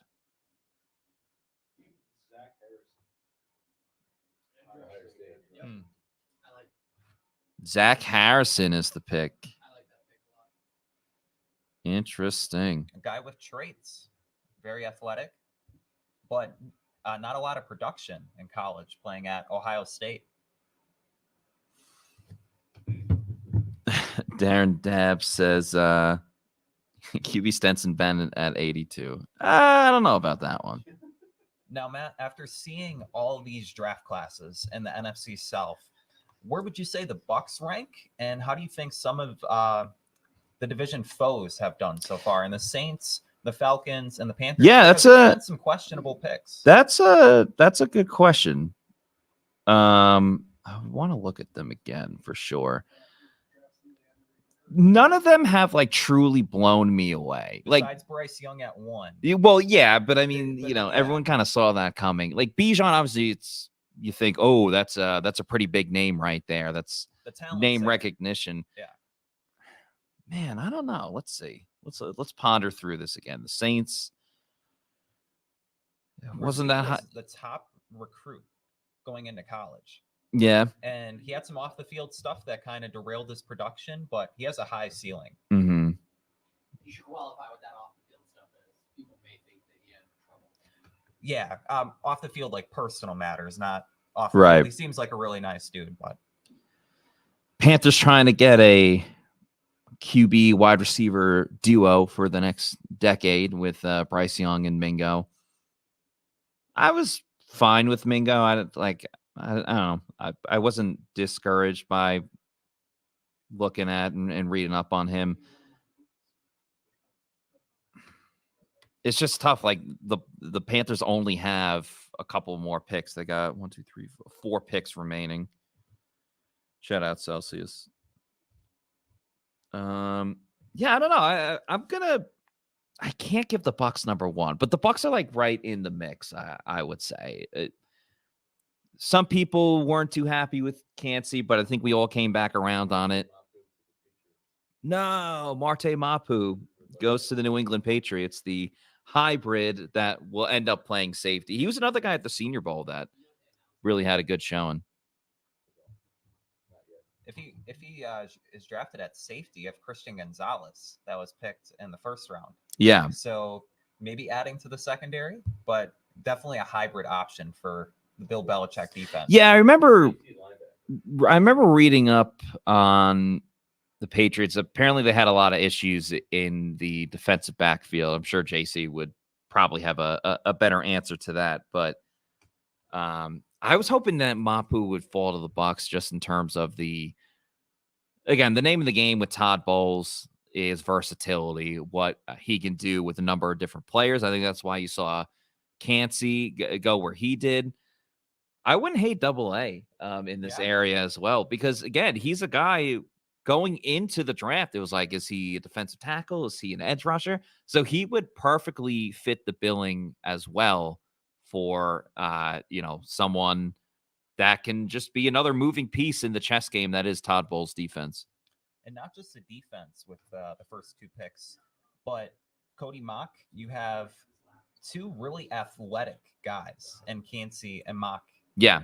And adding to the theme of just youth and speed, I think it was mentioned earlier this offseason that was going to be a point of emphasis. And that's something that the Bucs have really targeted with their first 2 picks. Yeah, they really have. That's been the motto. That's been the MO. It's been the message for the Bucs since the beginning. And thankfully, it's come to fruition so far. We got a list of Pewter Report's Bucs best bets. Yeah, congrats again to Scott Reynolds. Got his only took 2 rounds to get his first Bucs best bet with Cody Mock at offensive guard. A couple still on the board, most notably defensive line with Double-A. We'll just call him Tommy, as we learned. People like to call him that. Carl Brooks as well. Yaya Diaby at outside linebacker. I'm curious, though, at inside linebacker if Owen Papo will end up. What's up? Papo. Owen Papo will end up going to the Bucs. He's been a name that has been brought up multiple times. For good reason. That 4.39 speed. Yeah. Faster I mean, than that's Devin pretty White. ridiculous. Yeah. Faster than the speed of sound. Account 22 wants Trent Simpson. Darren Dav says Washington is trash.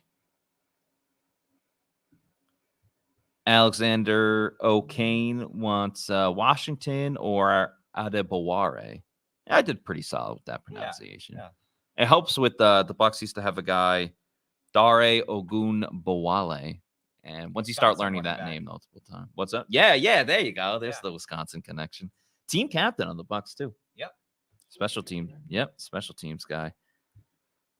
Wade Burns says he's listing off a couple names. Darnell Washington, Dion Henley, Siaka Ika, Clark Phillips, Trenton Simpson, Trey Palmer. Trey Palmer. No. Ooh. That was one of my last true draft crushes. Tucker Kraft to the Packers. They already got Musgrave. Yeah. That sucks. Frozen tundra. Yeah. Well, he'll be used to it. Same weather. He just doesn't have Mount Rushmore to look at. So the Packers are stocking up with weapons. Yeah, they are really. You have Musgrave, Jaden Reed, and Tucker Kraft. They are really. After 18 years of Aaron Rodgers. That is frustrating.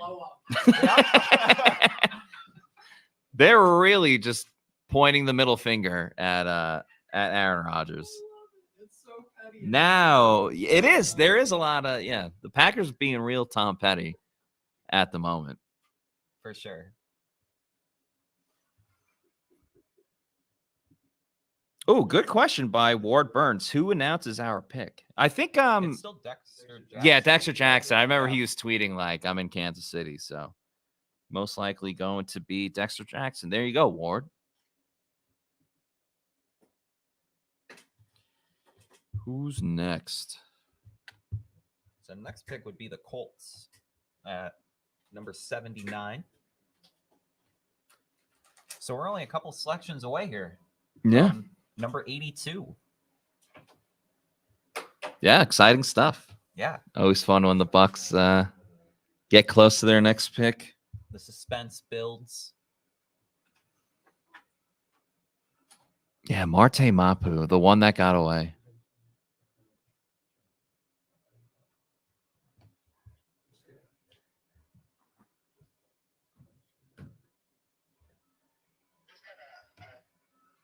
See what we got in the comments. Grace Point says, I'm back, Matt. Aubrey Miller. We will be playing Aubrey Miller roulette, but it won't be until tomorrow. Yeah. I do love a good game of Aubrey Miller Jr. roulette.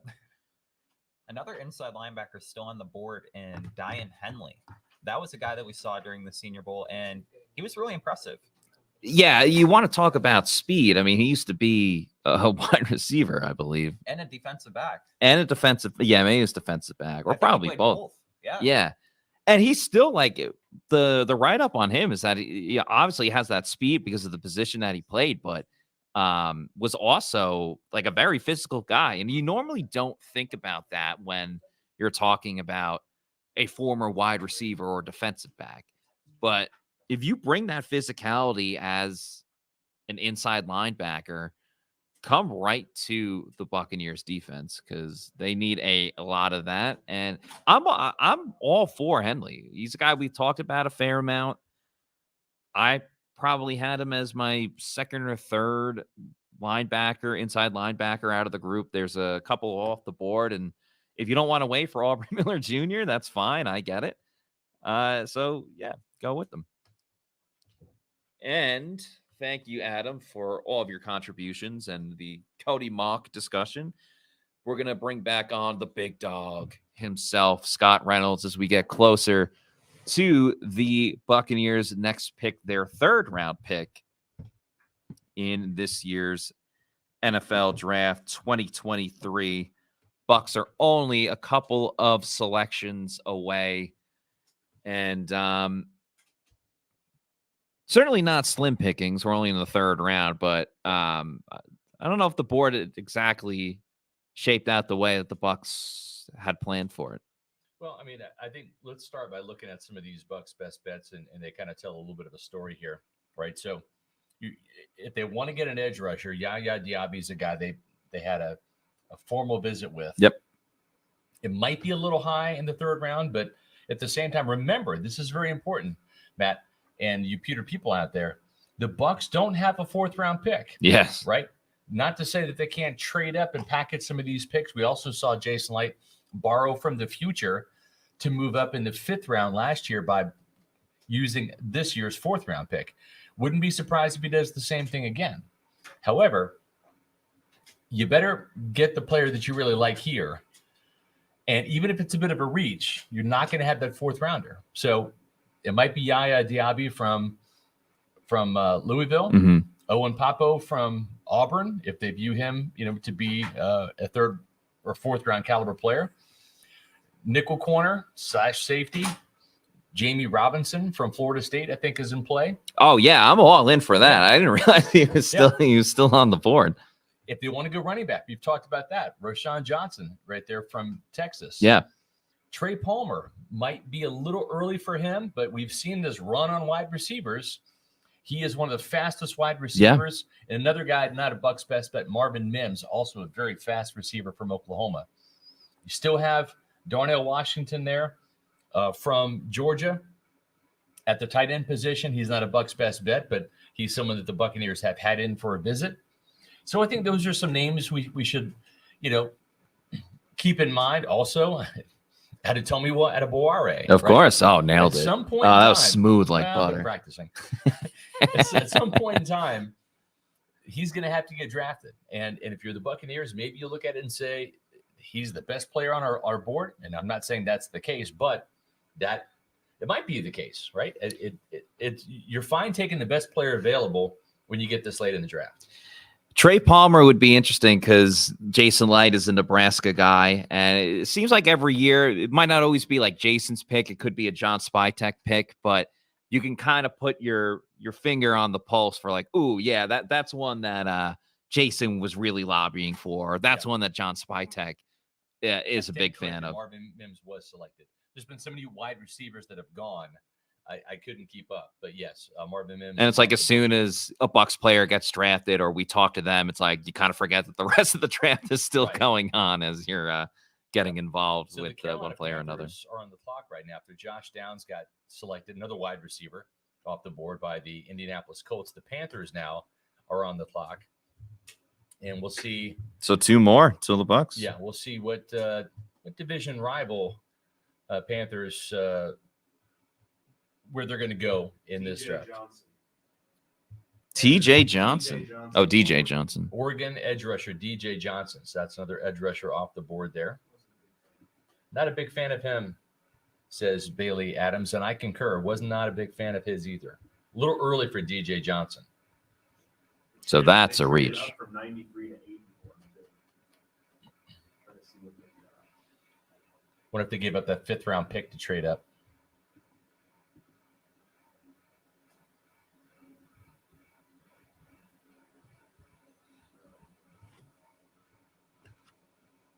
So having said that,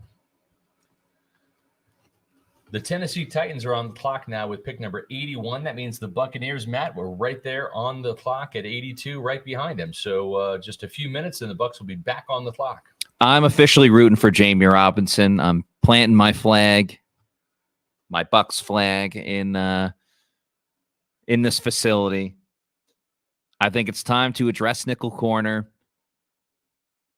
The Bucs have gone with wide receiver in later rounds, although it hasn't worked out necessarily with wide receivers in later rounds. Yeah. And with the depth at tight end as well. I know a lot of tight ends have come off the board, but a lot of safeties come off the board too. Yeah. I know Marte Mapu was one of those guys they liked at safety. And Matt, You look at Jason Light, second-round safety, Justin Evans, second-round safety, Antoine Winfield Jr., third-round safety, Mike Edwards, fourth-round safety, Jordan Whitehead. Only 4 safeties he's drafted, and they're all within the first 4 rounds. So this team needs some safeties. There's no doubt about it. They only have 3 on the roster right now with Antoine Winfield Jr., Ryan Neal, and Nolan Turner. So is this Jamie Robinson or another safety? We'll have to see. And I don't even really look at Nolan Turner as I don't want to say viable option, but I just look at him as safety number 4, maybe safety number 5, something along those lines. Like I don't. The only way he's really cracking into the Bucs defensive lineup is if there's a couple of injuries. He'll play special teams, but I don't really see it much more than that. But we know Antoine Winfield Jr. obviously is moving back to free safety. That's going to be the move for him. Ryan Neal, I don't know how you think, but I haven't ruled out, because Ryan Neal can play in the slot as well. So the Bucs don't necessarily specifically have to draft a nickel corner. They probably will anyway, but Neal could be the guy that ends up, playing in the box as well. So it looks like this mic is not working. Try to get towards the middle. So we'll finish up the draft with one mic. We're down to one mic, just like the Buccaneers' options are falling off the board at certain positions. So are our microphones. We've lost 2 mics. We're down to our last one now. Might be this mic cord. We'll have to figure that out probably tomorrow. Yeah, anyway, well, at least the Bucs are doing us a favor by by making a pick soon so we can kind of give our reaction and then figure out the technical difficulties from there. Carolina, you have 4. The Panthers gave up a 4th-round pick to move up and get DJ Johnson out of Oregon. 2 picks left. Yeah, the Panthers only have 2 picks left, which is crazy. We were just saying before, they didn't have a lot going in. So, so they got the 4th and the 5th remaining. And a lot of Bucs players are getting in on the fun with Cody Mock joining this team. Obviously, there's been a lot of photoshops of Cody and Ryan Jensen as well. Rashad White is in on the mix too, kind of just laughing, using the crying emoji at everything. So should be fun. Some people said Tajay Spears at 82 for Tampa Bay. That'd be something. Josh Capo asking for Roshan Johnson. The Panther and the Bruins apparently have had 4 goals in the last 7 seconds. Really? Yeah.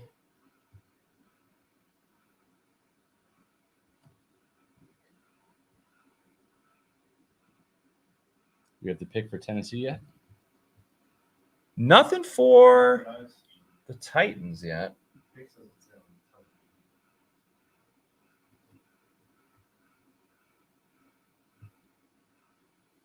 Still waiting on Tennessee.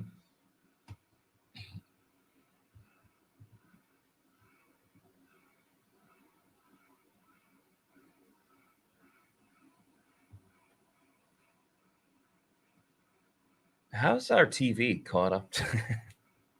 Unless we just missed that one.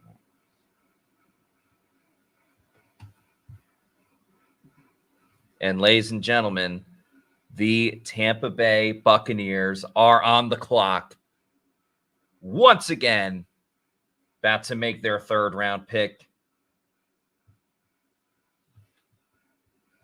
I'm rooting for Jamie Robinson. I think that would be a great idea. Unless Tennessee just took him. God bless you. Thank you.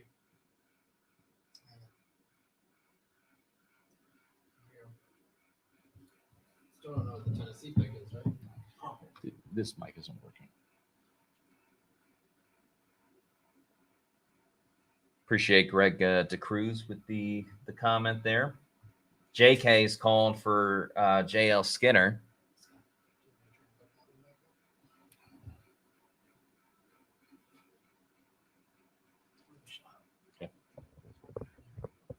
Might be the cord. I'm wondering if it's the cord. Yeah, we have another microphone as well.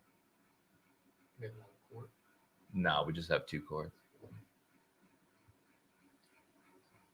Oh, they got, speaking of cords, they got the McCourty brother. Tyjae Spears to the Tennessee Titans. That's one hell of a pick right there. Yeah, I mean, you've been on him since the beginning. Watching a lot of Tulane this year. I mean, Tulane had one of their best seasons in school history. Everyone remembers that crazy game against USC. I forgot what bowl it was, but that was a crazy game. The Cotton Bowl. Yeah. And, you know, just to be clear, Tulane beat not only USF and UCF, they also beat Kansas State this year. So Tulane screwed all of us. Unfortunately, yeah. Shout out Tyjae Spears. So another running back off the board. I mean, we did entertain the idea of having a running back come to Tampa in the 3rd round. That's been the case before. Yep. Don't know if that'll be the case here, as Wade Burns says. Tyjae Spears, Bobby Rainey. All right, can you hear me now?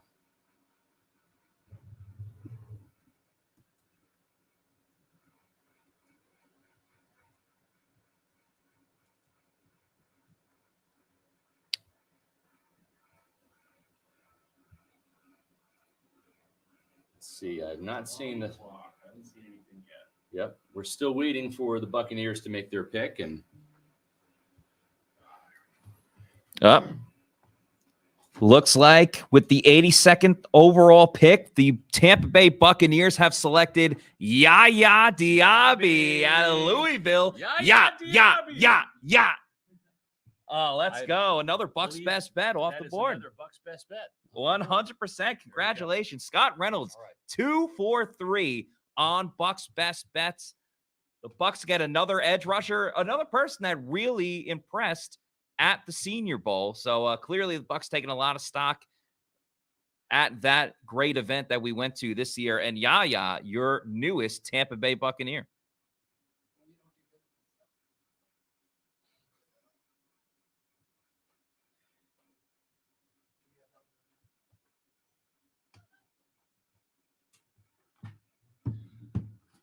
Yeah, so Yaya Diaby. Sorry, we're down to one mic here, folks.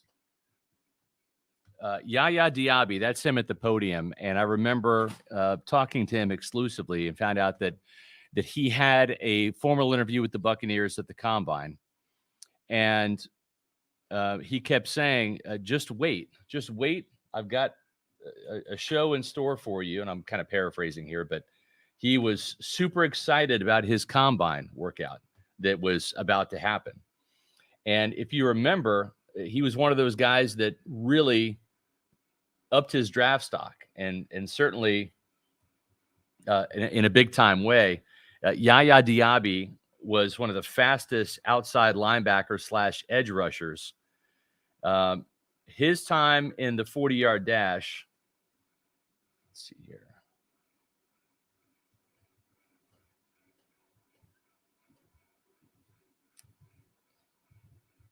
He was the 72nd player on Dane Brugler's draft board, just to give you some perspective there. And he ran a 4.51 at 6'3", 263 pounds, a 4.51. So the Buccaneers wanting to get faster all over the board, certainly on defense they have. And, he is a big, long, strong guy, had 9 sacks last year, kind of a late bloomer. He's a little bit older prospect. I think he's 23, but the production was finally there last year. And this is another guy that we knew the Buccaneers were very interested in. Brings a nice mix, Matt, of power and speed and athleticism. He is far from being a finished product, but Yaya Diaby, the latest member of the Tampa Bay Buccaneers, they needed to get an edge rusher. If not for him, I think it would have been Isaiah McGuire from Missouri. He was probably one of the last guys they liked. So is this a reach for Yaya Diaby? We had him as a day 3 guy. But again, Matt and Pewter people, very important to note, without the 4th round pick, and that's probably where he was destined to go, right. You got to get this guy now because he's not going to be there by the time you pick in the 5th round. I remember watching a lot of his pass rushing moves too over at the Senior Bowl, and he's got a couple of different different tools in the tool shed, if you want to say. So, just interesting to see a guy move up the ranks the way that he did. Let's get to the comments of what people have to say. Big Al says, I like Yaya. Let's read up a little bit more on Yaya as well as we get ready to speak to Yaya, too. Donovan Williams says, I think it's medical with him.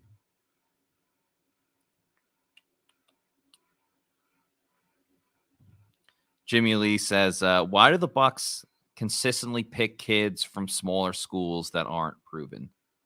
I mean, Louisville's a pretty big school. Like, ever hear of Lamar Jackson? He went to that school.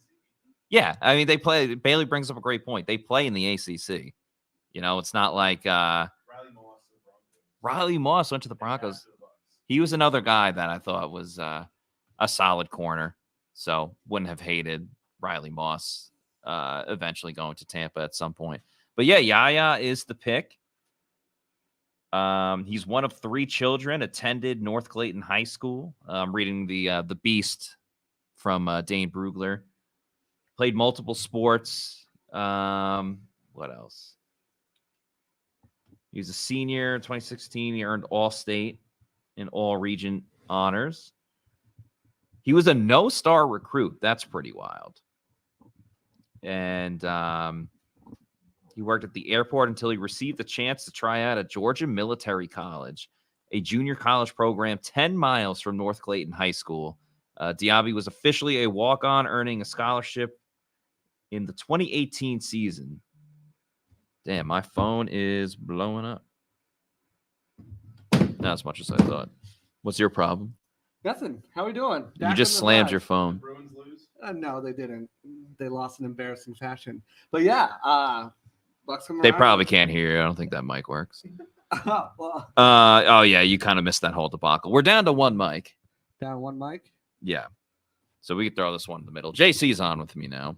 Let me see if I can troubleshoot the situation here while you. I think it might have to be a wire. It's either the wire or the microphone went out. But we have another one. Yeah, so let's pop up this microphone and see what we can do here. Yeah. In the meantime. Yeah. Shout out Schoolboy Q. That would be pretty cool if they got him. But yeah, Bobby Dean, thank you for the 199 super chat. Says, look like Vlad Dukas, King Ugly. I think Vlad Dukas went to the Jets. That name sounds like, yeah, that name sounds very, very familiar. Drew Jackson wants the Bucs to trade back into the 4th for Jamie Robinson. I would love that. That would be fantastic, but I don't even know what kind of draft capital they give up at that point. 155 and Yeah, they traded 1 6th rounder. Can you guys hear me? Guys, let us know if you can hear JC. 155 and 181. That might get it done. I mean, it depends on how late you're trying to move up. Jacksonville's always trying to move down. You guys can hear me? Oh, no, I was just agreeing with your point. Yeah. You guys can hear me. Give me a big old thumbs up because I'll keep talking. I like to talk. That's what I do. On a daily Cody basis. says yes, but we need a couple more we need some affirmations. more confirmations here that you guys can hear me loud and clear. We got at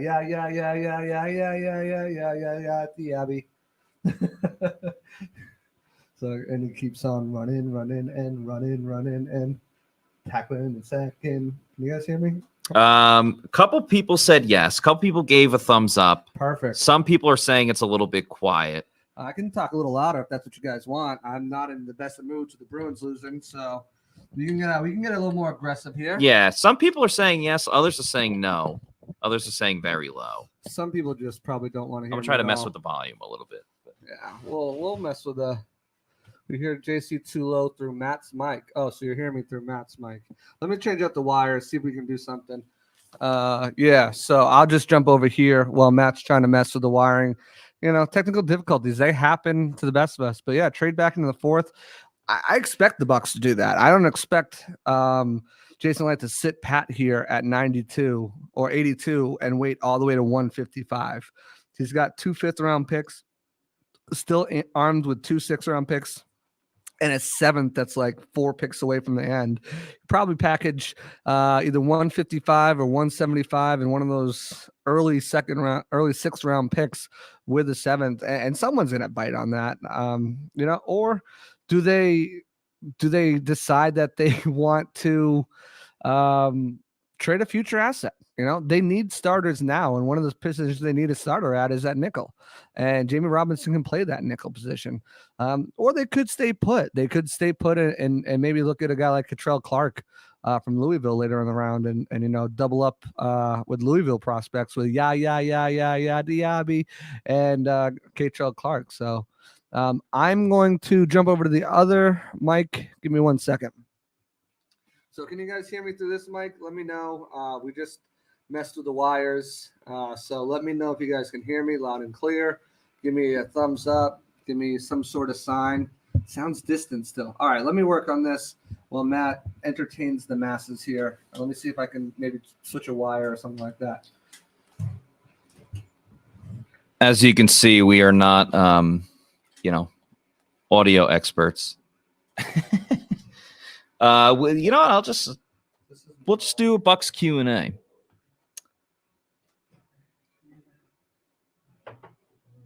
One person is like very, very mad saying that they can't hear us.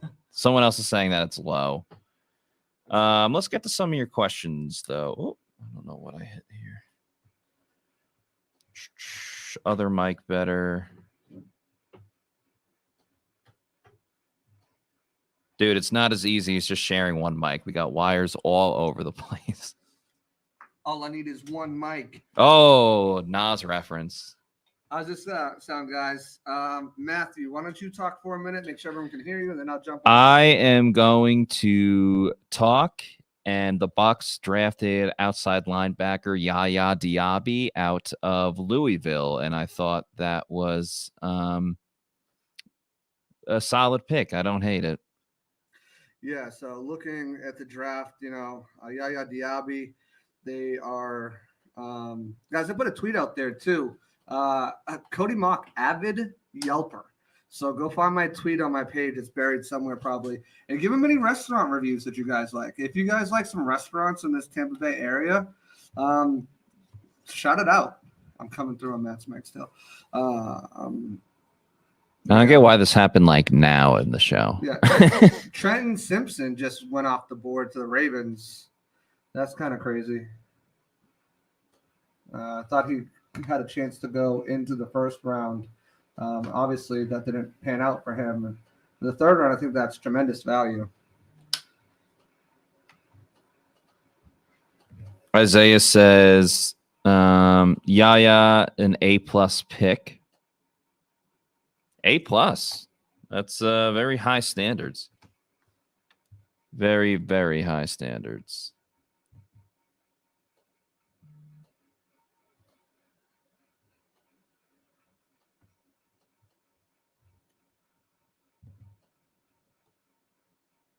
Can you guys hear me in this one?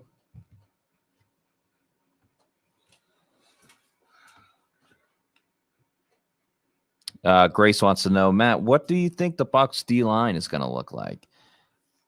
Good question. I think they're going to be much, much faster, which is obviously why they went with Calijah Kancey. I think they're just going to be pretty aggressive. I expect a much better game in stopping the run. That obviously hurt them a lot last year. I like the idea of the combination of Vita Vea and Calijah Kancey if they're going to double team Vita, or just, if they limit Kancey to just what he does well and just shooting the gap, the explosiveness that he has getting off of the ball, I'm fine with that. I'm really curious to see Logan Hall as a defensive end more. Oh, really? Did the Sacramento Kings win? That sucks. I took a prop futures bet on the Warriors winning that series. Can you guys hear me now? Let me know. Matt, you want to turn your mic away so they can't pick me up in that. Guys, let me know if you're hearing me now. As the Bucs, the third round kind of rounds out The 49ers just moved up. Welcome to the draft, 49ers. Yeah, what? Finally making their first pick of the year. So, I think looking at the comments, Isaiah says we still need a safety. You guys can hear me now. Perfect. Awesome. Matt, why you can come back in the screen now, I think. I don't want to get too ahead of myself. Right. But, yeah. But, yeah, tell me, guys, what do you think? What position are you looking at them to take next here? Is it running back? Is it tight end? Is it going to be wide receiver? Is it safety? Is it nickel? And who do you like at those positions? What are you guys' thoughts here as we slowly roll towards the end of day 2 here? We're on pick something. I've lost. I've lost it. Absolute. 84, I think, was the last pick. Devin Archain to the Dolphins. Looks like that's the last one I've seen.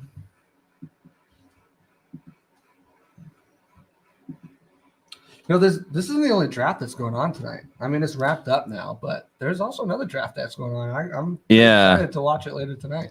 I saw briefly what the sides are. I won't. Don't spoil it. No spoilers. People probably don't even know what we're talking about. They might not know. Some people probably know. Some people in this room know what we're talking about. Right. Bailey definitely knows. He's a fan as well. Bailey's a little busy. Quite a few. Yeah, I'm gonna get a picture of Bailey right now. The concentration on his face right now is just intense. Yeah, it's intense. He's doing a great job here. All right, so apparently they're up to 87, and John V, you got it right. A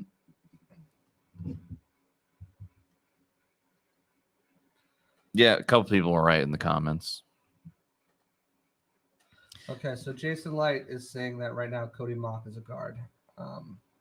Jason's talking right now. And he said that Ryan Jensen is going wild with text, eager to play with them. So Jensen is hyped. Bash Brothers, remember in Mighty Ducks, what was it? Yeah, of course. Reed Fulton and Dean Portman. Yeah, but at the end of the last game they had, Ken Wu became the third Bash brother. I think that you have your 3 Bash Brothers here, and they're all redheaded beasts. That's true. So, I guess Cody Mock is technically Kenny Wu, just based on just being the third guy into the mix, really. But hey, I mean, look at that. I think that you've got 3 guys who are all similar stature, similar mindset, just want to hurt people, and just look the same as well. It's crazy. So, Mark Fisher with the question. So, do you all think the Bucs improved themselves so far in this draft? I'm happy with tonight. I think they got better, but not in a sexy way. They went through the trenches. I'm saying like on-field production. Yeah, Cody Mock's sexy, without question. Yeah. So, just kind of paraphrasing off the Twitter sphere here with some of our colleagues they're putting up there. Jason Light said they're comfortable and pleased with Luke Gedeke as a potential start at the tackle opposite. Wow, that's some big news. That pretty much confirms to me that Wirfs is moving to the left side. I mean, I don't know what else you need to know. If he's saying they're pleased with Luke Gedeke as a potential starter at right tackle, they brought in Matt Filer, who has 2 years of starting experience at right tackle. Yeah. Wirfs is all but moved. Pretty much. And the problem with Filer is he began his career as a tackle and then he moved to guard. He started at both, which is just great. Again, depth-wise, like fantastic. But I'm just curious how it affects. I'm sure he can play both, but beginning his career as a tackle and then moving to offensive guard versus the other way around, I think the Bucs view him more as a guard, but that remains to be seen.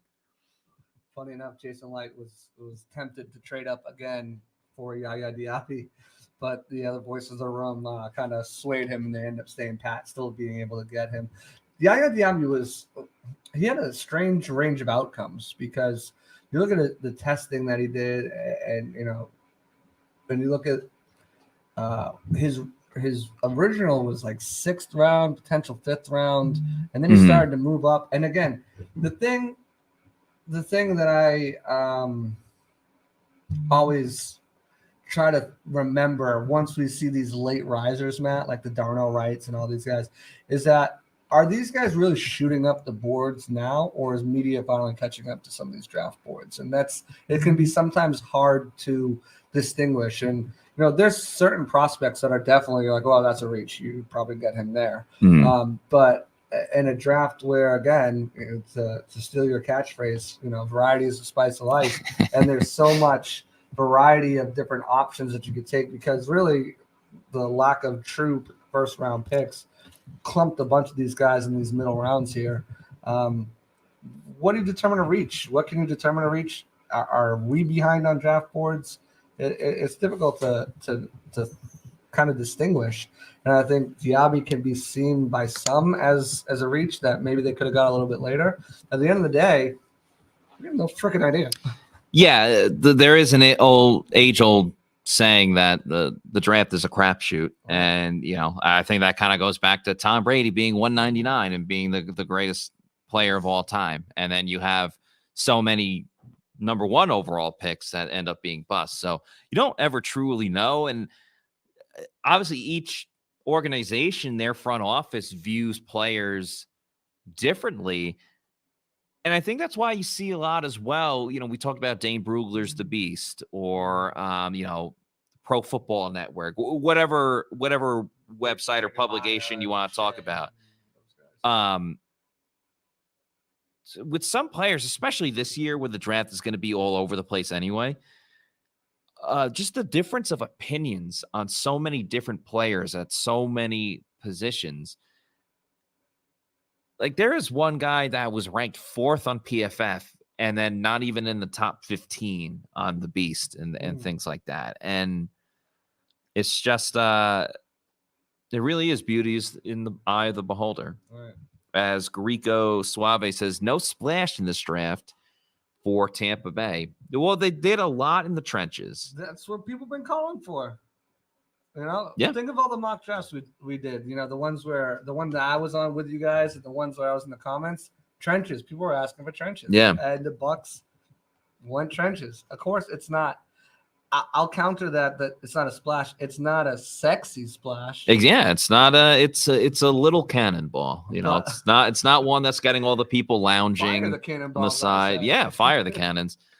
Eater with a good point. No left tackle is concerning. Well, it sounds like the Bucs are putting a lot of stock in Luke Edeke playing right tackle. So if he becomes the guy there, then that problem solved, and offensive tackle isn't the overall need. I will say this. Listen to Light's pre-draft presser. There were 3 things that stood out: speed, power, athleticism, smarts. Yeah. Toughness. You look at all three of these picks: speed, power, toughness, smarts, athleticism. Like, that's what they wanted to do. They wanted to get those guys who are going to give you maximum effort on every play, and with those intangibles. And I think they delivered on each of these picks. Each of these guys is known for their athleticism, their speed, their power, and their character. And that's how you build culture. That's how you do it. That's how you turn it around, right? Yeah, the Bucs definitely stuck to their word with everything that, as you said, the bullet points that they went with, speed and power and athleticism, like you just talked about, they addressed that in this draft. There's no doubting that they shied away from that. They absolutely went after it. Grace Point wants to know, Team Pewter, what do y'all think of our linebacker depth? Well, up top, if Devin White wants to play, their starting linebackers I feel pretty good about. Right. After that, I am very, very concerned. I agree. I mean, KJ Britt, solid special teams, can't be a full-time starter. he's a 2-down thumper. Yeah. And then JJ Russell, didn't even win the job at a training camp. Right. So don't feel too good about that. Yeah, and I think that's a position that they'll probably draft later, or bring in a slew of free agents, and try to figure that position out. Starting wise, you're set. It's just if one of these guys go down, and Matt, you wrote an article the other day about not having that veteran presence, not having that veteran inside linebacker, like when they had Kevin Minter. Yeah. And for everything Kevin Minter was slow, he was still a veteran option that had enough savviness. Put it this way, to his Kevin game. Minter needs to start a winner-take-all game, which every playoff game is. And he started because I think Devin was on the COVID list. He was. And Kevin Minter held his own. He did more than fine. He kept the pirate ship afloat. And then ironically, he got COVID and missed the next game against the New Orleans Saints. But you need that guy that you can trust, maybe not for the whole season, but a guy that you can trust for a game. And I think a lot of Kevin Minter's play fell off the next year when he actually did have to play like a fair amount because Levante David got hurt. I'm not saying that's why he's not in the league at all at this point. But he was really important in 2020. Just a guy that you could trust that knows the defense. I don't feel that way with any other linebacker on the Bucs roster at the moment. And speaking of a linebacker, one just went off the board. 90th pick overall to the Cowboys, DeMarvion Overshawn. Really? From Texas? Yeah. He had some solid traits about him. Pretty good blitzer. Liked what he brought to the table there. Could still probably be quicker, going sideline to sideline as well, specifically. There's still lots of speed at the linebacker position. I think when you look at the Bucs drafting or bringing in, that's what you need to look at. But and it fits the motto, right? Speed and power. If you want it, that's what they need. You can keep KJ Britt on this roster for his special teams ability. Yeah, but he should be linebacker 4. He shouldn't be linebacker 3. And I mean, if you look at it too, like you could, if the worst happens and White or Levante David go out, you could technically have Britt be that, first down guy, maybe even that second down guy. The thing is, you don't want him out there on third down at all, especially if it's a passing down. You can utilize him in that sense and try to cover up some of his deficiencies. But you need a guy that's got the speed. And right now, they don't have that on the roster. That's what they need. And whether they decide to address it in the draft, I would love for them to get Owen Popo. But again, I don't think he makes it out of the 4th round. And we'll see what they decide to do. Sean McDonald with the question says, so do we have any tight ends on the roster? You got Cade Otton. You got Ko Kieft. You got to remember last year they added a veteran tight end late with Kyle Rudolph. Kyle Rudolph is now doing broadcasting for like the XFL. So, yeah, they'll add a tight end at some point. I wouldn't worry too much about it. Yeah, whether that's through the draft or there's still some options in free agency. Max Williams is a big blocking tight end. He was with the Arizona Cardinals last year. He's a free agent. There's a couple other guys out there.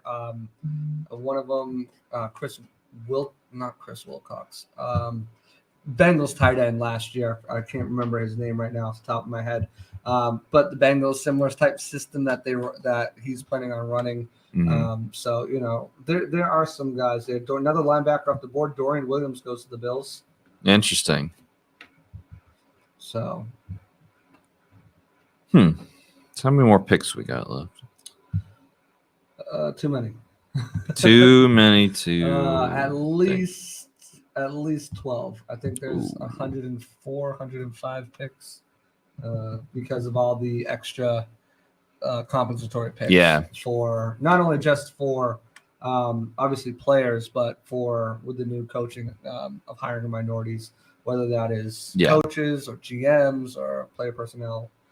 So that T, who used to go by Tony, says, I think it was Tony. Tony. I love our defensive line and offensive line depth at the moment. Okay. I don't know. I thought I saw a comment there. Okay. With secondary depth, but could use more. Lack of wide receiver depth beyond the top 3 scares me. What are we going to do when Mike gets his annual hammy?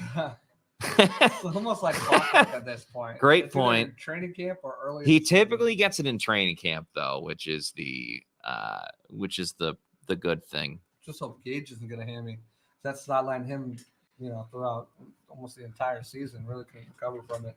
There'll be wide receivers left available. There's some guys out there on the free agent market. They're going to load up on undrafted guys and hope someone sticks. But my concern is they did that last year, and they've drafted guys in late rounds, and hasn't totally worked. I mean, I don't look at Scotty Miller as a failure. I know he's in Atlanta now, but he was a late round guy.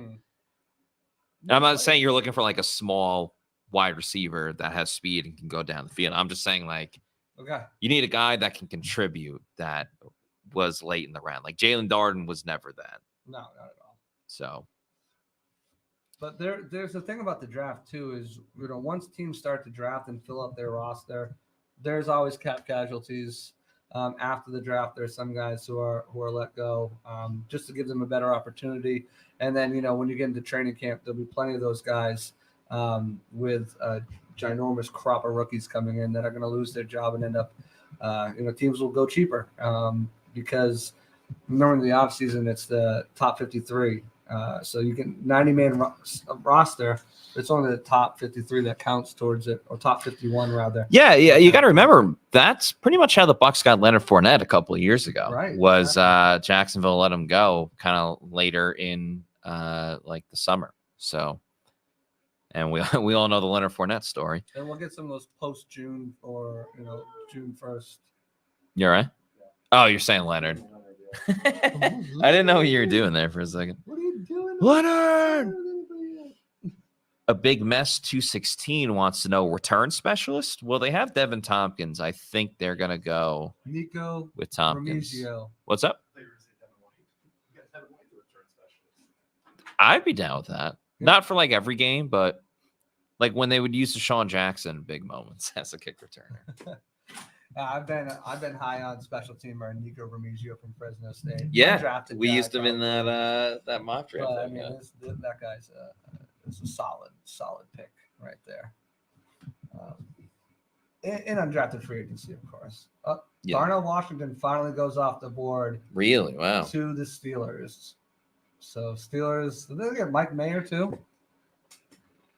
They got two tight ends? No. Oakland got Oakland Mayer. Got Mayer. Yeah, so Darnell Washington, that's a great selection for them at this point. Yeah. They're going to continue to run the ball effectively with Najee Harris there. They grabbed Broderick Jones as well. And then you kind of look at, Kenny Pickett entering year 2. It's paramount that they try to make life easy for him. And by pairing a good running game, now that you got Broderick Jones in there, you got Darnell Washington, who's an outstanding blocker. You kind of make life easier for Kenny Pickett going into year 2. And they also got playmakers on the outside too, Deontay Johnson and George Pickens, and we'll see what they do. Another tackle off the board, Wanya Morris goes to the Chiefs. So pick 92 overall. So the Chiefs continue to address the offensive line after losing Orlando Brown in free agency. I like their first pick with Felix and DK Uzama. That was Just feel good too. It was feel good. City, yeah. Played in Kansas City. Goes to the defending Super Bowl champs. In Kansas City. Because the draft's in Kansas City. Was he there? I don't think he was there. No, I mean, I thought he was going to be a second round pick. Right. So he probably didn't show up. Right. Well, I mean, he could have just drove down the street, I'm sure. Yeah, true. Local to the area. Isaiah J, also known as Zai, says, what do y'all think of Devin Tompkins and Kalen Geiger? Tompkins, I'm okay with as the returner, though I don't think he should just be handed the job. Geiger, throw him on the practice squad, maybe use him as a gadget guy. Geist 85. Why do we have like 8 guards? Yeah. There are a ton of guards. Legit. Aaron Stain, there's going to be another team that gets a valuable guard that they cut. But there's probably a team right now that has too many wide receivers that the Bucs are going to end up signing. That's perfect trade opportunity right there. I'm still flabbergasted that Darnell Washington went so low. I mean, again, but it just goes back to what we were talking about. Some people had him as a first-round pick. Yeah. He goes at 93 overall. I had Tucker Kraft going way further than where he did in the, what was it, the third round? I think I had him in like the fifth round. I guess there's some medical concerns, which is why he dropped this far, but still great value. I mean, the medical concerns thing always, because most of the time these medical concerns aren't current. They're previous medical concerns that are popping up. So it's like, yeah, but he's moved on from that. Last year he showed he could play well, move past those medical concerns. Do we really hold it against, teams sometimes hold it against them, I guess. And that's, we saw it with Nakobe Dean last year, right? So, and interesting enough, Darnell Washington's a Georgia player. So I know. Wow. Back-to-back years, guys who were projected to potentially go in the first round from Georgia drop into the third round due to medical concerns. Lord Jimbo the second, even though it says two, I'm just saying it as the second. Better. Yaya wasn't a home run, but he looks like he cares, and better that than have him go one before we want him. I'll never forget having the Chiefs take the center, and then took Trask. I think you're talking about Creed Humphrey. I'm pretty sure he got drafted by the Chiefs. Yeah. Creed Humphrey, yeah, and he's been a beast. So I remember doing the write up on him, thinking, "Oh, he's gonna go." So I don't know if this is from actual players, but the Bucs have been doing these letters from current players to the rookies. Oh yeah. And, they just put one to Yaya. Right. And it's from Jamel Dean. It says, "What's up? This is Jamel. Don't make a scene. It's just Dean. Welcome to the crew. I'm so excited for you. You made many sacrifices and stuck to the plan in order to get to this point. I can only imagine the joyful feeling you and your family are experiencing right now. You're going to love the city and organization, your new teammates and the coaching staff. I can't wait for you to get here so we can all grind this year. We're going to need you to make another Super Bowl run. Congratulations, and I hope you enjoy this moment. Go Bucs."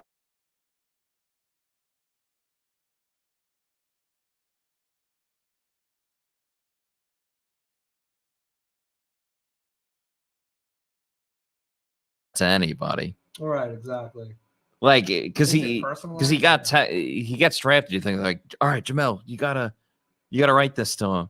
Because the first one was Tristan Wirfs over to Calijah Kancey. Okay. So we got another one over here from Antoine Winfield to Cody Mock. Congratulations, bro. Wishing you a healthy and successful career. I've experienced everything that you are going through now, and there's no greater feeling. Tampa is going to welcome you with open arms. Keep your head down and work hard, and who knows, you might end up with a ring in your first year too. See, now that reading that one makes me feel like these are like pre-read. I don't know. They have to be pre-read. They're definitely, because they're not anything specific. It's like, oh, I saw you balled out at Pitt. Like, that's great. Right. Oh, you played in the ACC? I played in the Big Ten. Right. You're from North Dakota. I'm from Minnesota. Right. State neighbors. Someone should just write a letter as if they're doing Stan. Dear Slam, I wrote to you, but you still ain't calling. I left my cell, my pager, and my home phone at the bottom. Everyone knows the rest. Yes. Which version do you prefer better, Elton John or Dido? Well, the Elton John one was just a one-off. Still, it was live. It was really good. Lions just traded up. Yeah. Michael Wilson went at pick 94, so 95 Lions are Wilson. Hey, Mr. Wilson. I like Michael Wilson. It was a good prospect. How many trades have the Lions made? It feels like quite a few. I'm not burnt out. I'm just I was trying to post something on our Insta story, so been going back and forth. But it's posted now. We're at that. You want to see burnt out, wait till tomorrow. I could use an ice cold Celsius. They're a little bit room temperature right now. They are fantastic no matter what. Yeah. You got a cup of ice? Pour some ice in it. Put over ice. Yeah, that's all right. We I'll were power describing through it. Watermelon yesterday. It goes well with anything. Yeah. It really does. It really It's does. a good snack. It's a good mix. Oh, mixy It's a mix. good chaser. Yeah, I was watching Always Sunny the other day. It was the one where at I forget where they're at, but it's just like orange juice and stuff. It was, what is this? People just drink mixers? Yeah. And that might be when they're on the cruise. I think it could be. Yeah. I love It's Always Sunny. It's been a little while since I had a mixer the since other I day. watched it. Actually wasn't bad. Supply and demand says Celsius and Public subs, right, JC? I don't see this is. Oh, common you're mis- anti. No, pub common sub. misconception. I don't hate pub subs. I just don't. I think they're overrated. I think Matt, you're from New York. Mhm. The sub shops up north far outrank the sub shops down here. Yeah, that's a fair point. There's more tender love and care, I would say, absolutely. with like Mom and local, pops. with local sandwiches and stuff like Right, that. right. And You can get a little more variety, kind of like a Celsius energy drink. right. And I think down here, I mean, if you don't get a pub sub, you're going to Firehouse or Subway or Jimmy John's or Yeah. like that's it. Like those. are I'll your never have options. Subway. I think it's disgusting. Subway don't eat fresh is what it is. Firehouse is okay. Firehouse, I wouldn't go out of my way, but like if I'm hanging out with people and they're like, hey, we're getting these subs, What do you I'd be want? like, okay, Yeah, okay, whatever, okay, I'm fine, in. But yeah, they don't really have those mom and pops down here that make the subs. West Shore isn't bad. I found their food, their subs aren't that bad. West Shore There's pizza. actually a place I had a West buddy Coast, that would do essentially not just like sandwich reviews like the way Portnoy does pizza reviews. Mhm. But it would be like a 10-minute thing, like, hey, I went to this place, like here's the owner, like this is what I got, this is what's on it, and then he would like eat it and kind of review it. And he wouldn't always talk to the owner, but Right. but I watched that thing, and there's one place, it was called Mickey's Subs. It's awesome. They used to be right down the road from Raymond James Stadium. No, they're out of As Sean McDonald says, that's what we need, a Pewter Report cruise. I'd be down. Shout out Carnival. They're not there anymore. The sub shop. No, they moved to a new place. So they're still in business, thankfully. But let me know. yeah, not as close. I have to find like where the new place is. There is a place in Sarasota, I believe, and they're building one in St. Pete. It's called Kelly's Roast Beef. Okay. If you guys are in that area, you live around there, or you're just like down at the beaches, whatever, Kelly's Roast Beef, phenomenal. It's one of those New England chains that they just brought down here. There's only 2 of them, but a phenomenal place. And if you guys, there's another restaurant too, because I know we got people watching from all over. If you're in the Boca Raton area, Abe and Louie's Steakhouse, if you guys have been there, haven't been there, phenomenal. Oh, Peter Pan and Wendy's out. I didn't even know that. I heard that on the radio the other day. What's it supposed to be? Just like them as they're older? It's like the remake, the remake. Yeah, yeah. It's not original ideas. So it's essentially just Peter Pan Yeah, and Wendy. and Wendy. I guess I don't know. Let me ask you, going back to Pub Sub, if you do have it, what is your order? So I got heat for this, and I'm probably gonna get heat for it anyways. But I like a chicken finger pub sub. But, Yeah, chicken tender pub. But don't cut the tenders up. I don't want you to cut, because when they cut the tenders up and sauce them, It does break apart and fall. and you lose the crispiness of it. So don't cut it. Give me some cheese on there, whatever I'm feeling. Maybe some Gouda, maybe some just a regular American. Give me some bacon. Give me a little drizzle barbecue sauce on there, and that's what I go for. Interesting. It's delicious. Not bad. Yeah, I usually do chicken tender. I get it cut up. I'll do like lettuce, tomato. I love banana peppers. And then sauce, I'll usually get like either a Chipotle mayo or like a Boar's Head Gourmets. I've been doing that a lot more lately because the Chipotle mayo is great, but sometimes it's a little like too spicy. Yeah. Where it's just like, I just want to enjoy this at the moment. Speaking of Chipotle, that reminds me, we're off on a tangent here, guys. Forget the draft. We're talking food.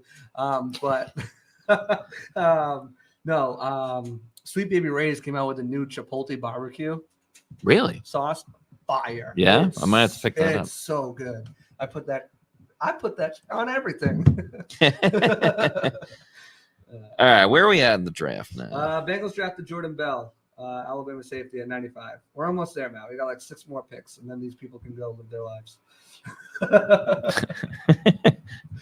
But no, we think. I mean, 249 people still watching with. Pewter people have been so awesome. We love the Pewter people. You guys are great. Man. Riding with us Super all fans. night. I mean, we started at 6. Look at all these. They're giving us all these different places. Noreen's in Bradenton. People are giving their pub sub orders. Feel free. Give yours. We'll throw it up on the. We're all about fan interaction. So if you like roast beef, Kelly's roast beef is what's up? Yeah, I right. could definitely do a pub sub. Maybe tomorrow we'll get some pub subs for the show. The man loves it. Loves when I talk about it. It's crazy, but yeah. Like speaking, hey, we're talking about pub subs, right? Cody Mock has never been down here. Yeah. And you know, probably never had a pub sub. He's probably never had a pub sub. That's sad. That makes me sad Right, just thinking about that. He'll have one, I'm sure. Down here. Though, could he really? And I can say this because I've lost a tooth before, but could he really enjoy like a big pub sub? I don't know. Actually, they fill those things to the max.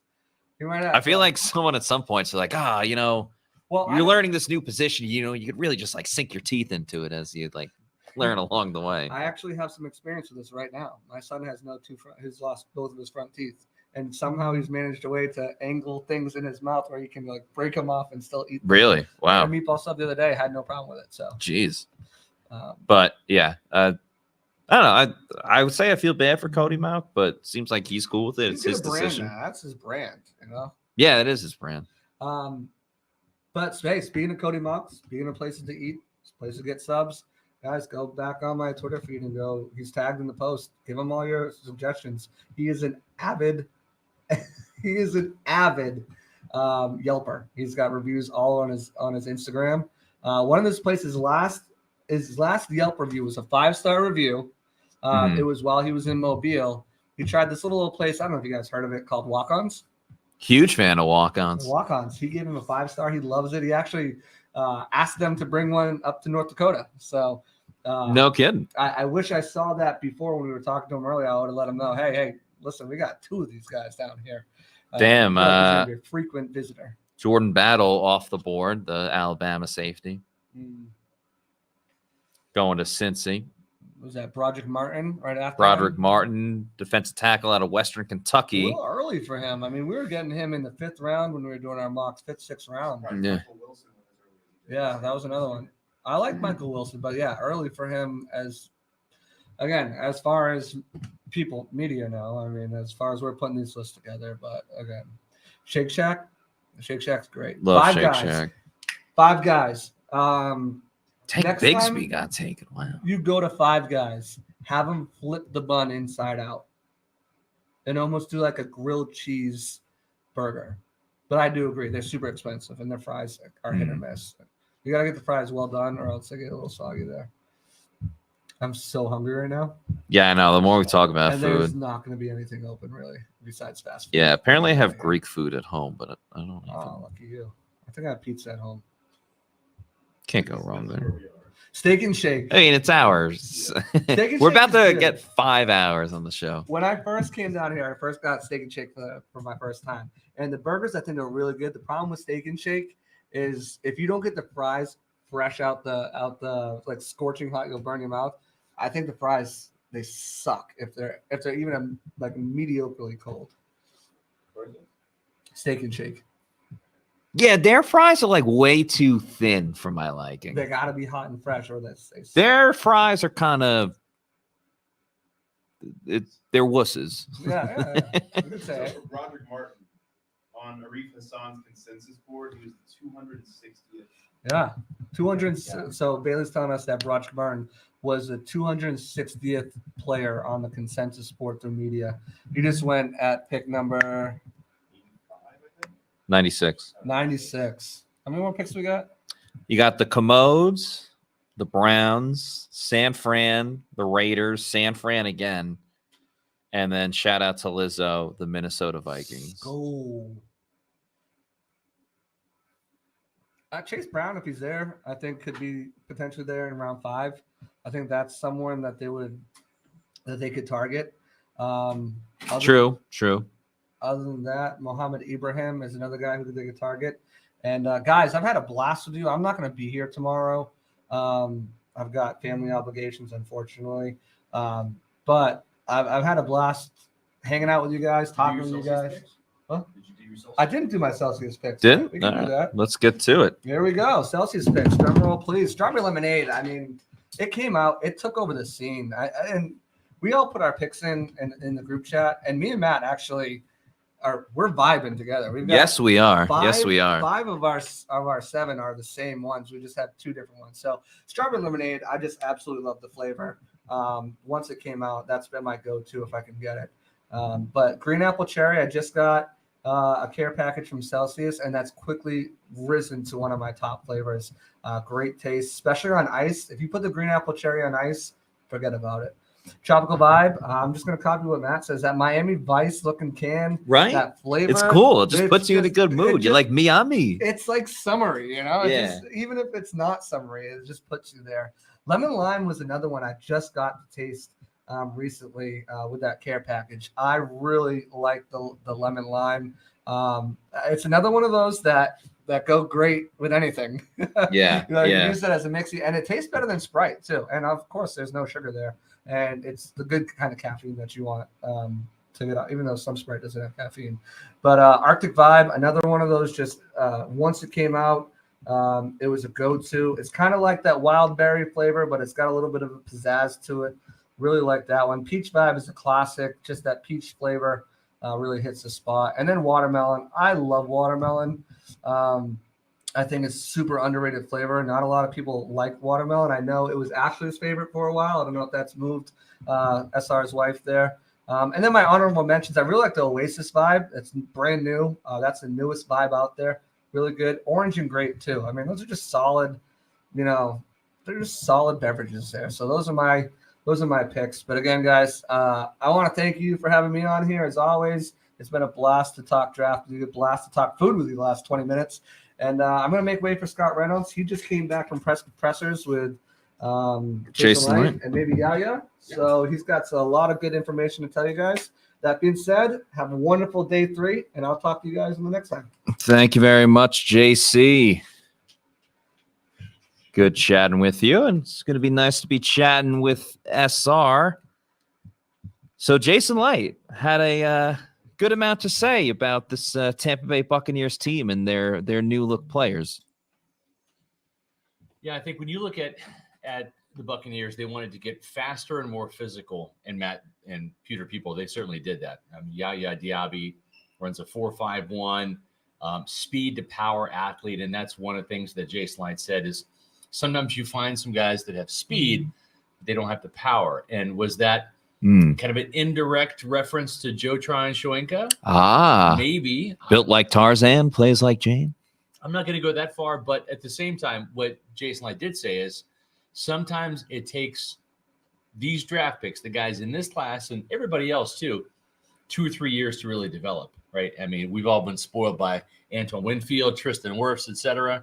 I'm sorry, I don't mean to interrupt, but the 49ers took a kicker. Jake Moody. Yeah. I can't believe that in the 3rd round. That's where the Bucs took Martin Gramatica back in the day. Automatica Gramatica. So. Sorry, please continue. I was just so thrown off by that. I'm with you on that. So very excited about Diaby. Late bloomer, 24 years old, had 9 sacks last year for Louisville. They feel like the arrow's pointing up with him. Big physical guy. He's going to come in and compete with Anthony Nelson, I believe, to be that number 3 edge rusher. Right. Nelson obviously has the experience in this system and years playing in the league. But with that type of body and that speed and that strength, you're going to see Diaby playing special teams. He will be a special team star, certainly as a rookie, in addition to being a wave guy to come out and rush the passer and spell either Shaq Barrett or Joe Tryon-Shoyinka. Cody Mock, they just loved him. Jason Light just said he's one of those guys that when you watch tape, he's fun to watch. And he kind of referenced that in his pre-draft press conference.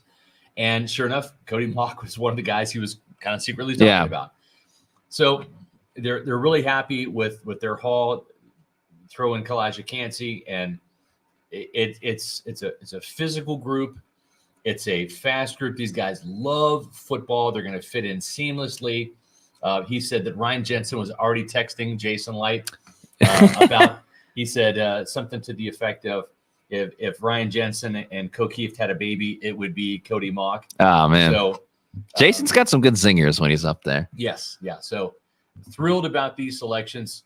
Jason did say, you can't fill every need in the draft. Like no team can do that. Right. It just doesn't happen. Yeah. There's certain positions that you can't get. But what we kind of figured out was with the Bucs not having a 4th round pick, was this a bit of a reach? I think ideally Yaya Diaby is probably a 4th round guy. That's why we had him on the day 3 outside linebacker list on the Bucs best bets.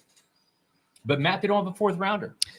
No. So sometimes you got to stick and pick and get your guy while you can. And so I think that is a big reason why they drafted Yaya Diaby here. And also, too, he did kind of infer that, wow, this is a deep class of edge rushers, that number was kind of dwindling. It was. And I think, Matt, and you probably agree, it was down to Yaya Diaby and probably, Isaiah McGuire from Missouri. And he wasn't going to be there in the 5th round. So it makes sense to take Yaya Diaby right now. Yeah, you might as well. And it feels like every single draft is going to be like one pick that either you don't agree with, that's a bit of a stretch, whatever it might be.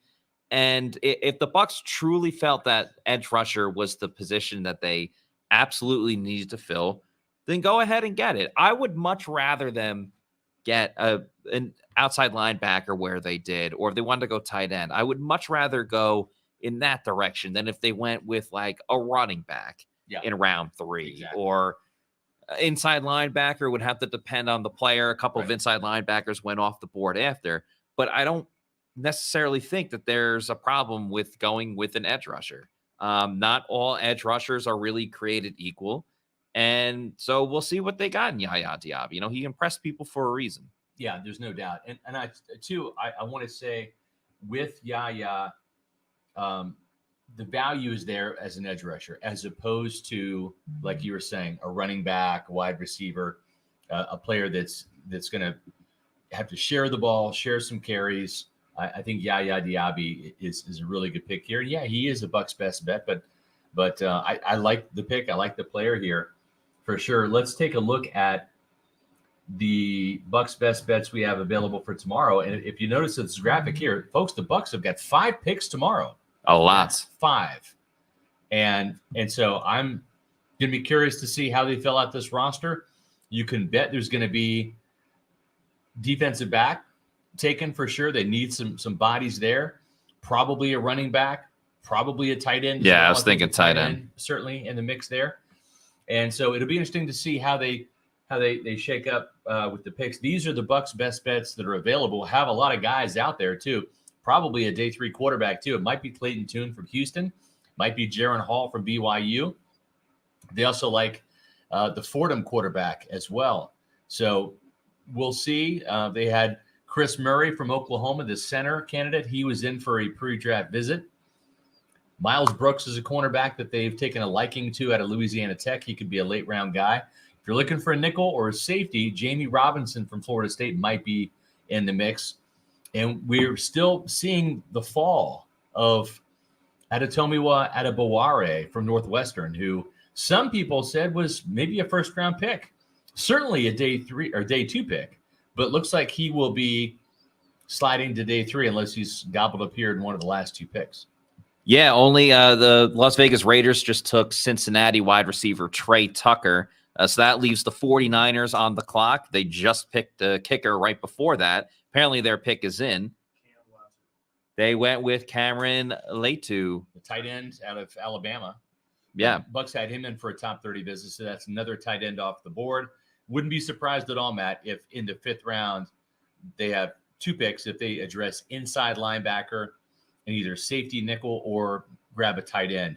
Both of our Bucs best bets at an inside linebacker, Owen Papo from Auburn, and Cam Jones, a guy I really like from Indiana. Both those guys still on the board. If I could add a third name there, it would be Servassier Dennis, the linebacker from Pittsburgh. And I wouldn't be surprised if they get another Pitt Panther, whether it's Brandon Hill, the safety, or if it is Servassier Dennis. The Bucs had a liking to both those guys as well at the combine. Jordan Schultz, draft analyst, said, love the Yaya Diaby Bucs pick. Had a scout tell me, imagine if Tyreek Hill was a 6'3", 260-pound edge. Relative athletic score is a 9.84 out of 10. One of the freakiest defensive players in the draft. 4.56 in the 40 at 263 pounds is scary. I'll say that again. 4.56 seconds in the 40 at 263 pounds is scary. So very nice words. That number's incorrect. He ran a 4.51 at the combine.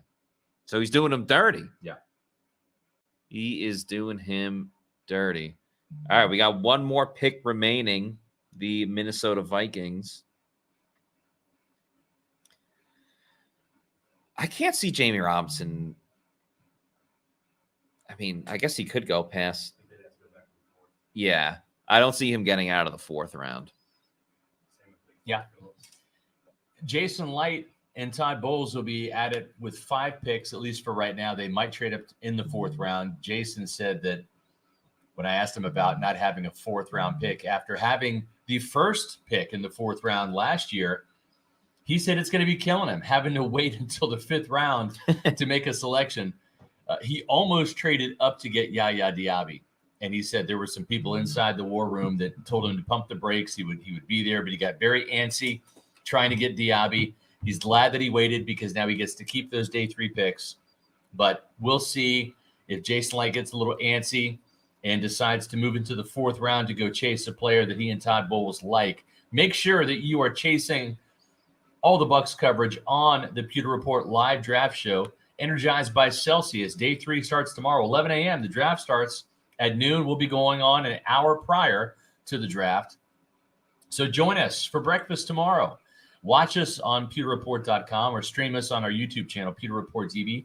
And please make sure that you're liking all of the videos, including this one, on our YouTube channel. Helps us out with the algorithms. And also subscribe to Pewter Report TV. We'd love to have you as a subscriber as well.